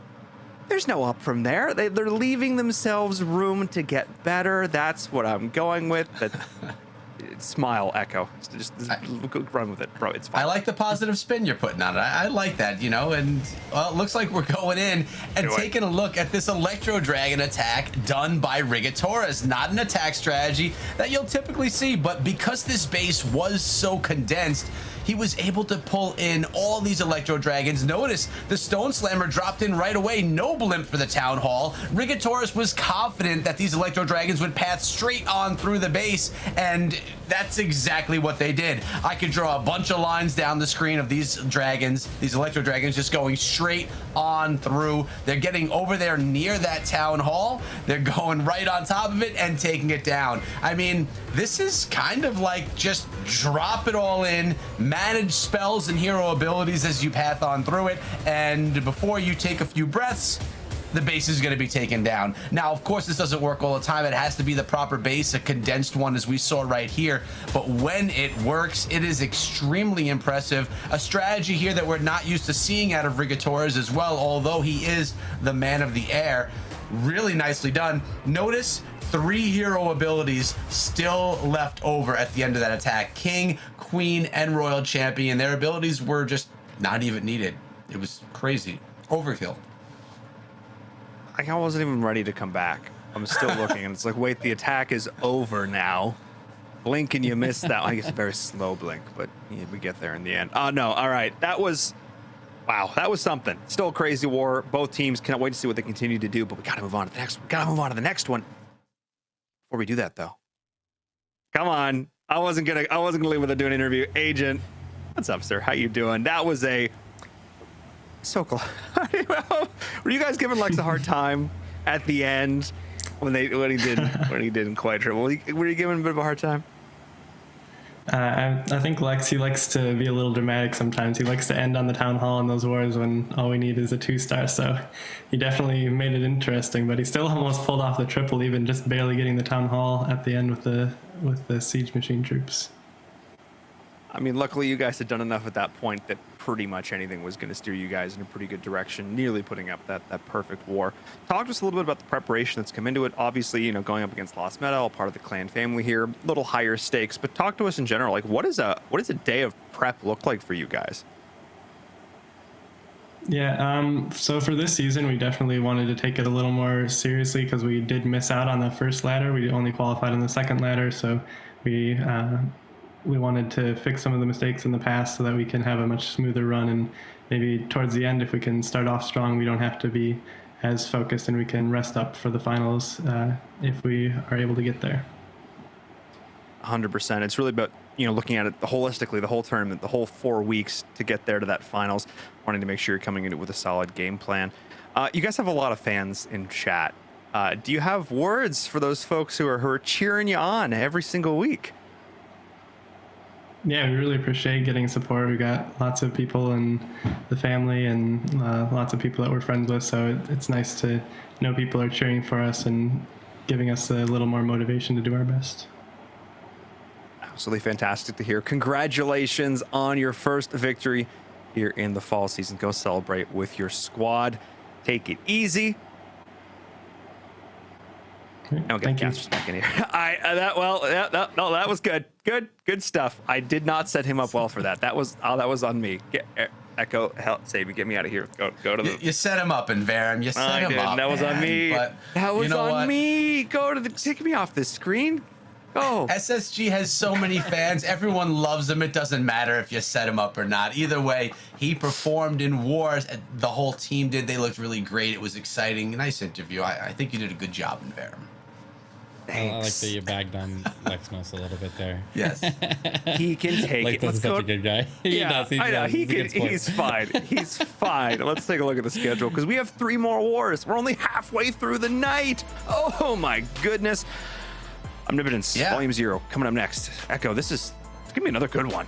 Yeah, Omnipotence, who I was pretty impressed with. I mean, they looked pretty good. Versus Volume 0, we've seen them in the past. We know that they did have some SSG former players on there. Curious to see what that roster looks like here tonight. Following that, Coruscant versus Lost Meta Gaming, and then Happy Endings again versus Volume 0. Yeah, I'm definitely looking forward to a lot of these matches. I'm particularly looking forward to that Coruscant versus Lost Meta Gaming. I've been impressed with those teams, and this first one's going to be good to do though as well. We need Omnipotence to come out strong like they did in the last war, and then keep on rolling with it this time.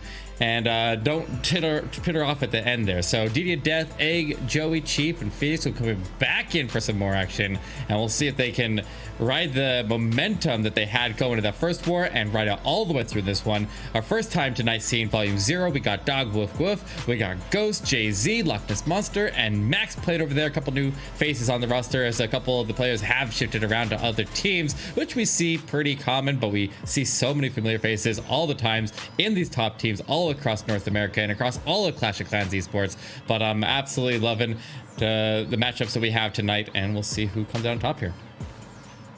I love it.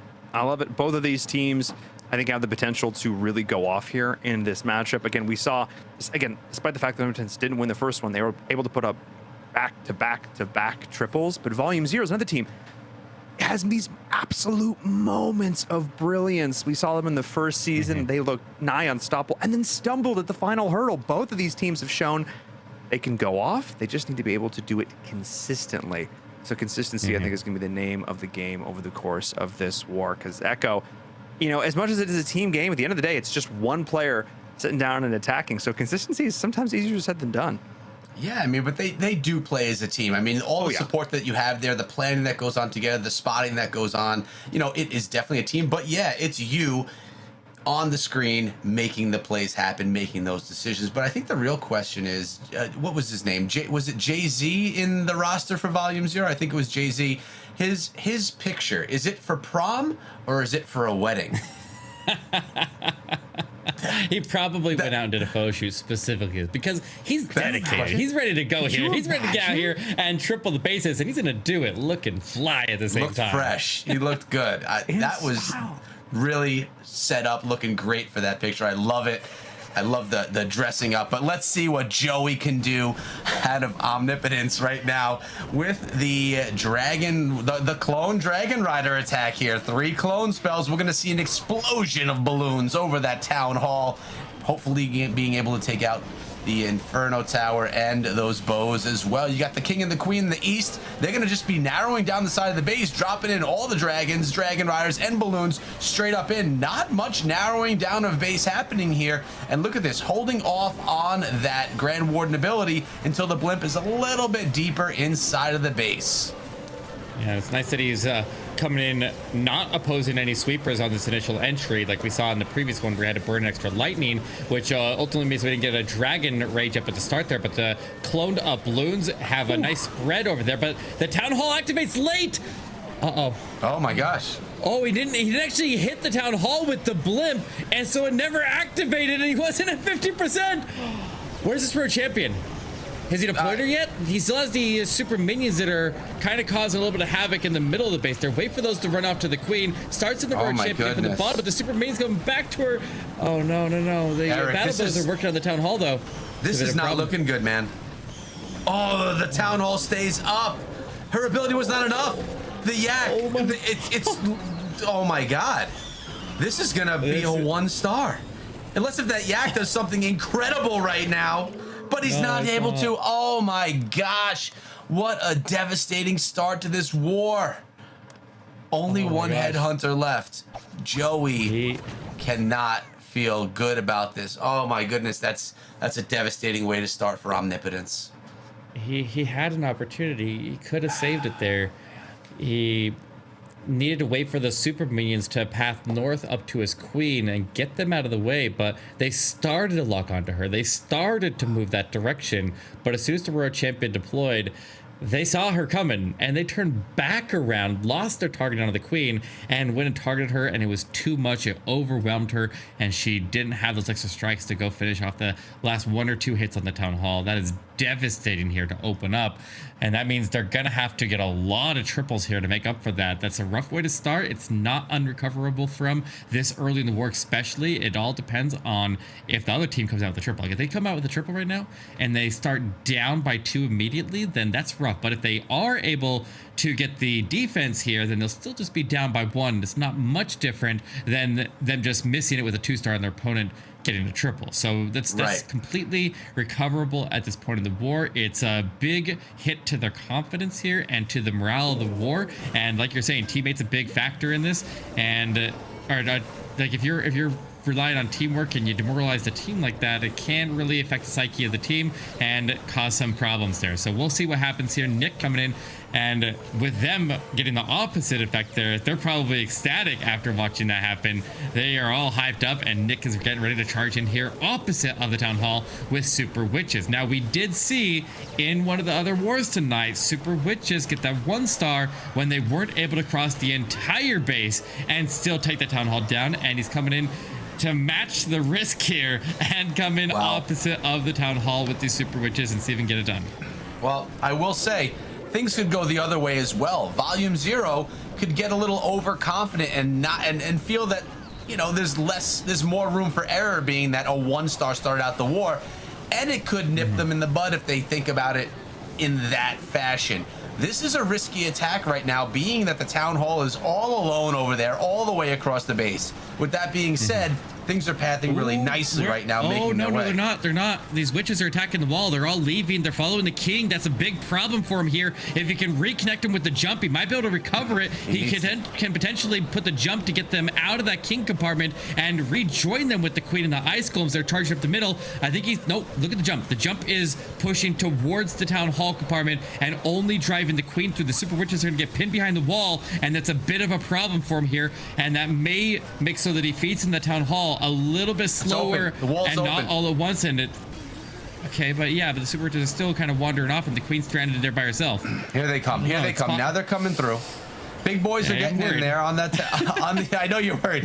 Hold on. I think they're gonna be able to get through here. Ice Golem getting popped off, but look, freezing everything. Queen's on that Town Hall. He does get it. He's pushing through right now. 4 Super Witches. Eric, just relax. There's nothing to worry about here. Nick's got it under control. Man, yeah. As I was saying how things are pathing nicely, you nicely said, no, they're not pathing nicely because those witches are on their way out. But they made their way back in. And to be honest with you, King alive, Queen alive, 4 Super Witches alive. It looks like he had enough in the tank there where we didn't have to worry that much. Now, 1 star for Omnipotence, 3 star for Volume 0, 2-star advantage. That's a little bit different than you talking about how a 1-star versus a 2-star is just like a 2-star versus a 3. This is a solid start to the war for Volume 0, and there's a lot of catching up to do by Omnipotence, but it is early. We don't know what's going to happen next, but Volume 0, they did what they needed to do to really have the comfort starting out in the war. Yeah, for sure. This is a very, very strong start, and both teams taking risks.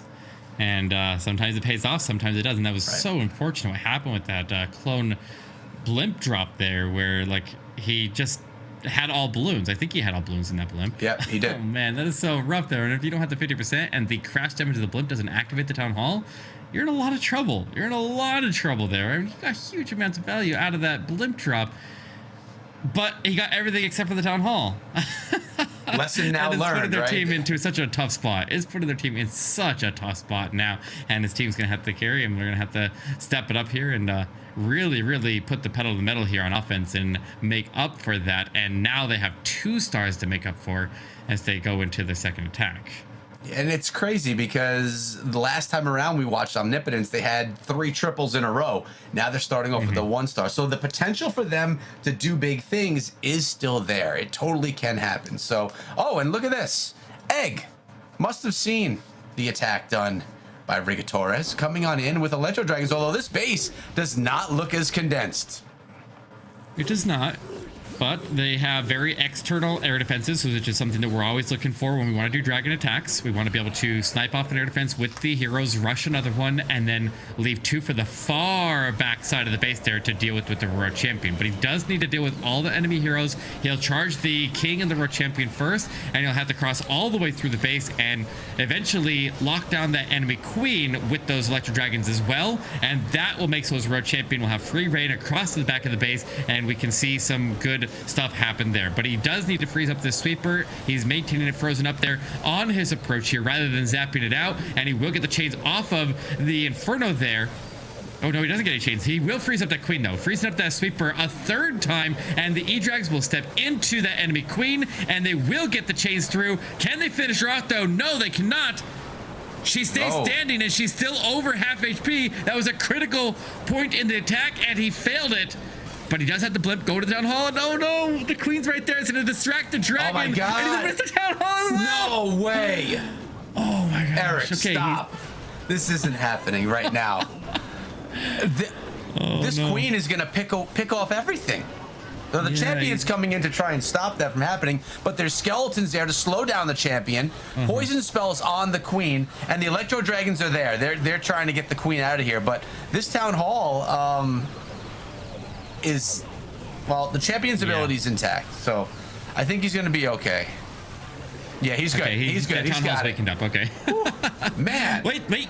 Hold up. Echo, he still has a Queen ability. The Town Hall poison's gonna fade. All the defenses are clumped up. Wait a second! Is he gonna triple this? Oh my god, I think he is. He doesn't have any cleanup in the top corner. The Queen can walk right out of the base there and start going north. She's got a minute. She's got a full minute, and her ability's gonna carry through everything right there. All the traps are cleared. We know that the area's already been cleared of ground skellies, so she's not gonna get distracted by that. She can ride her ability down as low as possible right here and then pop it. There is ground skellies. And a giant bomb. Oh no. Yeah, I don't think she's gonna have enough. Lost the unicorn. But wow. That went from me thinking it was gonna be a 1-star to us thinking it's gonna be a 3-star to it actually being a 2-star. But either way, it was risky there. That Queen staying alive was very scary. But you know what? They pulled in the 2-star high percentage. Have to hope for a slip up now out of Volume 0 as we're sitting with 3 stars, 83.5, with 2 attacks done to 3 stars 100% with 1 attack done. So still in a commanding position for Volume 0, especially if they could throw in another triple right now. That would be that would be pretty brutal. That would be very brutal to get 3 stars up, 2 attacks into the war. Ooh, that would be rough. That would be really, really, really rough here. But that's 2 big misses. That one came close. Like he had like 3 Electro Dragons onto that enemy queen, and they just couldn't take her. And then the traps at the Town Hall stopped him from taking the Town Hall down with the blimp. There's just these little things that just stack up, and if you can get those key points, you can a lot of times carry through on the attack, but you really have to identify those very, very key parts of the attack and make sure that you allocate the resources into them. And he was burning freezes like crazy to push those Electro Dragons across to get to that enemy queen, but it still wasn't enough to drop her. And then the Trainer Trap is just something that's difficult to deal with in general, one of the biggest causes of fails of blimps in general. And we'll see if Volume 0 can take advantage of this and get up by 3 stars in this war and knock Omnipotence down to 0 and 2 in the series here so far. Check this out, though. The second attack by Volume 0, again coming in with the Super Witch Smash. A strategy which you said earlier, and I trust you, Eric, saying that this is one of the weaker of the Smash strategies, but clearly the guys over here at Volume 0 have something for this strategy, or they're seeing something in the bases. Now, this is a base design that many people have seen before, you know, your donut style base. So is a base like this more susceptible to be trashed by a smash attack? Now, the P.E.K.K.A. Smash struggles with this style of base because the Town Hall Poison does so much work and they engage it in the middle of the base. It can cause a lot of problems, and the Super Witches have the nice advantage of they sit back away from the Town Hall when they take it down, so that Town Hall Poison generally fades before the healer's path into it. Super Bowlers also have that nice advantage, but they're a bit more squishy than Super Witches, and they don't generate tanking as they move through. So there's definitely some pluses and minuses to both attacks here, but the Super Witches tend to do pretty well compared to a P.E.K.K.A. Smash on these ring style bases. So he'll continue to push his way through. He'll take the Eagle Strike there. He is under a decent amount of healing there as the healers are staying raged up, and he has everything pretty much stacked up at the moment and maintaining a lot of healing there with the rages kind of leading the pack there. But that is his last rage that is down right now, and they're fading. He led with the group there with a rage out in front, and he had to retract and go backwards with that other rage to ensure that he covered the healers, because that's such a critical part when we do any smash attack, is keeping the healers rage. It's almost more important to keep the healers rage than it is to keep the other troops there. And we'll see if he can still push his way across and get the protection that he needs for the World Champion, but it's looking a little bit shaky at the moment. He's taking the Town Hall down, but he has a lot of base. He still has the Queen on the backside. He's got scatter shots. He's got the Warden. There's a ton of damage on the backside, and he's not going to pull through. It is a 2-star here, and it'll give a little bit of breathing room for Omnipotence, but they still are going to have to come out swinging hard to have a chance to actually make a comeback in this war. Yeah, they have a long ways to go. So right now, I mean, we're only Loch Ness Monster's only sitting with 60% right now, so a fairly low 2-star, which can open the door a little bit here. I mean, it's a small opening, but it's not another triple to put things out of reach whatsoever. But there's enough percentage that's going to be able to be picked up. Probably going to pull them close to that 70% mark once everything is done being cleaned up along the base. That wizard, you have that super, but that wizard walk going on. Yeah, he's super right now. But maybe he needs to go take a trip to the super sauna there and go get powered up into a super wizard, because he's looking fly up there. Looking fly. Oh, all right. Well, 67%.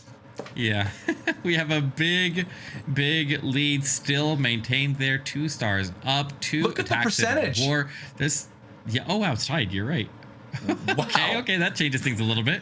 Well, but the I mean, star still, is not. But if that percentage definitely will hurt Volume 0 if Omnipotence is able to make up the stars, because if they're making up the stars, they're getting triples on the board, and if they are going to equal it out there, then that means Volume 0 is missing. So maybe that percentage could play a factor in this if they can tie up the stars and make up for this deficit.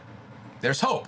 That's a hopeful thing. Low percentage, Volume 0, maybe getting a little, Omnipotence, maybe getting a little bit of confidence right here and saying, okay, we could do this, but we need to put a triple on the board. I don't think they have much of an option right now going into their third attack. I think they kind of have to go put a triple on the board. I mean, they do. It's easy. Just do it, right?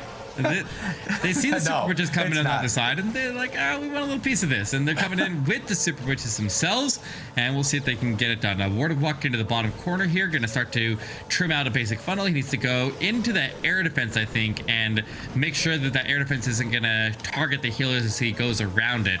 And that's the nice part about the Ward walk, is being able to take advantage of his range, staying outside of the range of all the other defenses, and be able to go into the base an extra layer where the Queen Walk wouldn't be able to do that, and then solidify his pathing by choosing which way the warden comes off of the walk. It's such a strong way to set up a lot of these attacks here, and it is the number one way that people set up all of the smash attacks. But we always have to keep an eye on that clock, especially super witch attacks. They can go rather slow. He's gonna go all the way up to the 2-minute mark here before he starts his way into the base, but he's already got the walls open and he's ready to make his entry.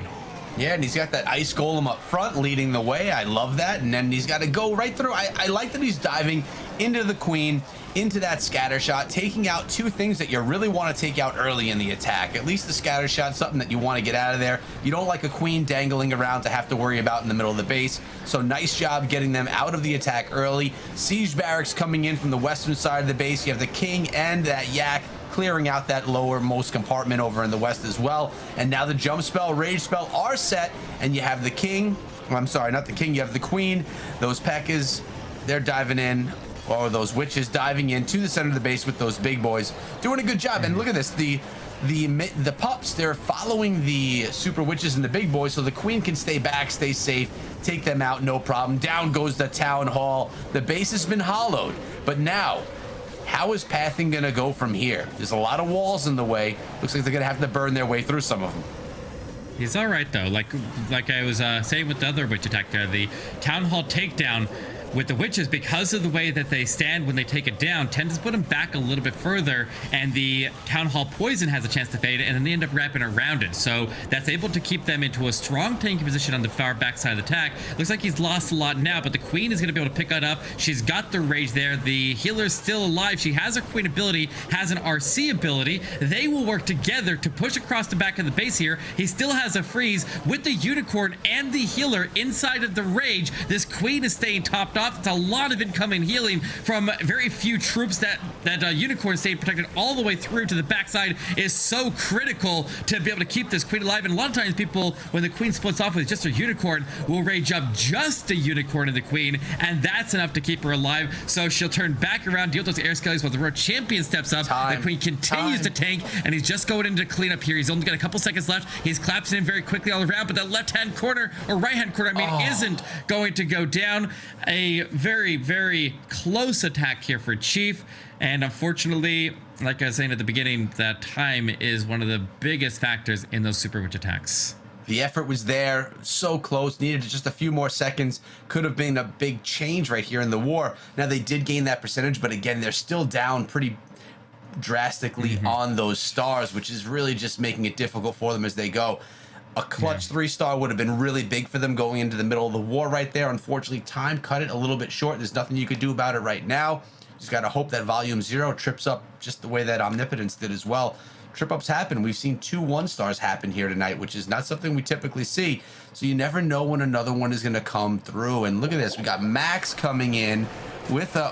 What's going on right here in the center of the base? He's doing a... Okay, Skelly. it's an earthquake, a Skelly donut. Okay, he's making the...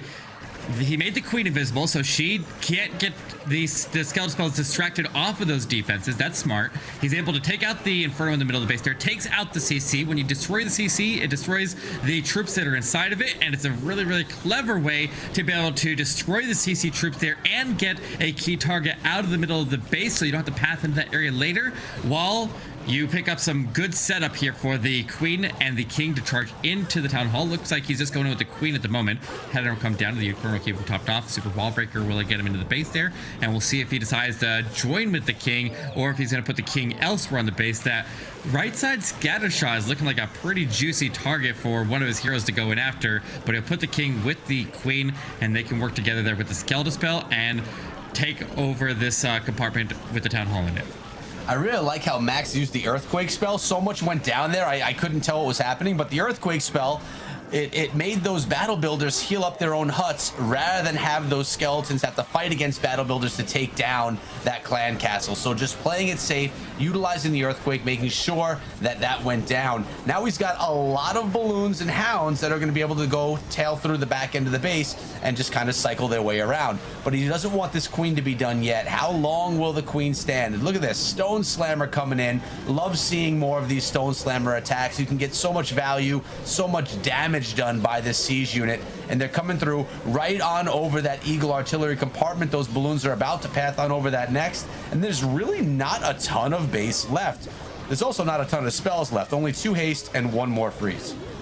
Yeah, it should be enough spell support to give him the support that he needs to move through there. He's not hitting a lot of air traps as he goes into that area in the middle of the base. A couple air skellies popping up there, but the Roar Champ will make quick work of those. He's got the freeze for the backside to get him into the scatter shot there, but he needs to get these haste to carry him in. He can just blanket that entire backside of the base in haste, and he can surge his way into those last couple defenses. The balloons and the Dragon Rider pop out of the Stone Slammer. Another haste comes down, and they'll get the split. He's got enough for the triple, and oh my god, are they putting the hurt onto Omnipotence in this war on offense and defense. Look at that queen. The queen survived after she walked out of the town hall compartment. She cleared up some cleanup along the top of the base there, following the walls that were opened up by the Stone Slammer. Just continued to speed things up and ensure that he got that triple. That was a really brilliant attack there. I love to see those skelly donut lalos. They're always a lot of fun to watch. They are. And Omnipotence, Volume 0 does not want to give Omnipotence any sense of hope. They're just trying to close them out. But we're at the middle of the war. Let's bring back in Varum. See what he thinks so far. Omnipotence looking a lot different than they did earlier on in the evening. Yeah, I mean, not quite the same start I think they were hoping for here, but at the same time, they're only down a single percentage. And that's star, which of course is the big factor here to keep in mind. But I don't think they're out of this yet by any means. This is one of the closest wars, obviously, other than being dead tied, one of the closest wars we've had at the center point here. I think the big thing is to step up right now, triple, get yourself back on even footing, get yourself ahead in terms of percentage, and make Volume 0 make the mistake. It's all about trading pressure back and forth. Who's the next one who has to try and make an error? That's what it comes down to. Who's going to step up to the plate to get back to the war? Echo, Eric, take it away. Yeah, let's see what's going to go down. 3.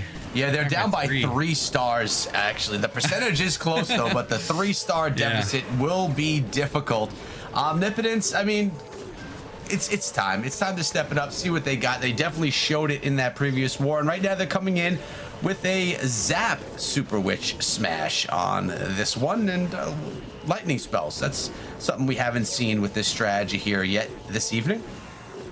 Yeah, the nice part about this is if he wants to ward and walk out the town hall, he can use the earthquake to not only get the battle builders to repair their own hut, but also to damage up the inferno there, and he can take advantage of the earthquakes that he already needs to use anyways, and use that paired with the lightning to take out the inferno on the opposite side, and it really, really sets this up strong. We saw a lot of those other smash attacks that we saw earlier in the night, where that single inferno left standing in the town hall compartment can cause a lot of problems, but that isn't going to be the case in this one here. He's going to ensure that it goes down, and he won't have to rely on any other backup methods that frees up the siege barracks to come in at the bottom and give him a whole lot of additional spell support rather than having the blimp go in to take that section of the base out. And it's just a reallocation of resources, but it's a very effective way to do this. I really like how this entry is going. Literally all of those troops are together, just waiting for that Grand Warden's ability to be used. The King's ability was used right there. Barbarians all over the place. I'm surprised he didn't use the Warden yet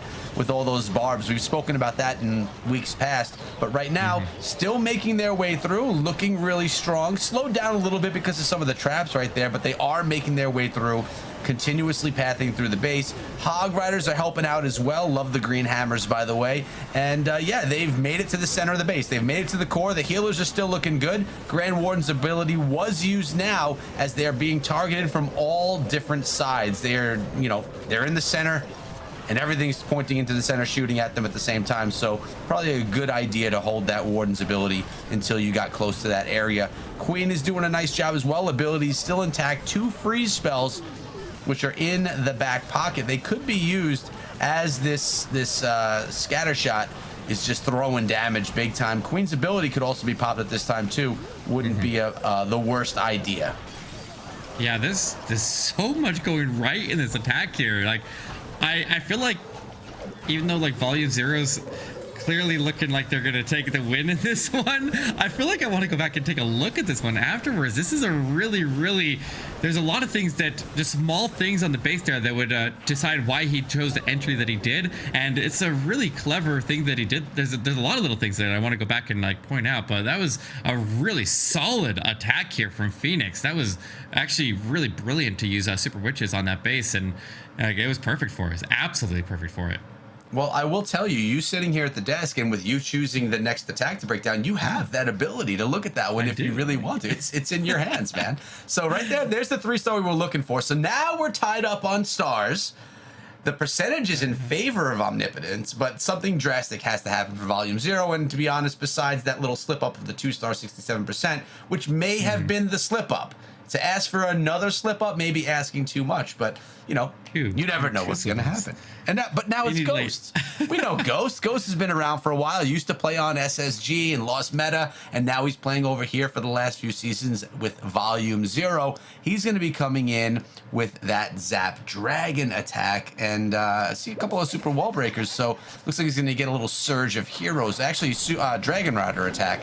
Hydra attack.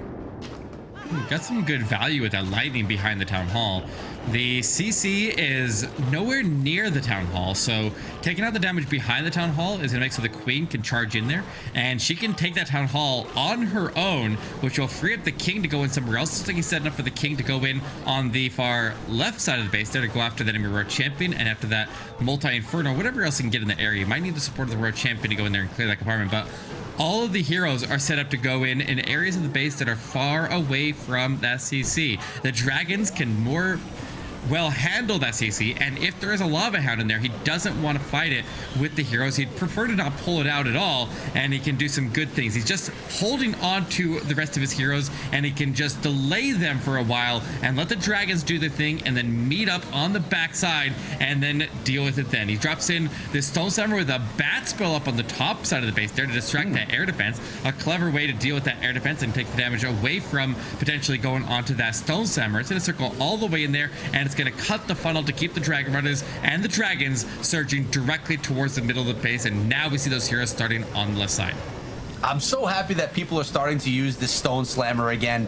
I really, for a long time, it was one of my favorite siege machines. It does so much damage with every rock drop. Really does a lot of nice work, and it's essentially, you know, it's like a troop itself, and then it has troops inside. So it's really just so strong, and I love seeing it back in the meta right now. And let's see if Ghost has what it takes to shut down the rest of this base. Things are running a little short, but there is a Dragon Rider. Balloons are on top of that. The Champion's running her way around the base, and well, yeah, there's only a sliver of cannon left, and that's about to go down. And yeah, it looks like Ghost does have this one, and just, you know, not only nailing the coffin close, but actually driving screws into it right now. Not going to allow Omnipotence any chance of coming back in this war. Volume 0, besides the small slip up they had, looking extremely strong, really working well together as a team. It's not over yet, but as far as Volume 0 is concerned, they're going to be taking home this war with one more attack each. Yeah, now that they got it nailed shut, they got a screwed shut, they just got a saran wrap it, and it's ready to go. It's sealed for package. It's ready for shipping, you know.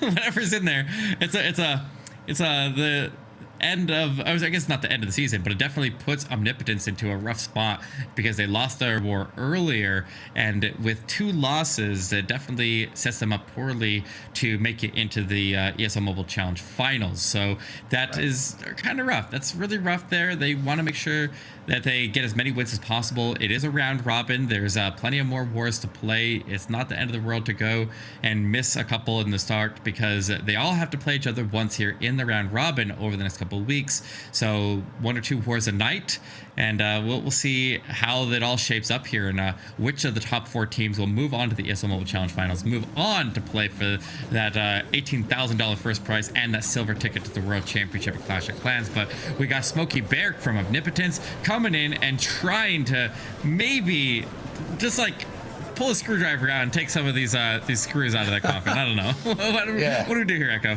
Take out the blade, get rid of the saran wrap, unscrew the screws, and pry out the nails. Either way, he's coming in with a Sui Lalo on this, with a little bit of Golem to kind of lead the way in, taking down the Town Hall with that Yeti blimp. Yeah, and that's how we're going to be starting some things out right now. 24 balloons in the back pocket, a couple of Skelly spells as well, and just trying to get rid of that Hound. You got the Queen and that Baby Dragon going to work on that one together. And the Queen, I believe, yes, she does have the Unicorn, so she'll be able to top off after she takes a little bit of damage here from these pups. So that's happening, and then we're going to move on. You know, one thing, if you try and put a silver lining on this could be a little bit of a slap to Omnipotence going 0-2 here on the evening, and make them realize that they need to step it up if they want to be able to compete in this competition. And there's no better time to get that realization than after the first week, right? Turn things around, come back strong, and be able to, you know, present a little bit differently. Maybe have things work out in your favor a little bit more in weeks to come. So let's look at it that way. I wonder if they'll move into their future weeks here and play a little bit more conservative, because they have had 2 1-stars tonight. I wonder if they would change their strategies around a little bit there and take less risks going into the future wars there. If that has any effect on the psyche, or if they continue to take those risks and just hope that it pays off for them as they move through. But he has the Royal Champion pushing into the bottom side here, getting the damage onto that Queen. The Queen will turn back around and smoke this Royal Champion. She tries to fight her way through, but her ability does not do damage to enemy heroes, and that's why she is so vulnerable. That's why you have to deal with those enemy heroes before the Royal Champion goes into the area if you want to keep her alive and pushing. His Queen does not get the multi. He allocated a jump there to push his way into the enemy Queen and into that multi-inferno, and he gets neither of them. He has the Headhunters inside of the ward ability, and he did get that enemy Royal Champion down. His King was able to surge all the way in and take out that Royal Champion instead of the multi-inferno. But this multi is going to do a lot of damage here. That's a big problem. Yeah, that's exactly why I was kind of grunting over there. I just watched these beams just doing damage from afar, and it looks like that could very well be one of the final standing structures on this base. I don't think these balloons are going to be able to make their way through it. This is saying the warden. The what? Clutch it, but no. He takes the Black Vine, and that option is out the door. And, oh my gosh. He's not going to make it here, Echo. No, he's not going to make it. It's another miss here for Omnipotence. They are struggling. I don't know. Very oh my god. More. He's out of time. There's no time. Oh, out of time too. I mean, traps. Yeah. As we think, okay, maybe this will do it. Maybe that'll do it. Traps hit everything. And then, you know, at the end of the day, it was the clock. So ending on a 2-star with that one. They did take a lot of time in the beginning with the Queen and the Hound and all that. 2-star, 93% for a total of 10 stars, 91.4%. Definitely not the performance they were looking for. I mean, Volume 0 already has this 1-1 with 1 less attack, sitting at 11 stars, 91.8. But I want to see what they bring. I want to see what they're gonna do. Volume 0 is looking hot right now. So far, 3 triples, 1 2-star. Are they gonna pull in another triple? I mean, if they do, that would be matching what Space Station Gaming did. Having, I mean, Lexnos is 97%. 2 stars, a little bit different than the 67% that we just saw over here, but still being able to pull in 4 triples. Let's see if they're gonna be able to do it over here at Volume 0. I'm rooting for them right now. I want to see them come through strong. Yeah, I mean, you gotta go into their other wars here with as much momentum as possible, with your confidence high. And looks like we've got ourselves a Hydra bat here, or a Blizzard Hydra. I mean, he's got the invisibilities, and he'll use a Hound to protect his blimp on the entry to the base, not going all the way to the core, which is pretty thick below this attack here. With a Lalo, we do like to go all the way to the core and actually take the Town Hall down. But when we do this with dragons, we typically are more concerned about the funnel towards the edge of the base than we are about the Town Hall takedown here. So as long as he gets that CC pull and he's able to clear everything on the outside of the base, so we can quickly trim off that arch tower at the bottom, drop in that baby dragon, and then cut the funnel here for the dragons to have a clean entry to the base. We'll see the heroes come in on the outside of the funnel and try to force the dragons into the base. I think the right side is looking like a pretty promising entry coming up on the back side of the sweeper, because if the heroes are able to reach over the wall and take out some of those archer towers up by the spell factory, then it would push everything into the Town Hall. He's decided he wants to fight the sweeper directly, and he'll push in and go for the earlier approach here to the Queen and this Eagle Artillery. Interesting choice on that one, and we'll have to see if that ultimately pays off for him. But honestly, that entire right side of the base can be swept mostly by the Royal Champion, so we'll have to see how it plays out. I think that's probably his plan. He does also have some freeze spells, and looks like he's dropping it right there on top of the Queen, the first one. The sweeper, though, you're right, but he's raging these drag areas. There's the freeze spell. I was thinking he might put a freeze on top of that sweeper, also getting that scatter shot as well, using the Grand Warden's ability, so all the dragons are invincible as they're in the Town Hall's poison, plus as they're getting slammed by that scatter shot as well. Nicely done, but will they be able to pull through on the back side? I'm not sure. You know what I noticed also? The bases that Omnipotence is running in this war are pretty different than the ones that we saw them run earlier in the night. This is the second ring style base that we've seen them use. The first one held well. This one was not as strong. Well, it's still actually It's actually spoke too early. It's gonna hold. This Queen's gonna get topped off. She can't reach the Inferno or the Battle Builder in the middle of the base, so they're gonna deal damage to her, and that Unicorn will probably die to the Multi-Inferno, and then he still has to end onto the Warden statue, and a lot of small point defenses on the backside that are really, really menacing to this Queen. He's not gonna make it through. It is gonna be a defense, but they already have the win locked in at this point, so it's kind of irrelevant. It was just for a confidence boost on the backside. 86% will close it out, and Volume 0 will lock in the first win of the night. Yes, they will, and they looked really good. I mean, that was some really nice attacks. The most dominant performance that we've seen so far tonight, which is also based on how the other team performed as well, pulling in 10 stars, less than they were definitely looking for. Of course, 91. They had the percentage though. Look at that. Only 10 stars, but they were winning on percentage. That's pretty crazy. To the 13 stars, 90.6%. for Volume 0. So we saw Volume 0 once tonight. I believe we see them again later on. They looked really nice, and congratulations on your first win here in the ESL Mobile Challenge. We have a couple more wars coming up, everyone, but before we go, reminding you about that brand new TikTok page. I know you guys spend a lot of time at night just scrolling through your TikToks, addicting. I know. Yeah, I know you do. Too much. I've deleted the app a few times because of that, but now that I have it again, I've followed ESL Mobile. You should too. In the chat, go !TikTok and follow the prompts to follow ESL Mobile over on TikTok. Eric and I need a break. I need to take a breath. I'll see you guys back in a few minutes with our next war.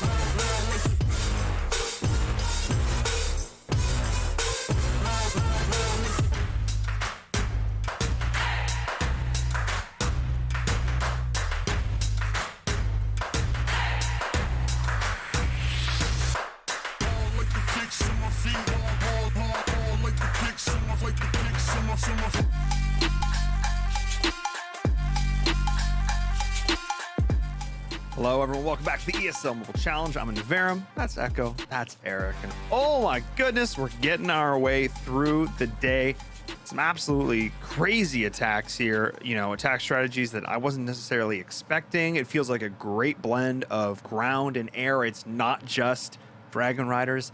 Every single attack for 10 straight attacks. Anyway, we're seeing some different stuff here, which means we get to switch things up a little bit, Eric. 'Cause normally we see an attack from the winning team, but you like this attack so much, you wanted to check it out regardless. I did. This was a really, really cool attack here. Just an awesome setup for a smash attack, because when we're warden walking out the town hall like this, it can be very difficult if there's a lot of stuff behind it that gets left up afterwards, and we can't spend too much time with all the battle builders that are directly behind the town hall here.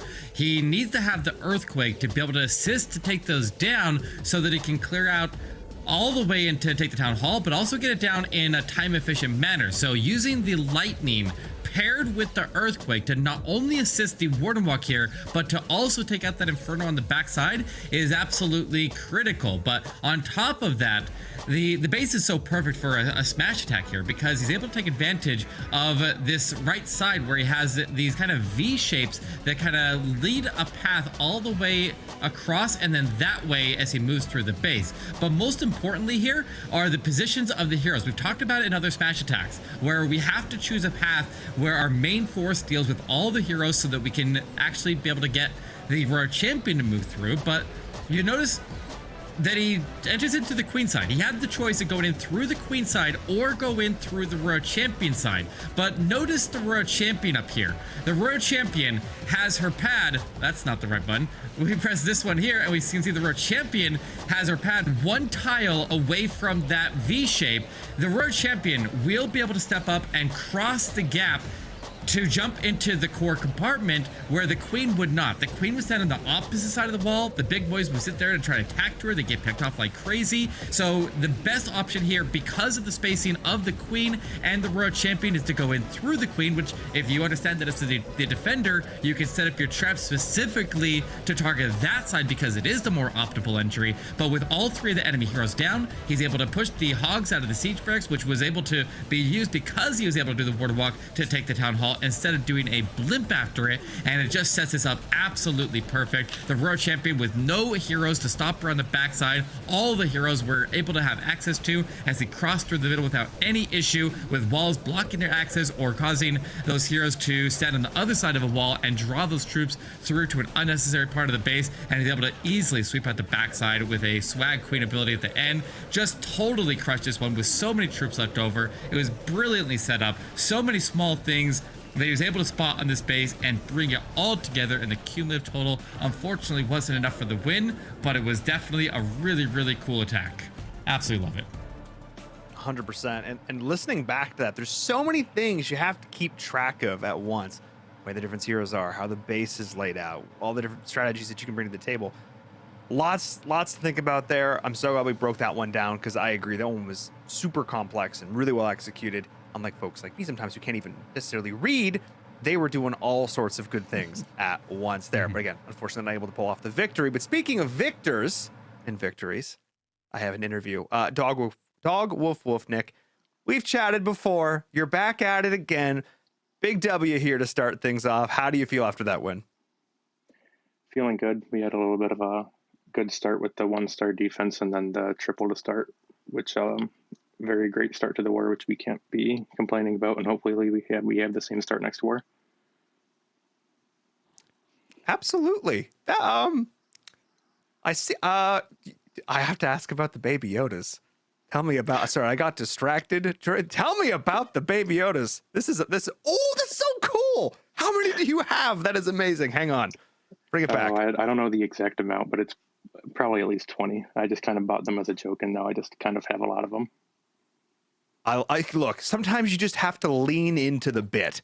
I am all for it, and I am all for it here. Look, don't you just got to go big. And it really felt like your team channeled that same energy, that same mentality, because you guys pulled off multiple 3-stars over the course of that war. I feel like really back on form. Talk to us a little bit about how things are going to go differently for you guys versus the end of the last challenge season. But but it's some heartbreaking moments for you guys there. What have you done to correct that going into this season?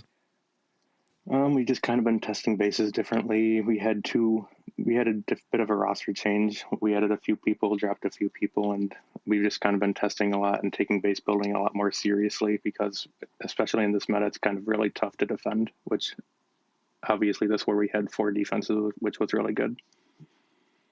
Clearly, the changes you guys are making are paying off so far, but you can't get complacent. Still plenty more matches in store for you guys. So I'll just say congratulations on your win. Thank you.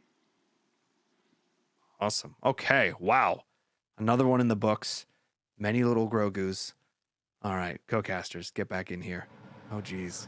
That's great. That's awesome. I just got like deer in the headlights. I just looked because, I look up here at the camera and then this is the other screen and I'm just like, what is that? Amazing. Amazing. I can't get too distracted. It's already one of those nights. Echo. We have 2 more wars left in store for the fans. Let's talk about it. Yeah, we're not done yet. I know that Eric is really looking forward to this war.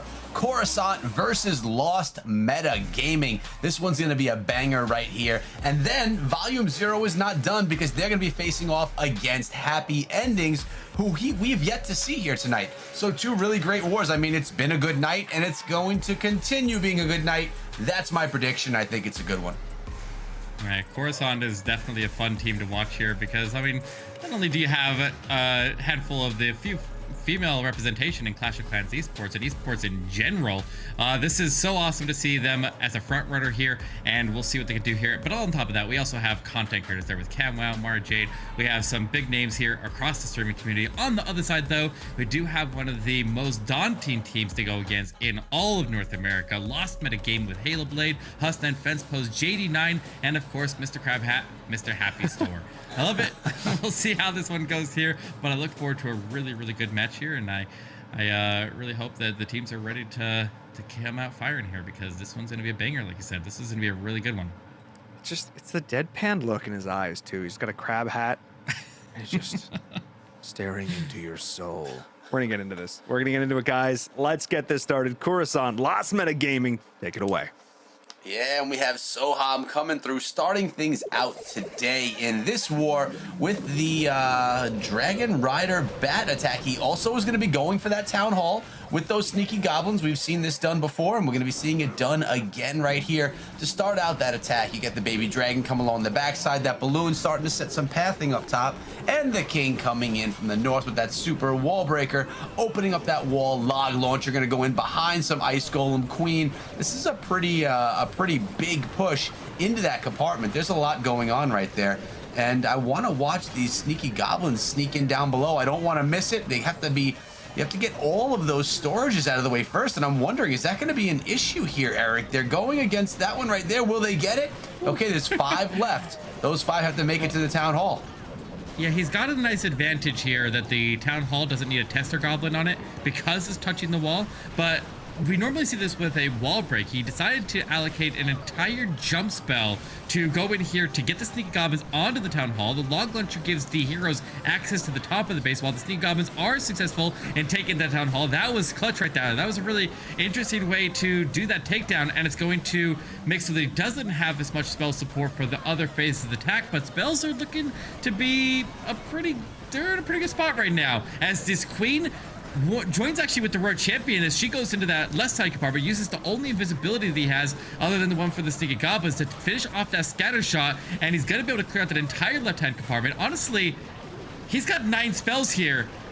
I don't think he needs them. This is absolutely crushed. How do you have 9 spells left over at the end, and you had the spell support to support a jump spell for the sneaky goblins to take the Town Hall? This is he gonna swag here. them? Is he gonna swag? I think he is. 9? No. Oh God, he totally could have as well.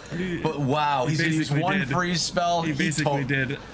Yeah, wow, unbelievable start. Sohan at a Coruscant coming through with an incredible. Come on. This is Lost Meta Gaming. You're doing that too, right there.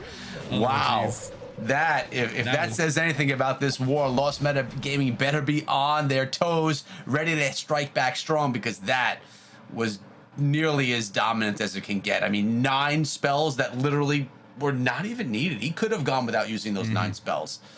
He literally could have. He had so much time left at the end. He literally could have swagged them. There was no reason for him to even drop those at all, other than just to clean up faster. But that's absolutely nuts there. That is a crazy and just daunting way to go against a team with the reputation that Lost Metagaming has, and be able to go out there and swing like that as an opener. That is out of this world, and is definitely going to strike fear into the heart of your enemy right there. And we'll see if he can put some fear into their heart right here as JD 9 starts us off with a Queen Charge Hog Miner hybrid starting into the Town Hall. And since he's taken the Town Hall and the CC with the Queen Charge, it does free up the Siege Barracks instead of having to use the Blimp, and he'll be able to use that to support the funneling, and with the King, I guess, as well, to go in and make sure these Hogs and Miners stay nice and central on the base.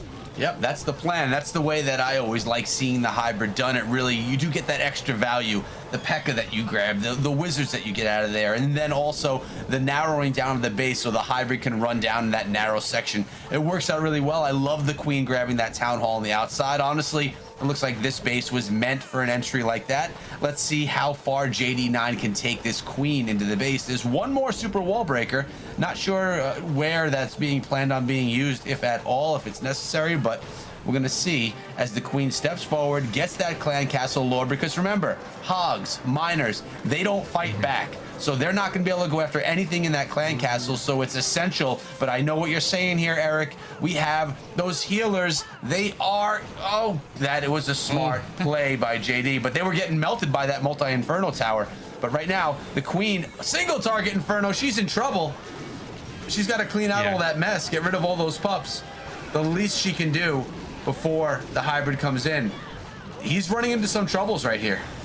He is. The Inferno's going to burn up the Queen. He lost the healers from that multi-Inferno. That invisibility was a clutch play, but it wasn't covering the healers, and that definitely caused some problems. The King, enters into the base. He has a super wall breaker, and it was meant for the King to go into the artillery compartment. The King has found his own path to go south on the base, so the P.E.K.K.A is going to try to get in there by itself. He's going to need some additional support up top, but he doesn't have anything that can go up there. He's got the push going through the middle of the base there. He's got the rage that'll get him through the enemy King, give him extra support that he needs there, but he's taking a bomb tower outside of a heal spell, which definitely softens up this group of miners, but they do sidestep into that heal spell for just long enough to get topped off, and he does get the extra support there into the artillery, but he's taking a lot of traps in that half of the base. He still has the RC ability though. RC staying behind. He's got the Warden following the RC, giving her a little bit of extra support there, but he's still got a lot of base on the backside. He'll approach it slowly, and we'll see if he can get through there and clean it up in time, and see if we can get the scatter shot down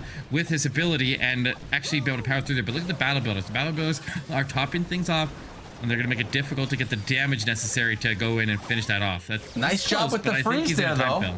Time is definitely an issue. I think it's no, she's taking some damage right there, Eric, but good attempt. The Queen did not get her job done. I mean, the Warden could have finished this off if he had an extra 20-30 seconds, but that is not the case. Lost Metagaming starting off this war with a fail right after that insane attack from Coruscant. So, Coruscant looking amazing off the bat, and Lost Metagaming starting off with a bit of a stumble. Still 2-star high percentage, which is good, or at least fair percentage in the 91%. It's not over yet. It's early. This is Lost Metagaming. Things get turned around, but from what we've seen from Coruscant, they've been looking hot. They're definitely playing a hot hand right now, and I wouldn't be surprised if we see a couple more triples out of them, keeping that pressure on top of Lost Meta. Yeah, that's a strong way to start it off, and that pressure was put right onto them, and they weren't able to respond, and that puts Coruscant into a very, very strong position here. We have ourselves a Queen Charge Lalo coming up for this one here. He's got one super wall breaker, but look at this. He rages up some balloons to sail in there with that rage spell, trying to get the single, but he doesn't get it. He sends in another balloon. Oh gosh. Okay, is that enough? Come on, get it before it goes full beam. Get it before it goes full beam. Oh, he gets wow. it. Oh my God, that was close. That was close. He almost had to burn his Queen ability. He didn't use the freeze. So steady with his hands there. Gonna be able to just ride the nerves of how close that came and hold on to his queen ability and continue on from there. Now, we'll notice that he's not going into the town hall at the moment. He's going to send a blimp over the queen's head to go pick off the town hall. It's also potentially clearing some of the traps in the area, but keep an eye on that town hall to see if it targets the healers here as he rounds around it. It's going to take him a little bit for the snake goblins to deploy and actually start to deal damage to take the town hall down, but it does get it. It gets a little bit of damage onto the healers, but they're okay, and he's got the jump spell that he can use to push the queen a lot further into the base after this. Yeah, and that's the plan. The queen's going to be taking it, can really access that center of the base as well. Going to be jumping into that scatter shot, taking down the defending queen as well. Things are looking really good right there. And when you mentioned a steady hand, that is a nerve-wracking moment right there. That was very, very close, that queen popping her ability. Or worse, excuse me. But the queen's doing what she's supposed to do. She's going to clean out this compartment, then make her way up towards that multi-inferno once she gets herself out of this tornado trap that she's stuck in right now. Healers are actually being blown to safety by that sweeper as well. This is looking really nice as these balloons are all invincible as they approach the core of the base and being raged up along that way as well. Only one air defense behind. Queen is taking her time getting to these multi-infernos, but she does finally get there. And Eric, as these balloons all converge and get themselves on top of the final few defenses that are of worry, do you think there's enough in the tank here? Yeah, I see the healers. The healers are... The queen doesn't need them anymore. The healers are tanking the last couple of defenses of the Inferno here. Oh, no, he doesn't get the eagle. Oh, he fell short. I thought maybe the healers would come in clutch and provide the tanking so that the balloons could sail into that multi-inferno, but they don't even make it that far. The minions up top are gonna get that eagle artillery down. The queen hits her ability. She's gonna power through the wall. She's got it. How long do we get this? How much health does that wizard tower have? They're swarming it from multiple different directions. It's low health. Come on, wizard, hit it. He's got it. Wait, there's something else. What? He's got an echo. The minion. He's got it. That minion chipping away. It's got the time and it's gonna get the triple. Oh my God, no! It's not. It's a 99% 2-star. It was. I was ready to call it a winion. It was so close. It needed 1 or 2 more shots. Another second, they would have had it. Wow. My emotions, Eric. Yours as well. I could feel it through the screen right now. Back and forth. Swore they had that one. Didn't even know that clan castle was still up. What do you have to say? You're silent, Eric. Are you okay?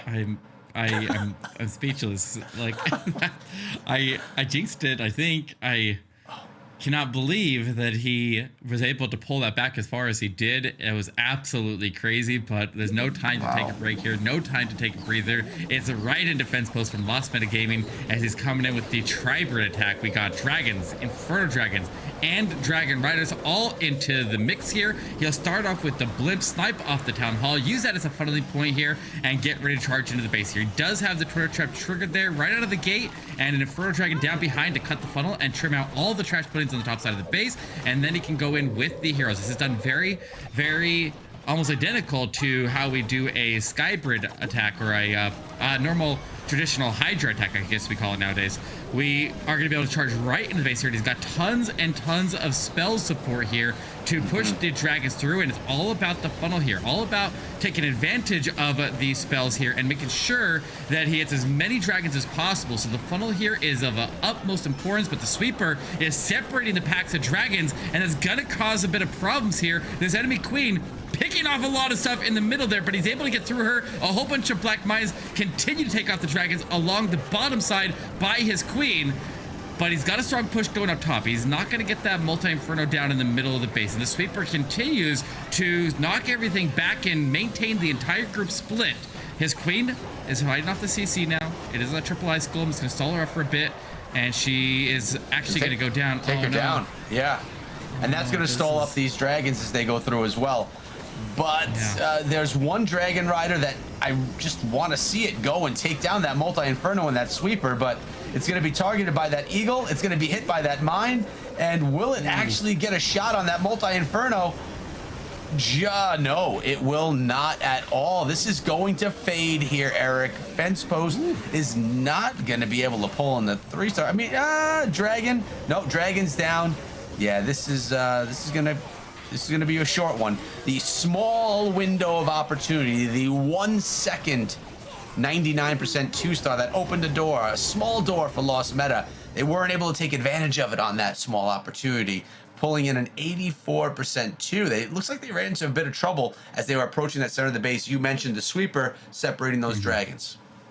Yeah, fighting the sweeper with the dragon is very, very difficult, especially like if you can avoid the sweeper range altogether by adjusting the funnel to make sure that you clear everything out in front of the sweeper and the dragons never have to path into it. But when you have half of the dragons and you're coming in not directly fight a sweeper, like if you're directly fighting a sweeper, you're generally going to be able to just rage up and they'll just get knocked back and they'll just surge back forward. It's not a problem. But when you're coming up on the side of the sweepers like that, it can cause a split of the dragons and cause you to go off in that weird direction, especially if you left some other buildings up there, and that's ultimately what caused the fail in that one. And like I said, when you're doing a dragon attack, you got to keep them together, and anything that causes a split is going to be a major factor in whether that can actually pull through. But now we have a different kind of dragon attack. We got Mara Jade. Wait a second. Yeah. This is the same base that they ran against Space Station Gaming, and Mara Jade is going to copy the attack that we saw from Rigo Torres earlier in the night and come in with the Electro Dragons. We saw how strong it was against them in that attack, and she's gonna just mow into this base here with a just line of dragons here. Where is her Soul Slammer? Okay, it's over on the left side, and it's going to work with the dragons, and he'll just, or she, I mean, will just continue to push her way towards that town hall. But look how much damage that these E-Drags are doing all across the middle of the base there. They'll get the shots into the road champion and then not go to the town hall. Yeah, this is funny. Well, it's not funny. It's different. The Electro Dragons didn't path in the same direction. Now, there's still a lot of Electro Dragons. It's very strange to me that Lost Meta ran the same base. I don't understand why. But Mara doing the smart thing and running the same exact attack that really crushed this base by Rigatores earlier on, and it looks like hers is going to as well. The pathing may have been different, the result will be the same. There is a freeze spell in the back pocket as well, and well, yeah, I mean, nice hit, very nice hit. And being smart, I think that's the biggest thing right here. If you see a base that's the same or even similar, you go in with the same strategy. I'm wondering if they changed anything with this base or if the same exact base was run. I'm wondering if trap placements or anything like that. I wonder if he was trying to lure in the strategy again. I like to think that something was changed. Yeah, it's definitely possible, but the Hound and the CC almost didn't get pulled out. That CC was barely not destroyed. I was a little bit worried there about the Town Hall takedown if the RC wasn't able to take it, but the CC was left up with just a fraction of HP, which made so that the Hound was able to get drawn out, and the Drags all kind of pathed away from it. They got knocked way off to the left, and they ultimately came back and still closed it anyways. There was just so much chain value on the left side of the base, and that's why you could just coast into the Town Hall at that point. But another triple here for Coruscant. With that 99%, they are absolutely crushing it here. This is ridiculous. Yeah, they're going crazy. And Hussein, retire that base, please. I don't want to see it again. It's been crushed twice. I think it's time that we put it in the log and put it away. But we have him coming in, Hussein on his attack right now.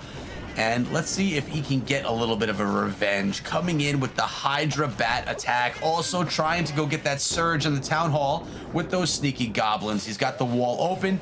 8 sneaky goblins to go. Here they come, making their way in. And they should have no problem grabbing that Town Hall nicely done. Love that sound. It just sounds so magical. And when it's the only sound you hear. And right now you have everything coming in, starting out from the top of the base, getting that bowler bounce to get that value on the funnel, working out nicely. Anywhere you can get some great value out of your troops, I recommend bringing them in and check out that value. Bowler taking down 2 defenses, 1 troop, 2 structures. That's a win. Yeah. But the wall is open and they're surging straight to that Eagle Artillery. Following that is the defending Queen. Definitely did a really good job of dealing with the Tesla farm there. Still getting everything to go in. Quickly reacts with a handful of balloons. Was able to drive the heroes through and get that Tesla farm efficiently dealt with. A couple of headhunters come down to go after the enemy queen. He can use the ward ability paired with those to ensure that those headhunters survive. They'll take that enemy queen down. The queen on offense will assist with that and then turn and go to the CC. The king is going to go clear that entire left-hand compartment, but he's going to break out of the base. His royal champion, after that queen is dealt with, is going to punch in there and take out that multi-inferno on the top side wall. The offensive queen will get the support of the siege barracks troops. The Yetis pop out of there, and they'll go get the multi-inferno in the middle of the base and work their way towards the royal champion and that scatter shot. Now with the dragon riders going in towards the right side scatter shot, there's not a lot of splash damage left on the base, and we still have 7 bat spells and 4 freezes to take out the rest of the base, and he can drop those right into this multi-inferno if he wants to and just swarm that area. But he decides to go onto the point defenses to start into the wizard tower, let the dragon riders handle that multi-inferno, and he can just close out on that area of the base. The bats have a lot of spell support here, and he's still got the ice golem to come down and take the last wizard tower, and he's got more than enough to close out this triple. And on top of that, he's got 4 swag spell. Whoa! Oh, what? Whoa! What just happened? No way. Oh my god, the bats, they got struck. The wizard tower went down, and the Expo must have taken out the wizard tower, and before the freeze nova was able to spread into the wizard tower, it got turned around and got a shot off on the bats. Oh my god, does that really just happen? Yeah, you were talking about all these swag spells, and now he has to use all the spells just to get this solo balloon, but the balloon is going to get targeted by the warden pedestal? Yeah, he's got to do another free... Oh my god. What does he have left here? For something that was for sure a 3-star is suddenly not going to 3-star. I even wrote it in my book. I mean, the only way you could have saved that is to manually freeze out that wizard tower so it can't turn around after the ice nova. But I that's like one of the worst way to lose a bad attack there, and it's happened to it's happened to all of us. It's happened to all of us there, where the wizard tower has that travel time of the freeze nova, and it quickly turns around and gets 1 shot off. And in Verum, 1 shot is all it takes to take out your entire bat swarm, and it's absolutely devastating. Unfortunate Eminem moment right there. Only takes 1 shot, you know. That was the opportunity. That was the opportunity for them to try and tie this, or at least get close to tying this one up. Coruscant is looking so good, and you need to look better if you want to take it back. But when moments like that happen, it's tough. It's not over yet. They can still come back and triple both of these, try and tie things up, hope for a mess up on the other side. But if Coruscant continues on this trend right here, guys, this one's tough. Mm-hmm. Coruscant is looking nigh unstoppable. It's going to come down to these last 2 attacks for both squads. Mistakes happen, can't make any more. Let's get back to it. Yep, and we have a new attacker here that I'm not familiar with here, Eric, and she's coming in with with the Hydra here with a bunch of invisibility spells.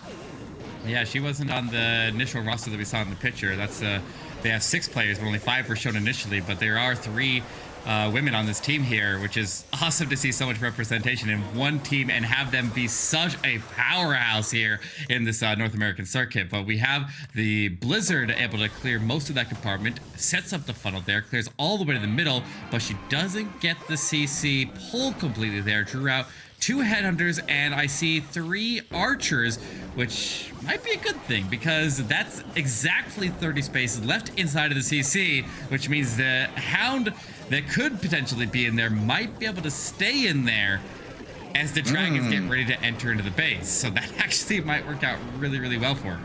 A little bit of luck could actually be happening right there on that one. Let's see if, and with a centralized clan castle like that, it's very possible that the heroes are just going to stick along the outside of the base. And you know what?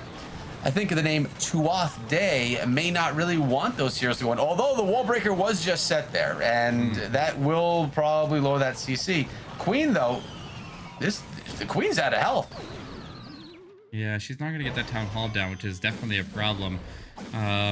Definitely wanted more value out of the heroes there, but a couple Teslas drew the king in the wrong direction, He wasn't able, or she wasn't able to join the king to go in with the queen, and now she's gonna have to dive bomb the town hall, which is definitely gonna cost her through that town hall poison. She has the heal though; she can heal through the town hall poison and heal on the entry into the multi inferno. So all is not lost there. She'll still get some really good percentage. They still have a solid lead, and unfortunately, with the Tesla farm drawing the king off, it is gonna cause this one to very likely not go through.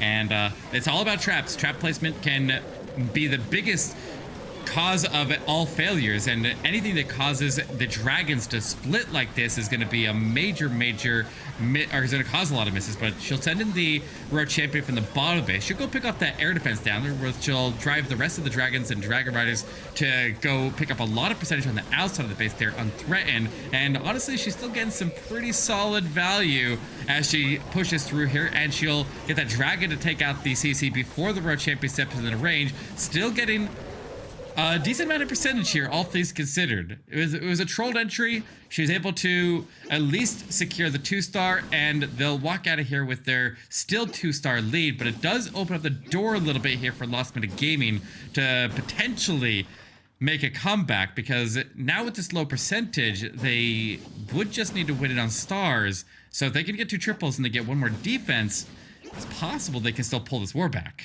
I mean, it's very possible, but we're going to have to see if they could actually execute. They've been having problems executing in this war. They haven't pulled in a 3-star yet. So to say that they're just going to be able to pop out 2 of them right now, we're going to have to see. They got to put it down and get it done, because the opportunity has just been presented to them. Now, some things have to happen as well, but looking at the percentage, 89.3 to 92.8, it's a lot closer than it was just a little bit ago. So it's time for Lost Meta Gaming to step it up. I mean, I'm not used to seeing 2 stars down the board for Lost Meta. I mean, I'm used to seeing a couple of 3s in there. Maybe we're going to see some of those 3s right now. I mean, this entire war, Eric, I think for you and I both, it's gotten our heart like clutching and tight. It's been a difficult war to watch, and I can imagine what it's like to actually participate in this war. So let's see what Stay Away can do out of Lost Meta on this attack, coming in with the hybrid. Yeah, the Queen Charge is gonna draw right into the CC here. He should be able to get the CC pull before he activates the Town Hall, and as long as that happens and he doesn't activate the Town Hall before he fights the CC, he's in a good spot there. And relatively low amount of damage onto the Queen at the moment, just that ground expo chipping away. Able to get a balloon to sail through up in front of the Queen's path there, hopefully trying to catch any black mines that are present in that area, but easily able to fight up the CC here away from the single inferno without the Town Hall activation, and that is the primary thing that we're looking for. We want to do a Queen Charge attack. It looks like he misplaced his poison spell a little bit. Those archers were just staying there, like a little bit too close to that clan castle, not enough on top of his queen. But either way, the queen got the job done. May have taken a few extra seconds. The hybrid is coming, and the queen has gotten her job done. She's going to completely clean out that compartment, leaving a nice L shape for the hybrid to path on through. You got the P.E.K.K.A. along the outside with those wizards. Things are set up really well here. If these hogs and miners can get through that scatter shot, they could be in good shape, and they are invincible right now as they're making their way into that compartment, getting through that multi-target inferno. Right now on top of the scatter shot, love the poison spell. Look at this, Queen on the offense is beating down on the defensive Queen, taking her down. Hog Riders are now coming out of that siege barrack as well, making their way around the eastern side of the base. This looks like, if things go right, this could turn into a really good looking 3-star for Lost Meta Gaming. Queen, she did just pop her ability. I want to see her get that scatter. The scatter is targeting those healers right now, as is literally all those mines as well.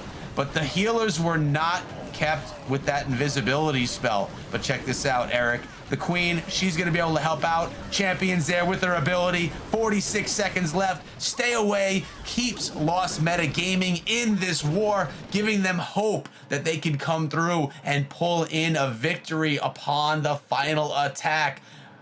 But Coruscant has control. A triple here could make that a distant hope for Lost Meta Gaming. But check it out, 92.8 to 92. They're down by 1 star. A 2-star by Coruscant and a triple from Lost Meta can completely flip this war.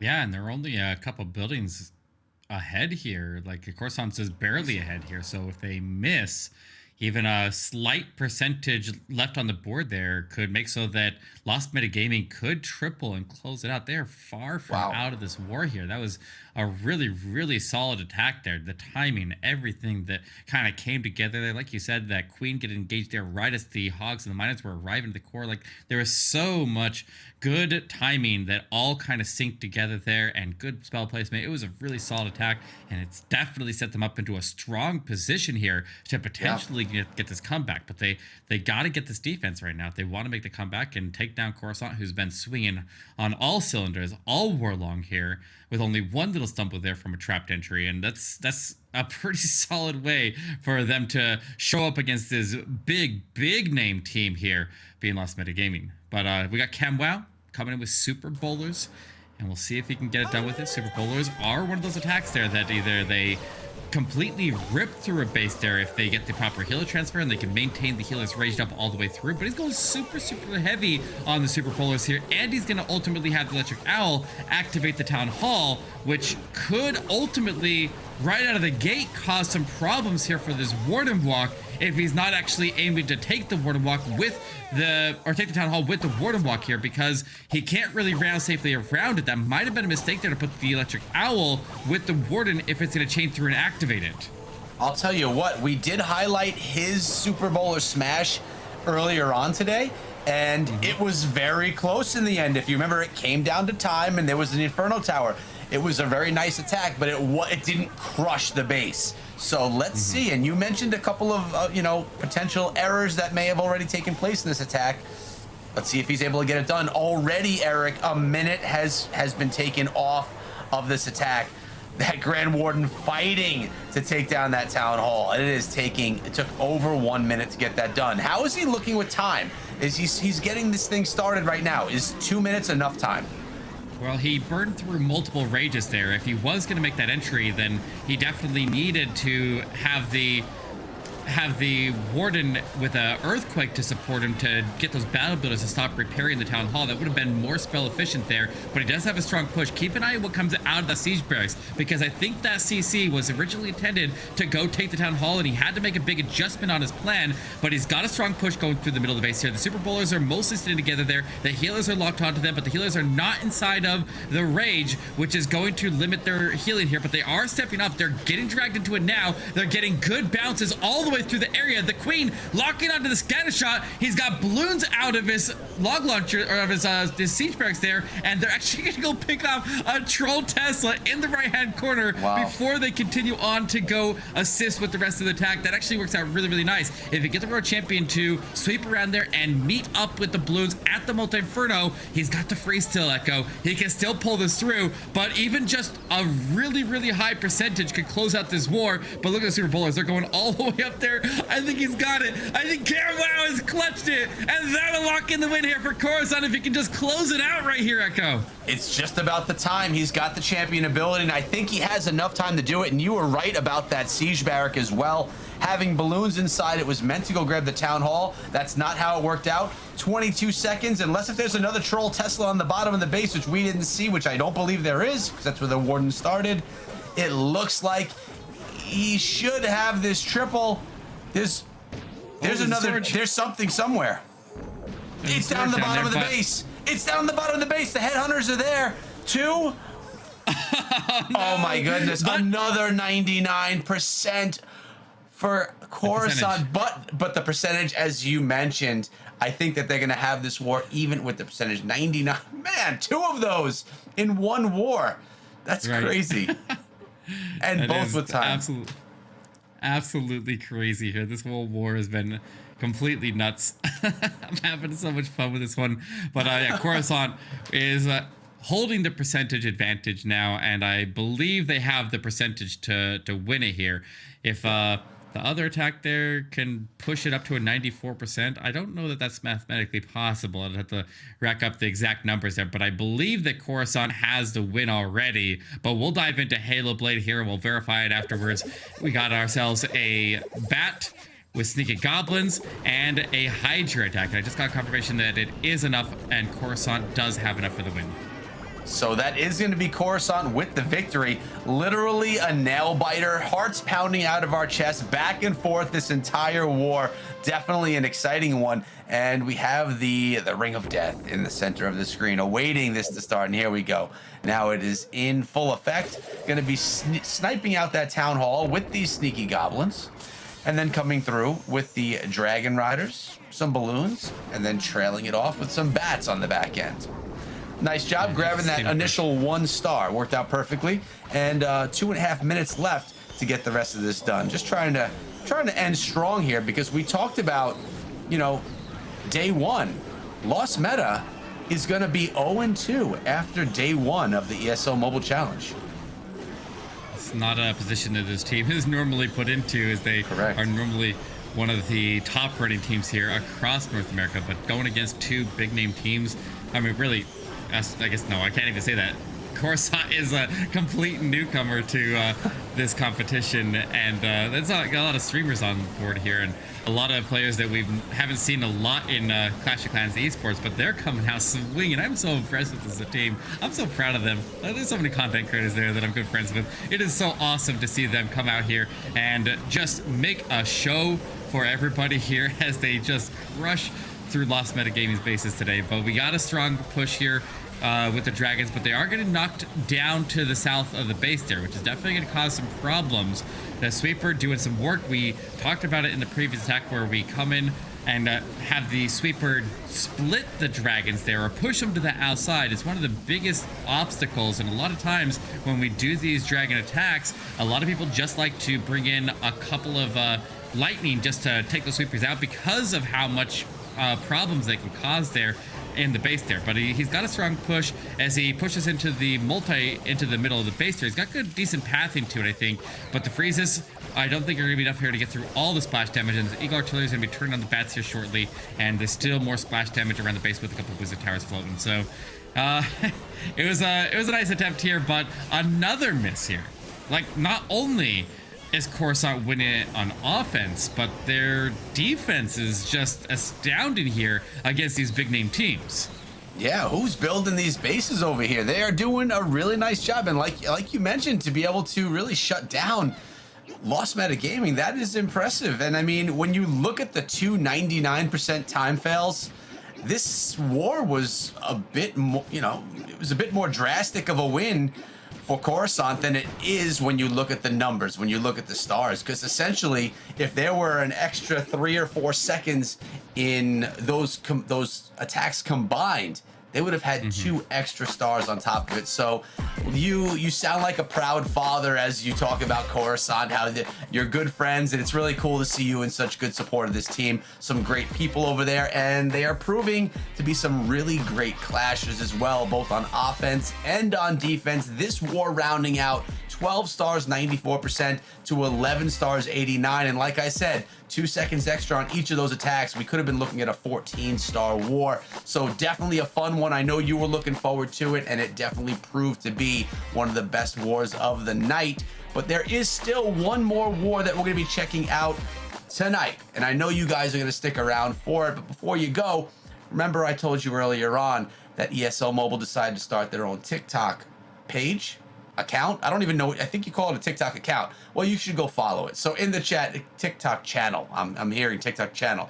So you're going to want to go and hit it up with an exclamation TikTok in the chat right now, so you guys can go ahead and follow for all that short form content. But we're out of here for another few minutes, and we'll be back with our next war. So come back with us.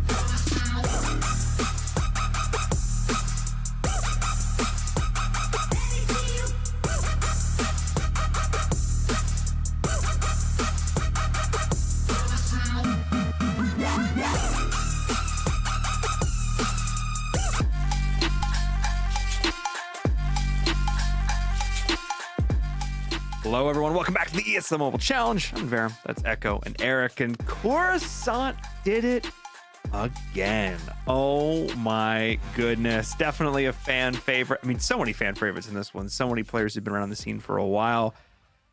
And it could have been even so much more. 299%. Heartbreaking. But at the same time, is it really heartbreaking if you get the win? Questions. But maybe we'll get some answers. Not really.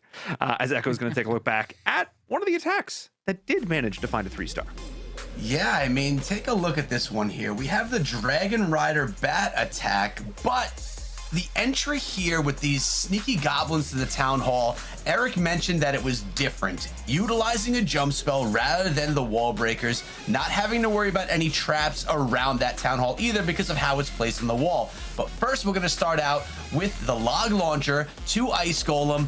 Looks like we have the Queen going in there as well. Going to be diving inside of that Eagle artillery compartment, really clearing out the entire compartment, which is a massive part of the base, one of the largest compartments on the base. So really nice start. The jump spell has been placed down below in the southernmost portion of the base, and that is where the sneaky goblins, which there are only 5 left. I was a little bit worried, but those 5 sneaky goblins are going to be able to sneak right on in there and grab that town hall. Once this is all done, you're going to notice that there's not a ton of base left. You have some base on the right, some base on the left, and down below it's kind of hollowed out. So we have the champion. She's going to come in from the western side of the base and start clearing that scattershot compartment, doing a nice job. As you could notice, the sneaky goblins did get their job done. So while the champion works on the western side of the base, you have the balloons and the dragon riders come in with minions behind in the eastern side of the base, and we are instantly saying this base is crushed. But wait, there's 6 bat spells and 3 freeze spells still in the composition as well. They're not even needed for this attack. Or are they?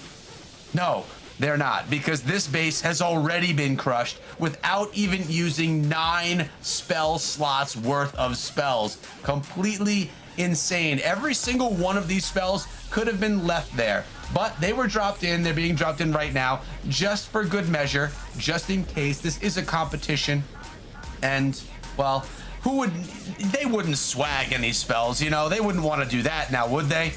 Let's take a look at those storages up in the western side of the base, and well, looks like they do want to throw a little swag. It's okay. We'll let it slide. Really beautiful, dominant attack. An attack that really didn't need many spells at all to get itself done. Just impressive. Had to be shown again. Broken down, highlighted. I mean, there's something to be said for style points, but at the same time, if it does in some crazy way come down to a tie in terms of stars and percentage, we do go to time. So that's where I do understand maybe wanting to get those out there, not necessarily wanting to swag 9 spells. But speaking of someone who's got a little bit of swag, someone had a little bit of confidence, a little bit of a prediction earlier on. I'll see you later, he says. That was absolutely correct. Camwow. Oh, yeah, the shades. A little foreshadowing, yes. Foreshadowing. Yeah, that's that. Casting a big shadow there after that impressive victory. Almost a 14-star war from you guys. Still able to pull out the win. Did it go about how you wanted it to? I mean, yeah. It's a really fast-paced war, so we didn't have much time. There was a little bit of pressure. We're working through plans really fast, trying to get the attack order. A little chaotic at the beginning. Sohan with that enormous attack just really set the tone for us. So yeah, we were very grateful to execute about as well as we had planned. Yeah, I mean, again, no bias here from the Canadian on my part, but yes, absolutely stellar attack and stellar opening for you guys. 2-0 on the day. Absolutely amazing way to start this off. Again, you guys came together relatively soon before the open portion of this, from what I understand. You guys haven't been together as long as some of these other teams. You guys are performing incredibly well here. What advice do you have to give for folks who are saying maybe they want to take the step, join a team, compete in a future season of this? What advice would you give to them? Look, Mobile Open is probably the best opportunity for anybody to get their feet wet in a diversely competitive event. So I would encourage anybody watching who thinks, hey, I want to give that a shot, to jump into the next Mobile Open season. The staff there has been great. The teams are highly competitive, and there's always an opportunity. You never know what's going to happen. These wars come down to just 5 attacks each. Anything can happen. That's it. That's the commercial for next. The clip that's the one right there. Yes, because that is absolutely everything we want to have with this program. Create opportunities for people to compete and show off. And you guys certainly showed off a huge display of skill. Really, really impressive to watch. Can't wait to see what you guys do next. Congrats on the win. Celebrate with your team. Thank you. Take it easy. You too. Have a great one. Cheers. Oh my goodness. Oh my goodness. We're almost done. We have one war left. We're not quite there yet. Bring back my co-casters, because we got a little bit more action here. Oh my goodness. Eric, let's take a look at this final matchup. This one's gonna be fun. Yeah, happy endings. We haven't seen them play yet tonight. And then we got Volume 0, who's looking really, really strong earlier. We'll see if they can get it done again tonight here. But we saw happy endings. They went all the way into Challenge last season, and they did very, very well in Challenge. So we'll see how happy endings is able to fire back against Volume 0 and who's ultimately going to take this win. But it's the last war of the night. We have some players that we've come to know here quite well in the ESL Mobile Open and Challenge circuits. Michael Snipes, Nemesis. Oh, we lost it.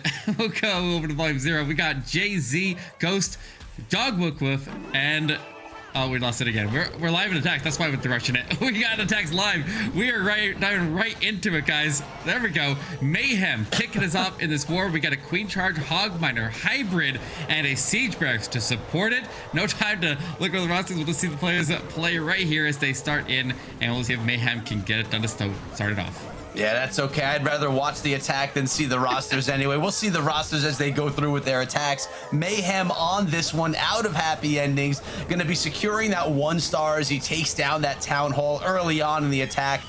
Second phase of the attack is going to be that hybrid. Siege Barrack is selected, going to be able to narrow down the base. We've seen this done time and time again tonight. The hybrid is back. It is official. So we're going to be seeing if Mayhem can get it done with a strategy that has already been proven itself. Tonight, seasons past, it is back in the meta. Let's see how well he could do with it. So the Queen, she's fighting through here. A little bit of Skelly's slowing her down. She's getting targeted by that Inferno Tower. Single target. This is going to be a problem for her right here, Eric, because Poison Spell on that. She's got to go with the invisibility. There's only 1 freeze spell left in the composition. Oh, he wants him. Oh, no. This is a problem. So much damage on this Queen.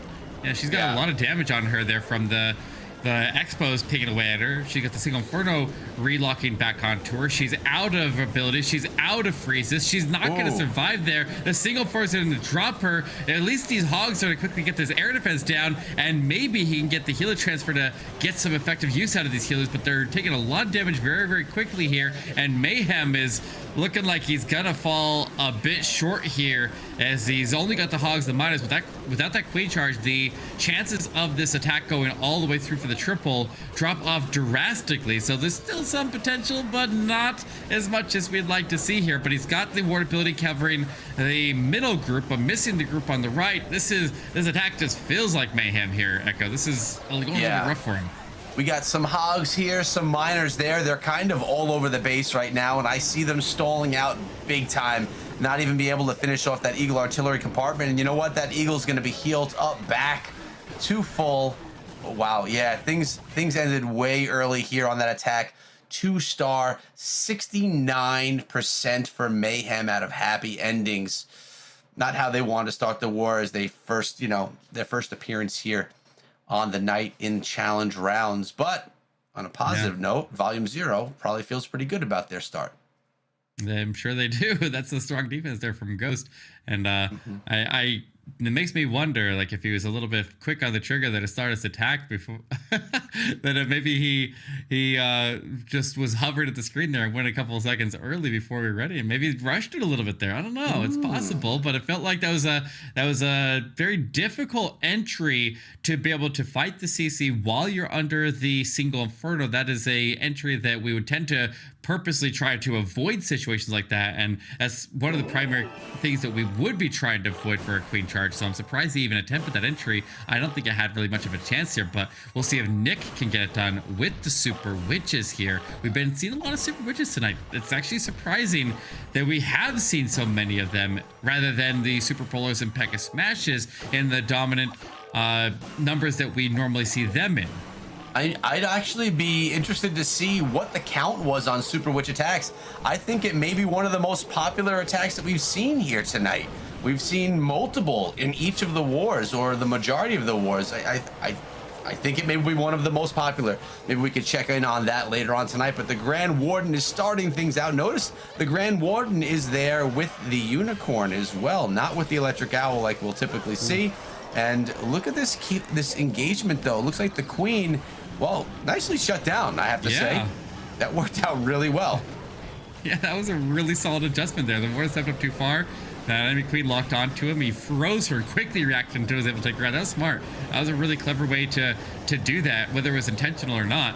But if it wasn't intentional, it was a quick reaction that worked out very nice for him. He has a strong push here. He's got most of the enemy heroes out of the way. That enemy road champion has her pad touching the wall, so as long as she goes to the inside compartment and doesn't engage the road champion on the outside, he'll be in a pretty good spot. And look at that, she's almost about to go to the road champion, but she quickly turns tail, goes to the middle base there. The Super Witches will be able to take her out there with the help of the big boys, easily get her to jump that wall, and then they can all kind of round that compartment that they're in right now and surge their way towards the town hall with the road champion. Works on the outside in sync. He's got the ice golems going over to the scatter shot there, and they'll start to pop and freeze up everything that would be firing on him in his flank. But he still has a lot of force here, a pretty decent amount of time, and I think he's looking overall pretty solid here with these healers staying intact. Yeah, as long as this Town Hall poison doesn't really wreck anything, I think they should be okay. I want to see the healer, because there's only one left right now, stay out of that. But keep in mind, we do have the Queen's ability just used right there, and the Champion's ability left in the pocket with that Super Witch. There's the Champion gonna trash most of that Tesla farm. It always looks so good when she takes down a Tesla farm.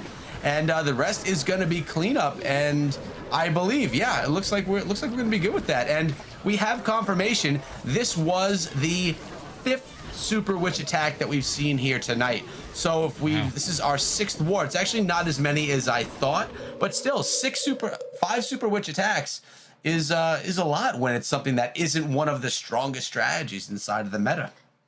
Maybe it is now. I mean, we've been seeing success with it. Yeah, maybe it is. Maybe we just didn't have the right people using it. We just need to see these guys using it so we get a little bit of extra ideas, because we've seen them used in a variety of different ways tonight. Like, we're seeing some of them used with lightning. We're seeing, I think we saw a blizzard one earlier, I believe. I don't know. There's a lot of different ways that we're seeing it used, and it's kind of cool to see it used in so many different ways and be effective. And like, I guess I think we've seen like a 60% hit rate with it now. I think we've seen 3 successful and 1 time fail and 1 that fell short. But we got a Hydra bat coming in next, as we've got heavy into the bats and freezes here with only 1 rage. And we'll see if Tingy can get it done here. Well, someone wise once told me it's better to bring less bat spells and more freeze spells to the party. So 5 freeze spells, 6 bat spells. I'm anticipating some long travels for these bats here today in this attack. We're going to see if Tingy can let them travel through the skies and pull in that 3-star, or if they're going to fall short. You know, it's very tricky with the bat spells. If you miss up, or not the bat spells, the freeze spells, if you miss by just a second, a wizard tower can ruin the entire plan. But right now, the dragons are going onto the base with the dragon riders, with a handful of balloons. Blimp is now invincible. Still quite the path to get to that town hall.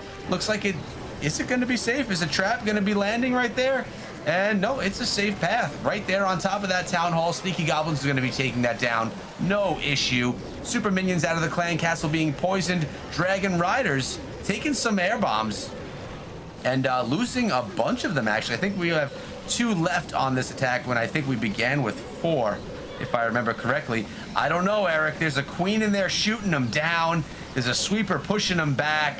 It looks like this one could struggle.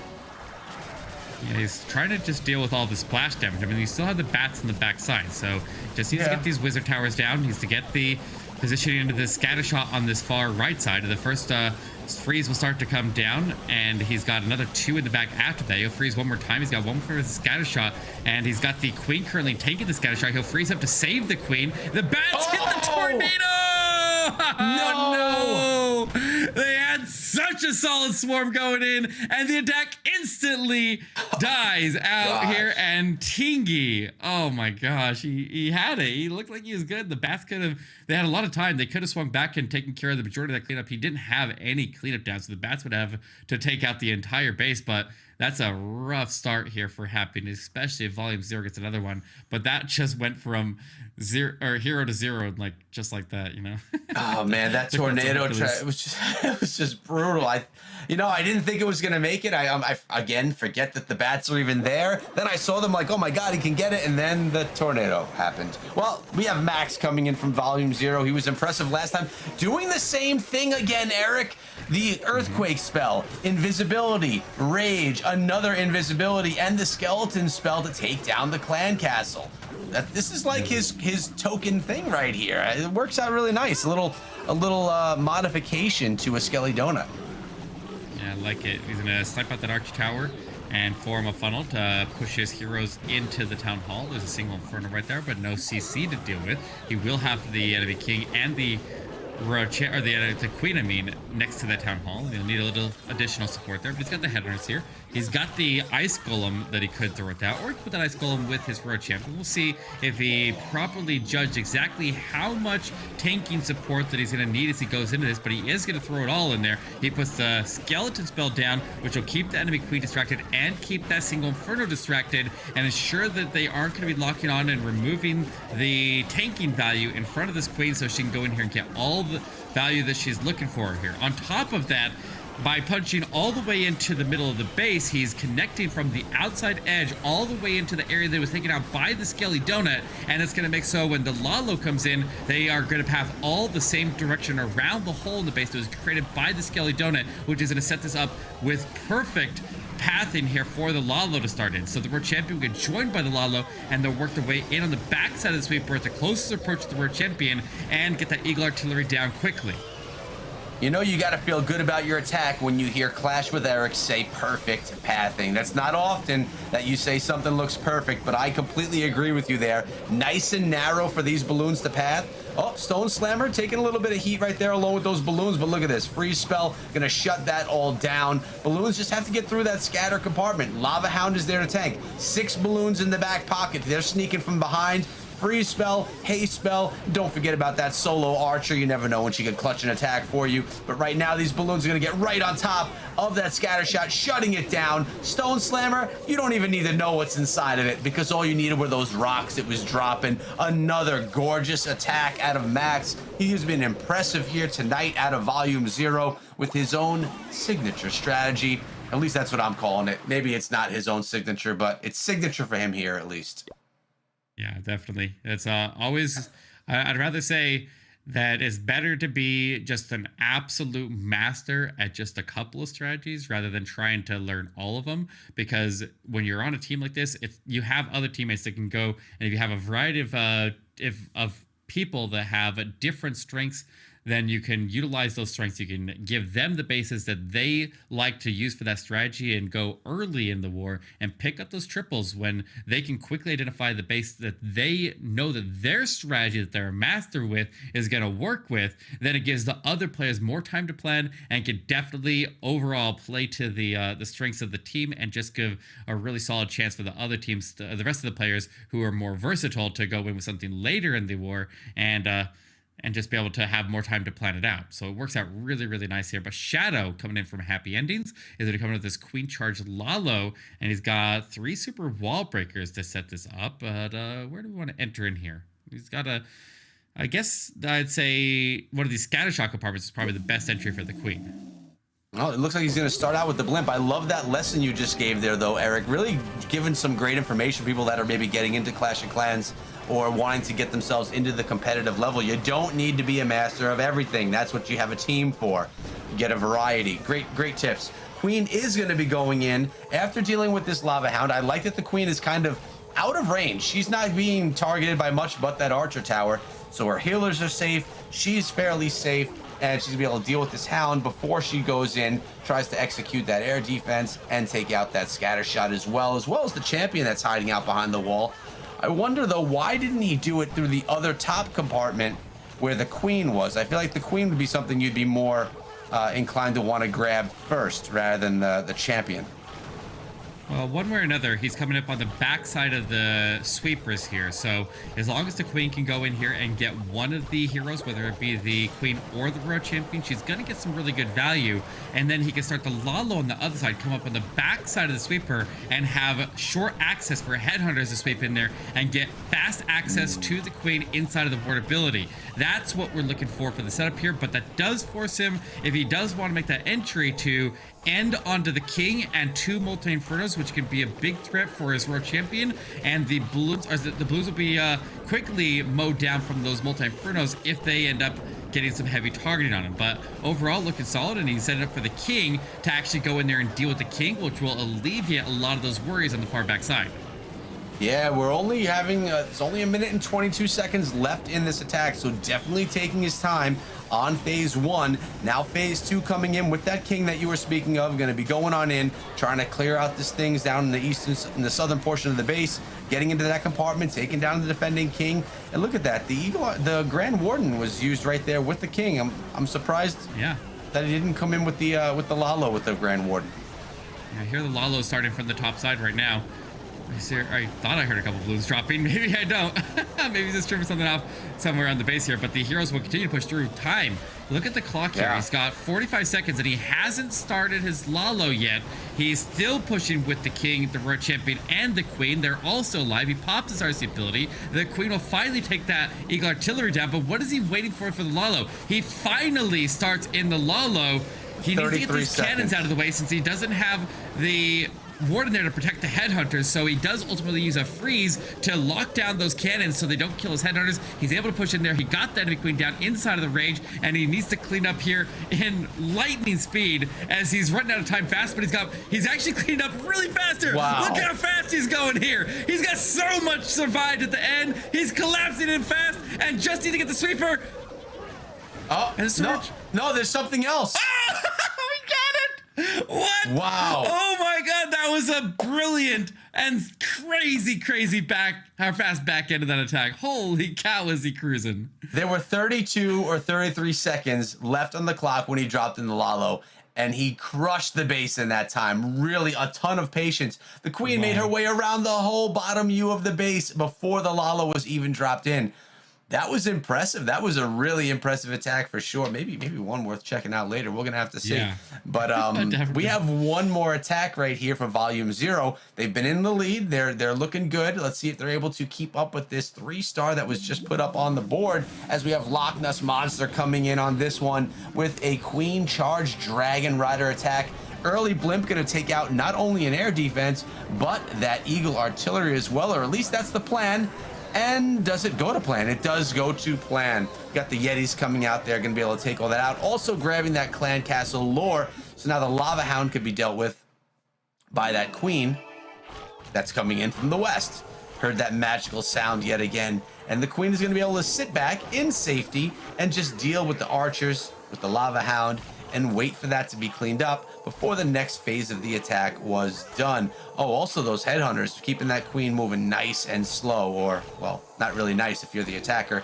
But here we go. That's going to be cleaned up. And then the king is going to be dropped in, probably to narrow some stuff down for these Dragon Riders to get a nice path right into the base.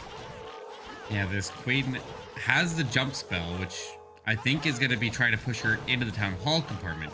If that minion comes down right after the arch tower is tanked, to make sure that he can finish off that last building. He tried to take it out earlier, but he was patient and he waited for something to be able to get in there and get that minion to finish it off. So he will be able to get this queen to enter without any drama on her pathing.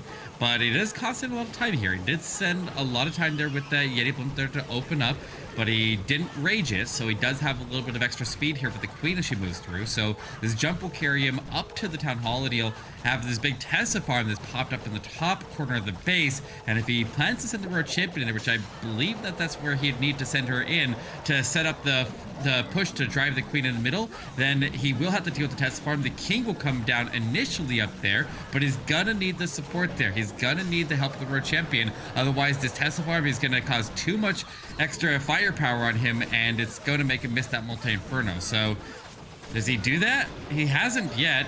Okay, now he sends the champion. He waits until the king ability. He sees now what I'm seeing there, and he's gonna not risk it. He's gonna send the champion and sure that he clears that compartment. More Teslas pop, so it's definitely a good thing that he did send her in up there. But the queen gonna push all the way to the town hall. She is able to take it down, and now we're seeing a 45-second push here with the Dragon Riders, the early ward ability as they sends in the headers, protected by the ward, but they hit the spring trap. What? Oh no! He's in trouble here, Echo. What?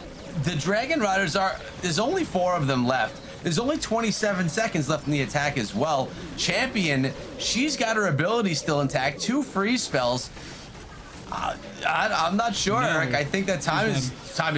wow, yeah. 30% of the base still needing to be taken down. Make that 25% with 11 seconds left.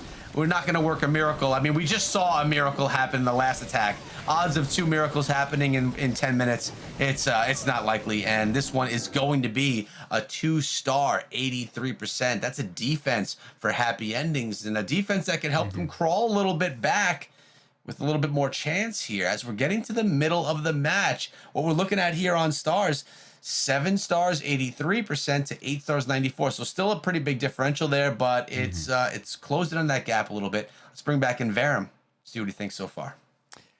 I think this is definitely, going to be tough. I think with that attack, there is an opening. The door is cracked open just a smidge for a bit of a comeback to happen there. Volume 0 is still looking incredibly good, though. You can't get a better start pretty much those first 2 attacks.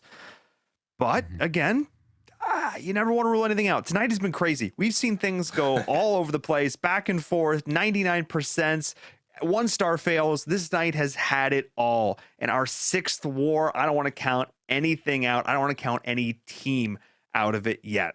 But again, I feel like I sound like a broken record of these meetups. Got to triple. Now's the time to triple. I don't know what more advice I can give. Should hit better? I don't know. That's all. That's Echo's advice. You just triple. It's good advice. It is good advice. And it's factual. So. It is. Eric's out here, the consummate professional. Guys, it's not that easy. Come on. Come on, guys. It's not that easy. I appreciate that. I do appreciate that. At the same time, I want to see what these teams can do. Let's get back into it. Only 4 more attacks to decide the war. Let's go.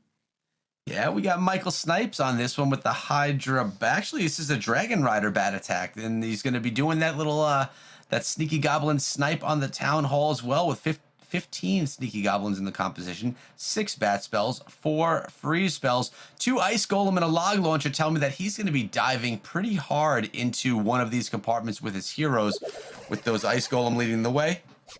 Most likely it's going to be that top Eagle artillery compartment if it were my guess. But he's going to start out with those sneaky goblins down below. Did a nice job clearing out a couple of storages along the way. I believe they were storages. I actually didn't see if they were storages or collectors. But he took out things that would really get those sneaky goblins off path. Now they're all coming on in. They're invisible. Nice job with that invisibility spell. Just clipping them. Taking it down. Getting the job done.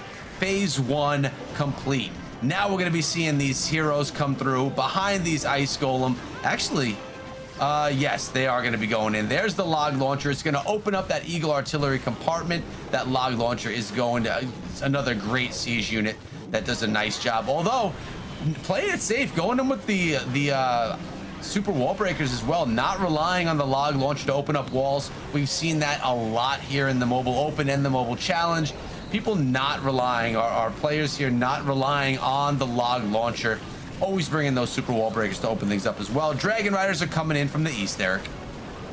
Yeah, you definitely got to open up with the wall breaker because the log launcher does take a bit of time to get that initial wall open. And once it starts opening walls, it's opening walls all the way into the base, but we didn't really wall break initially into the base. But he's got all the splash damage on the right side and the top side taken out. One Dragon Rider going to split off and go get that Wizard Tower down on the bottom right side. He's going to start the bats while the champion takes out the scatter shot and the wizard tower over there. Now they're going to start to clump up into a nice bat swarm. That's what we're looking for. We want the bats to be into a strong swarm, so when they start to go into the splash damage defenses that can threaten them, they're going to hopefully one-shot them. A little bit of risk there that he took, as he did not freeze initially as he went into that the second shots of the wizard tower there potentially, and it didn't get a shot off on the bats, and he will continuously freeze all along the back of the base, and with the last freeze locks up the last wizard tower and then throws one additional one onto the CC. Absolutely crushed it. This attack is so strong. If you haven't seen this one before, if you haven't tried it, then honestly it's a really cool attack. And if you just gotta have sneaky goblins and super wall breakers active, and you can make this one happen. This one is so impressive every single time I see it, but it's actually a rather simple attack, but you do have to be practiced up on it. You do have to be time efficient, because it is a 4-phase attack and it can kind of trudge along. But another triple there for happy endings. Yeah, they may be able to get in the lead here. They're looking to 67% would be the miss that Volume 0 would have to get to put happy endings into a tie, but we'll see. Anything can happen here. One thing confirmed is Michael Snipes listens to my advice. He's a smart man, solid attacker, pulled in the 3-star. He listened to his boy Echo, and he is in good shape. But we have Ghost now out of Volume 0. You know, they want to pull in that triple because, you know, slowly but surely Happy Endings is creeping back into this war. So he's going to come in with that super bowler smash. I'll tell you what, Eric, I know that you're going to be breaking down one of the attacks from this war. You're gonna have to do some picking here, because there's been some really great ones. Start thinking about that as we're getting to a close here. But this Grand Warden, starting from the northern side of the base, gonna start that walk, start funneling things out, anticipating that Eagle Artillery is going to be one of the objectives as well. Let's see how long Ghost takes to start picking away down there. Eagle, no, not Eagle, the Owl about to go down, and does. Finally, the Eagle Artillery being targeted by that Grand Warden. A little bit of funneling going on with a Yeti down on the eastern side of the base as well. Eagle down. Time to move on to phase 2, which is the Queen. She's going to start. That air defense. Yeah, that air defense is. I feel like he should have waited a little bit longer. Yeah, he's going to lose one healer there. He ended up having the King potentially threatening his Grand Warden there. So he's not the round of the compartment. The freeze will lock it down there, give him a little bit of time to work. He hasn't dropped any balloons in the area that I've seen so far, so he will get the Town Hall down. The ward ability protected right as a whole bunch of traps go into the healers here, and he's okay here. He's okay. He's got the Hound. The Super Bowlers will just kind of ignore the Hound there and continue on, which is a nice advantage of them compared to Super Witches, which is kind of stall in the middle of the base. So while he's under the ward ability, the Super Bowlers surge forward into the base. They're going to get a lot of damage. The Queen finally gets her way through the Hound, and she'll try to continue picking off the pups where the Road Champion comes in, but she needs to get that single Inferno down. He's able to get everything on the far bottom side of the base, which is just the Queen. The Super Bowlers that are now leaving the base, and the Road Champion lapping around the base to go close it out. I don't know, this is a little shaky right now in my opinion. It is. You do have the skeleton spell though as well. Remember, we could use that for some distracting, but the champion still has her ability, and when the champion has her ability, with a couple of healers trailing behind her too, make that one healer. I feel a little bit more confident. She's invisible, gonna be able to take down the scatter. It's looking more promising if these bowlers can hurry the heck up. They are not the fastest troops inside of the game. Gonna be able to take down this. The Grand Warden is gonna start piecing her away. Looks like this one is going to be what's that? Oh, never mind. I was gonna say, look on the right side. There was a gold mine over there, but he drops in an excess headhunter to go pick it off. He's able to at least get that cleanup over there done, but he wasn't gonna make it on time one way or another. These Super Bowlers still potentially have a lot of punch in them, but they don't have anywhere close to the amount of time that they're gonna need to finish off the base. And like you said, they move so slow, which is why they need the spell support. Like, they are so incredibly strong inside of the rage, but they're so vulnerable and so slow when they don't have the rage. So that's definitely one of their downsides there. But a decent percentage on that one will maintain their percentage advantage in this war. But the miss is their second miss of the war, which means we're going to the final attacks here, tied on stars. And if Happy Endings can triple right here, they can force a triple from Volume 0. We got a war on our hands here, Echo. this keeps happening. You know, it keeps looking very one-sided, and then the script is flipped, and it makes you remember that you just never can count people out. That you got to always know that things can change, and tonight they have changed multiple times in multiple wars. We have Nemesis coming in with the Queen Charge Hybrid, coming in with that Queen Super Wall Breaker. We got the Coco Loons in there as well, beautifully done to make sure that the skies are clean for those healers to dive on into the base, and they're going to be jumping on to support that Queen right now. Blimp is coming in, Sneaky Goblins right on top of that Town Hall. Pretty safe Blimp as well, since the Town Hall was completely surrounded on all sides by wall, knowing that you're not going to have to deal with any bombs, spring traps, or anything like that when there's no space for them. But nice job with this Queen so far, moving her way into the base. No more jump spells, wall breakers, nothing for the Queen to get through the walls. It's just her. She's gonna have to wall pound. Yeah, definitely. But the Town Hall is already taken down, so normally, as long as the Queen can deal with the CC and she can form a solid funnel here while clearing a compartment, and the Town Hall had an answer for it, then the Hybrid can do a lot of work here through the middle of the base. Now, it is a pretty wide entry as he goes into the core, so it's definitely not 100% secured there, and he's going to need it's just a really wide area to spread the heals through here. It's a very interesting choice to do a Hybrid on this base, and we can see that he didn't get the CC pull there out of the Blimp, so Witches come out. That is a minor attack. Worst nightmare to see Witches out of the CC. They do stand inside of the poison though, and he is able to get them all down. That was a lucky escape there, as he can have a lot of those miners. If they don't get those Witches down, if they aren't properly dealt with, they can do a lot of work. They're just spawning continuously and making so the miners just never move anywhere. But the miners are now starting to get targeted by the scatter shot. The Queen's trying to power through the wall. She can ultimately reach it. The miners will escape to safety out the back of the base, and we'll see if the Queen can move into position here and tank it before the miners get back over to that area. But no, that's not going to happen. The miners getting targeted. He still has a chance, though. He still has a chance to pull through. It's honestly not looking too bad here. He still has a lot of troops on the board.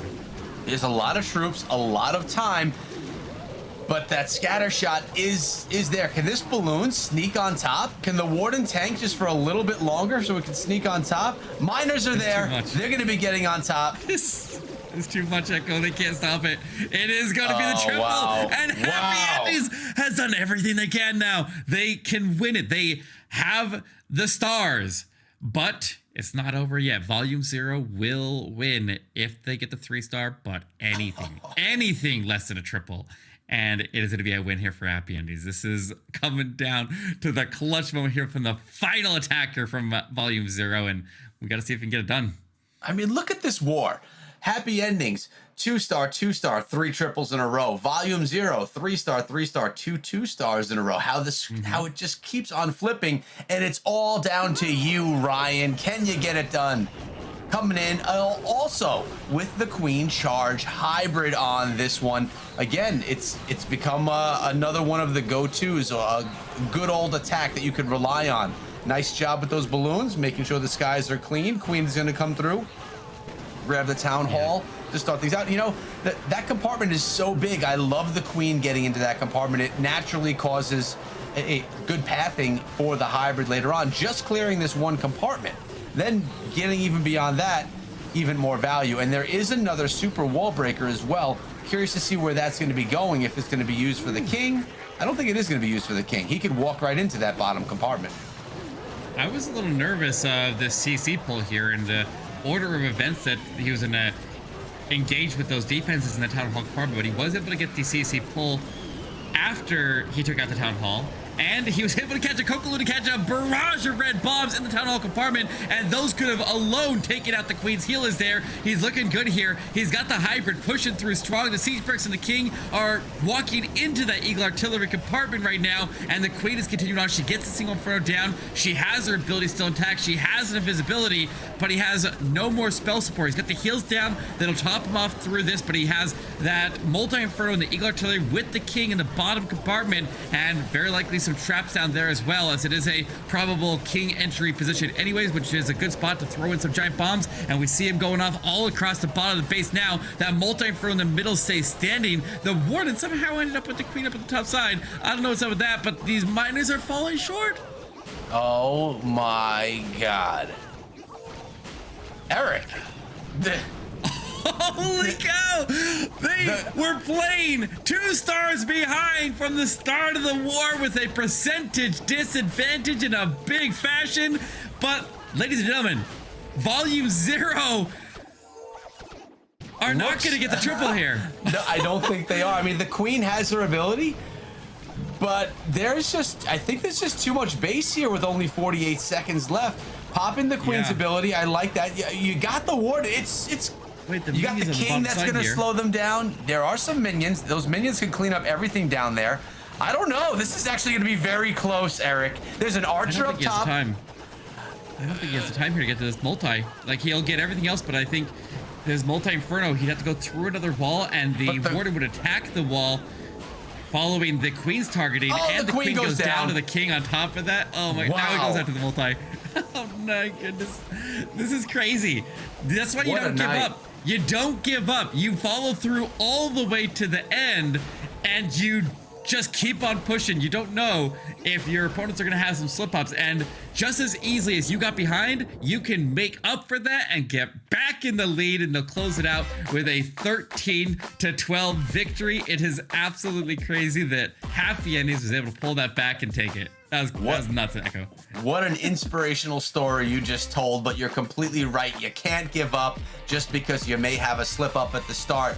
Really good, exciting war. We've had multiple of them here tonight, and Happy Endings taking this win. The first time that we got to see them featured here, 13 stars, 90%, defeating Volume 0 who only pulled in the 12 stars, even though they had the 93.4% on the damage. What a night it has been. Incredible wars from top to bottom. Let's bring back Inverum, see if he's as excited about this one as we are, with as much inspiration in his voice. Are you kidding me? You don't finish out a war with 3 triples in a row. And for me not to be excited about that. Absolute insanity there. I think it was Camwow who said it earlier. Anything can happen. Prime example of that right here. Absolutely a fact. It ain't over till it's over. What an epic comeback there. We don't always get to see those. Oftentimes, the team that gets out to that early lead holds to the end, but not the case this time around. Echo, talk to us about this attack. Got to take a look back at one of them, and you had plenty to choose from. Well, I would love to, but I'm actually going to hand this one off to Eric because he was the one that was really excited about this. So, Eric, take it away. Yeah, we had this Skelly Donut Lalo that maxed it, and this was a really, really brilliantly set up attack here. Now, I was a little worried on the entry here. On this initial setup here, and all the other ones, when we have that queen that's standing next to the Skelly Donut, she can target those skeletons and get them to stop attacking the defenses they need to take down. But he was able to take down the defenses. He took a little bit of risk there, but it paid off. He got the CC down, he got that Inferno down, and then he was able to charge his way in with the heroes here, and he just needs to provide a lot of additional tanking support as he goes through this Inferno here, because there's a lot of damage right there. But the main thing that we need to do when we're doing a Lalo in general, any Lalo, is we need to cut out this section of the base that connects to the center, so that way when the Lalo starts to come in, they can circle around the base there in whatever direction they want to. In this case, this direction here, it is a rotational Lalo, which is one of the strongest forms of Lalo, but you need to be able to set up the pathing for your entry into the base here, which means you have to connect the heroes into the middle and give them the tanking support that they need so they can push all the way in. Then on top of that, since he didn't use the Royal Champion, he was able to have her go in here and get the scatter shot supported by the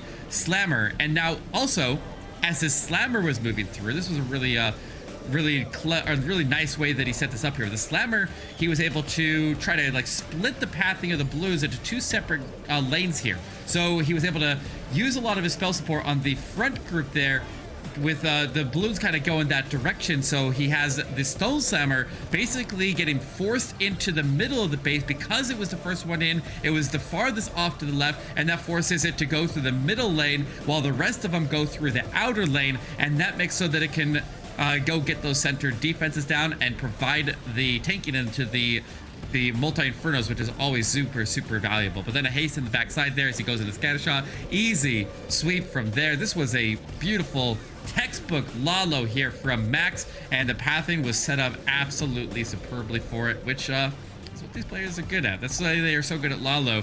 If you can get all of the defenses down as you work your way and leave no struggling defenses so you don't have to go back, and you can create that sort of pathing, you're going to have a lot of success with that attack. And it's one of the strongest in the game right now. We saw so many great attacks over the course of the night. You say one of the strongest in the game. There are a lot of really good attacks given right now.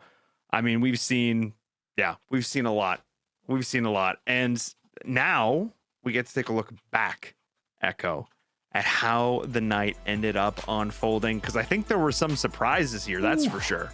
Yeah, and this is what I wanted to see. Check it out. 2-0 up top. The newest team that we saw here, or one of them, Coruscant. Really impressive here tonight. Also, we saw Space Station Gaming with their win. They only had that one war, sitting at 1-0, same as Happy Endings. Volume 0, Team A, the A team, Coastal Clash all 1-1, and Lost Meta Gaming and Omnipotence at 0-2. I'm really surprised to see Lost Meta Gaming sitting down there at 0-2, but what a leaderboard for week 1. Many more weeks to come. Curious to see how this is going to change up and mix around throughout the next few weeks.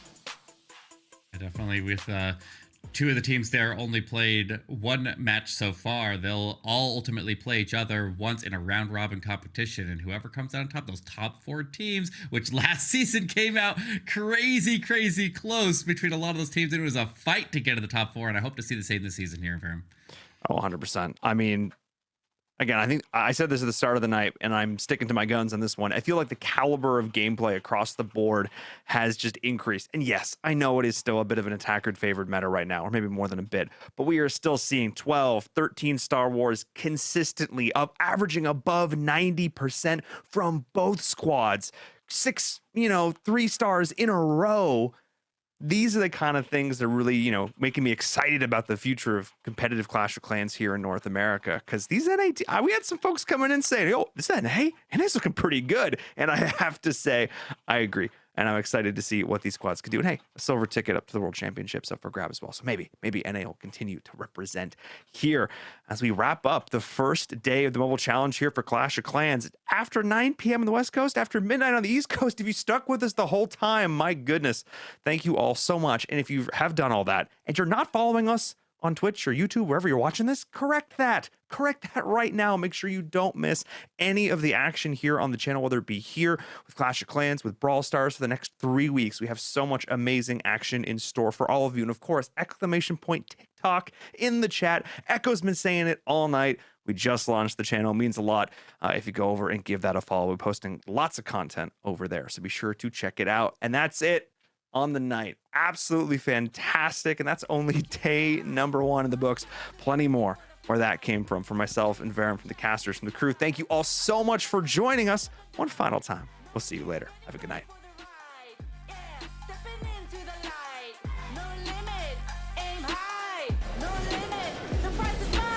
Step out as a motivator. Let them know that the weight's up. That's how we know when we level up. That's how we know when we level up. All we know about is level up. Are we ready not to level up? You know we fall and we get up. Level up. Yeah, we got this. All we know about is level up. Are we ready not to level up? On the last second. Still I'm standing tall. Know about the ball. I got my fan with me. All we know is ball to empty out the mouth. The chosen one they call. I take my fan with me. Know about it if you tell. Know you breaking calls. What your credibility and all for like dominoes. Can you really take the stands? All I wanna know. Need me real ones when it's time to go. Stepping in elevator. Listen to all the haters. That's all we know when we level up. Yeah, that's all we know when we level up. Level up. All we know about is level up. He didn't even use the blip to take out the town hall. This is absolutely crushed. Level up. All we know about is level up. Rigo Torres. Let's go. Space Station.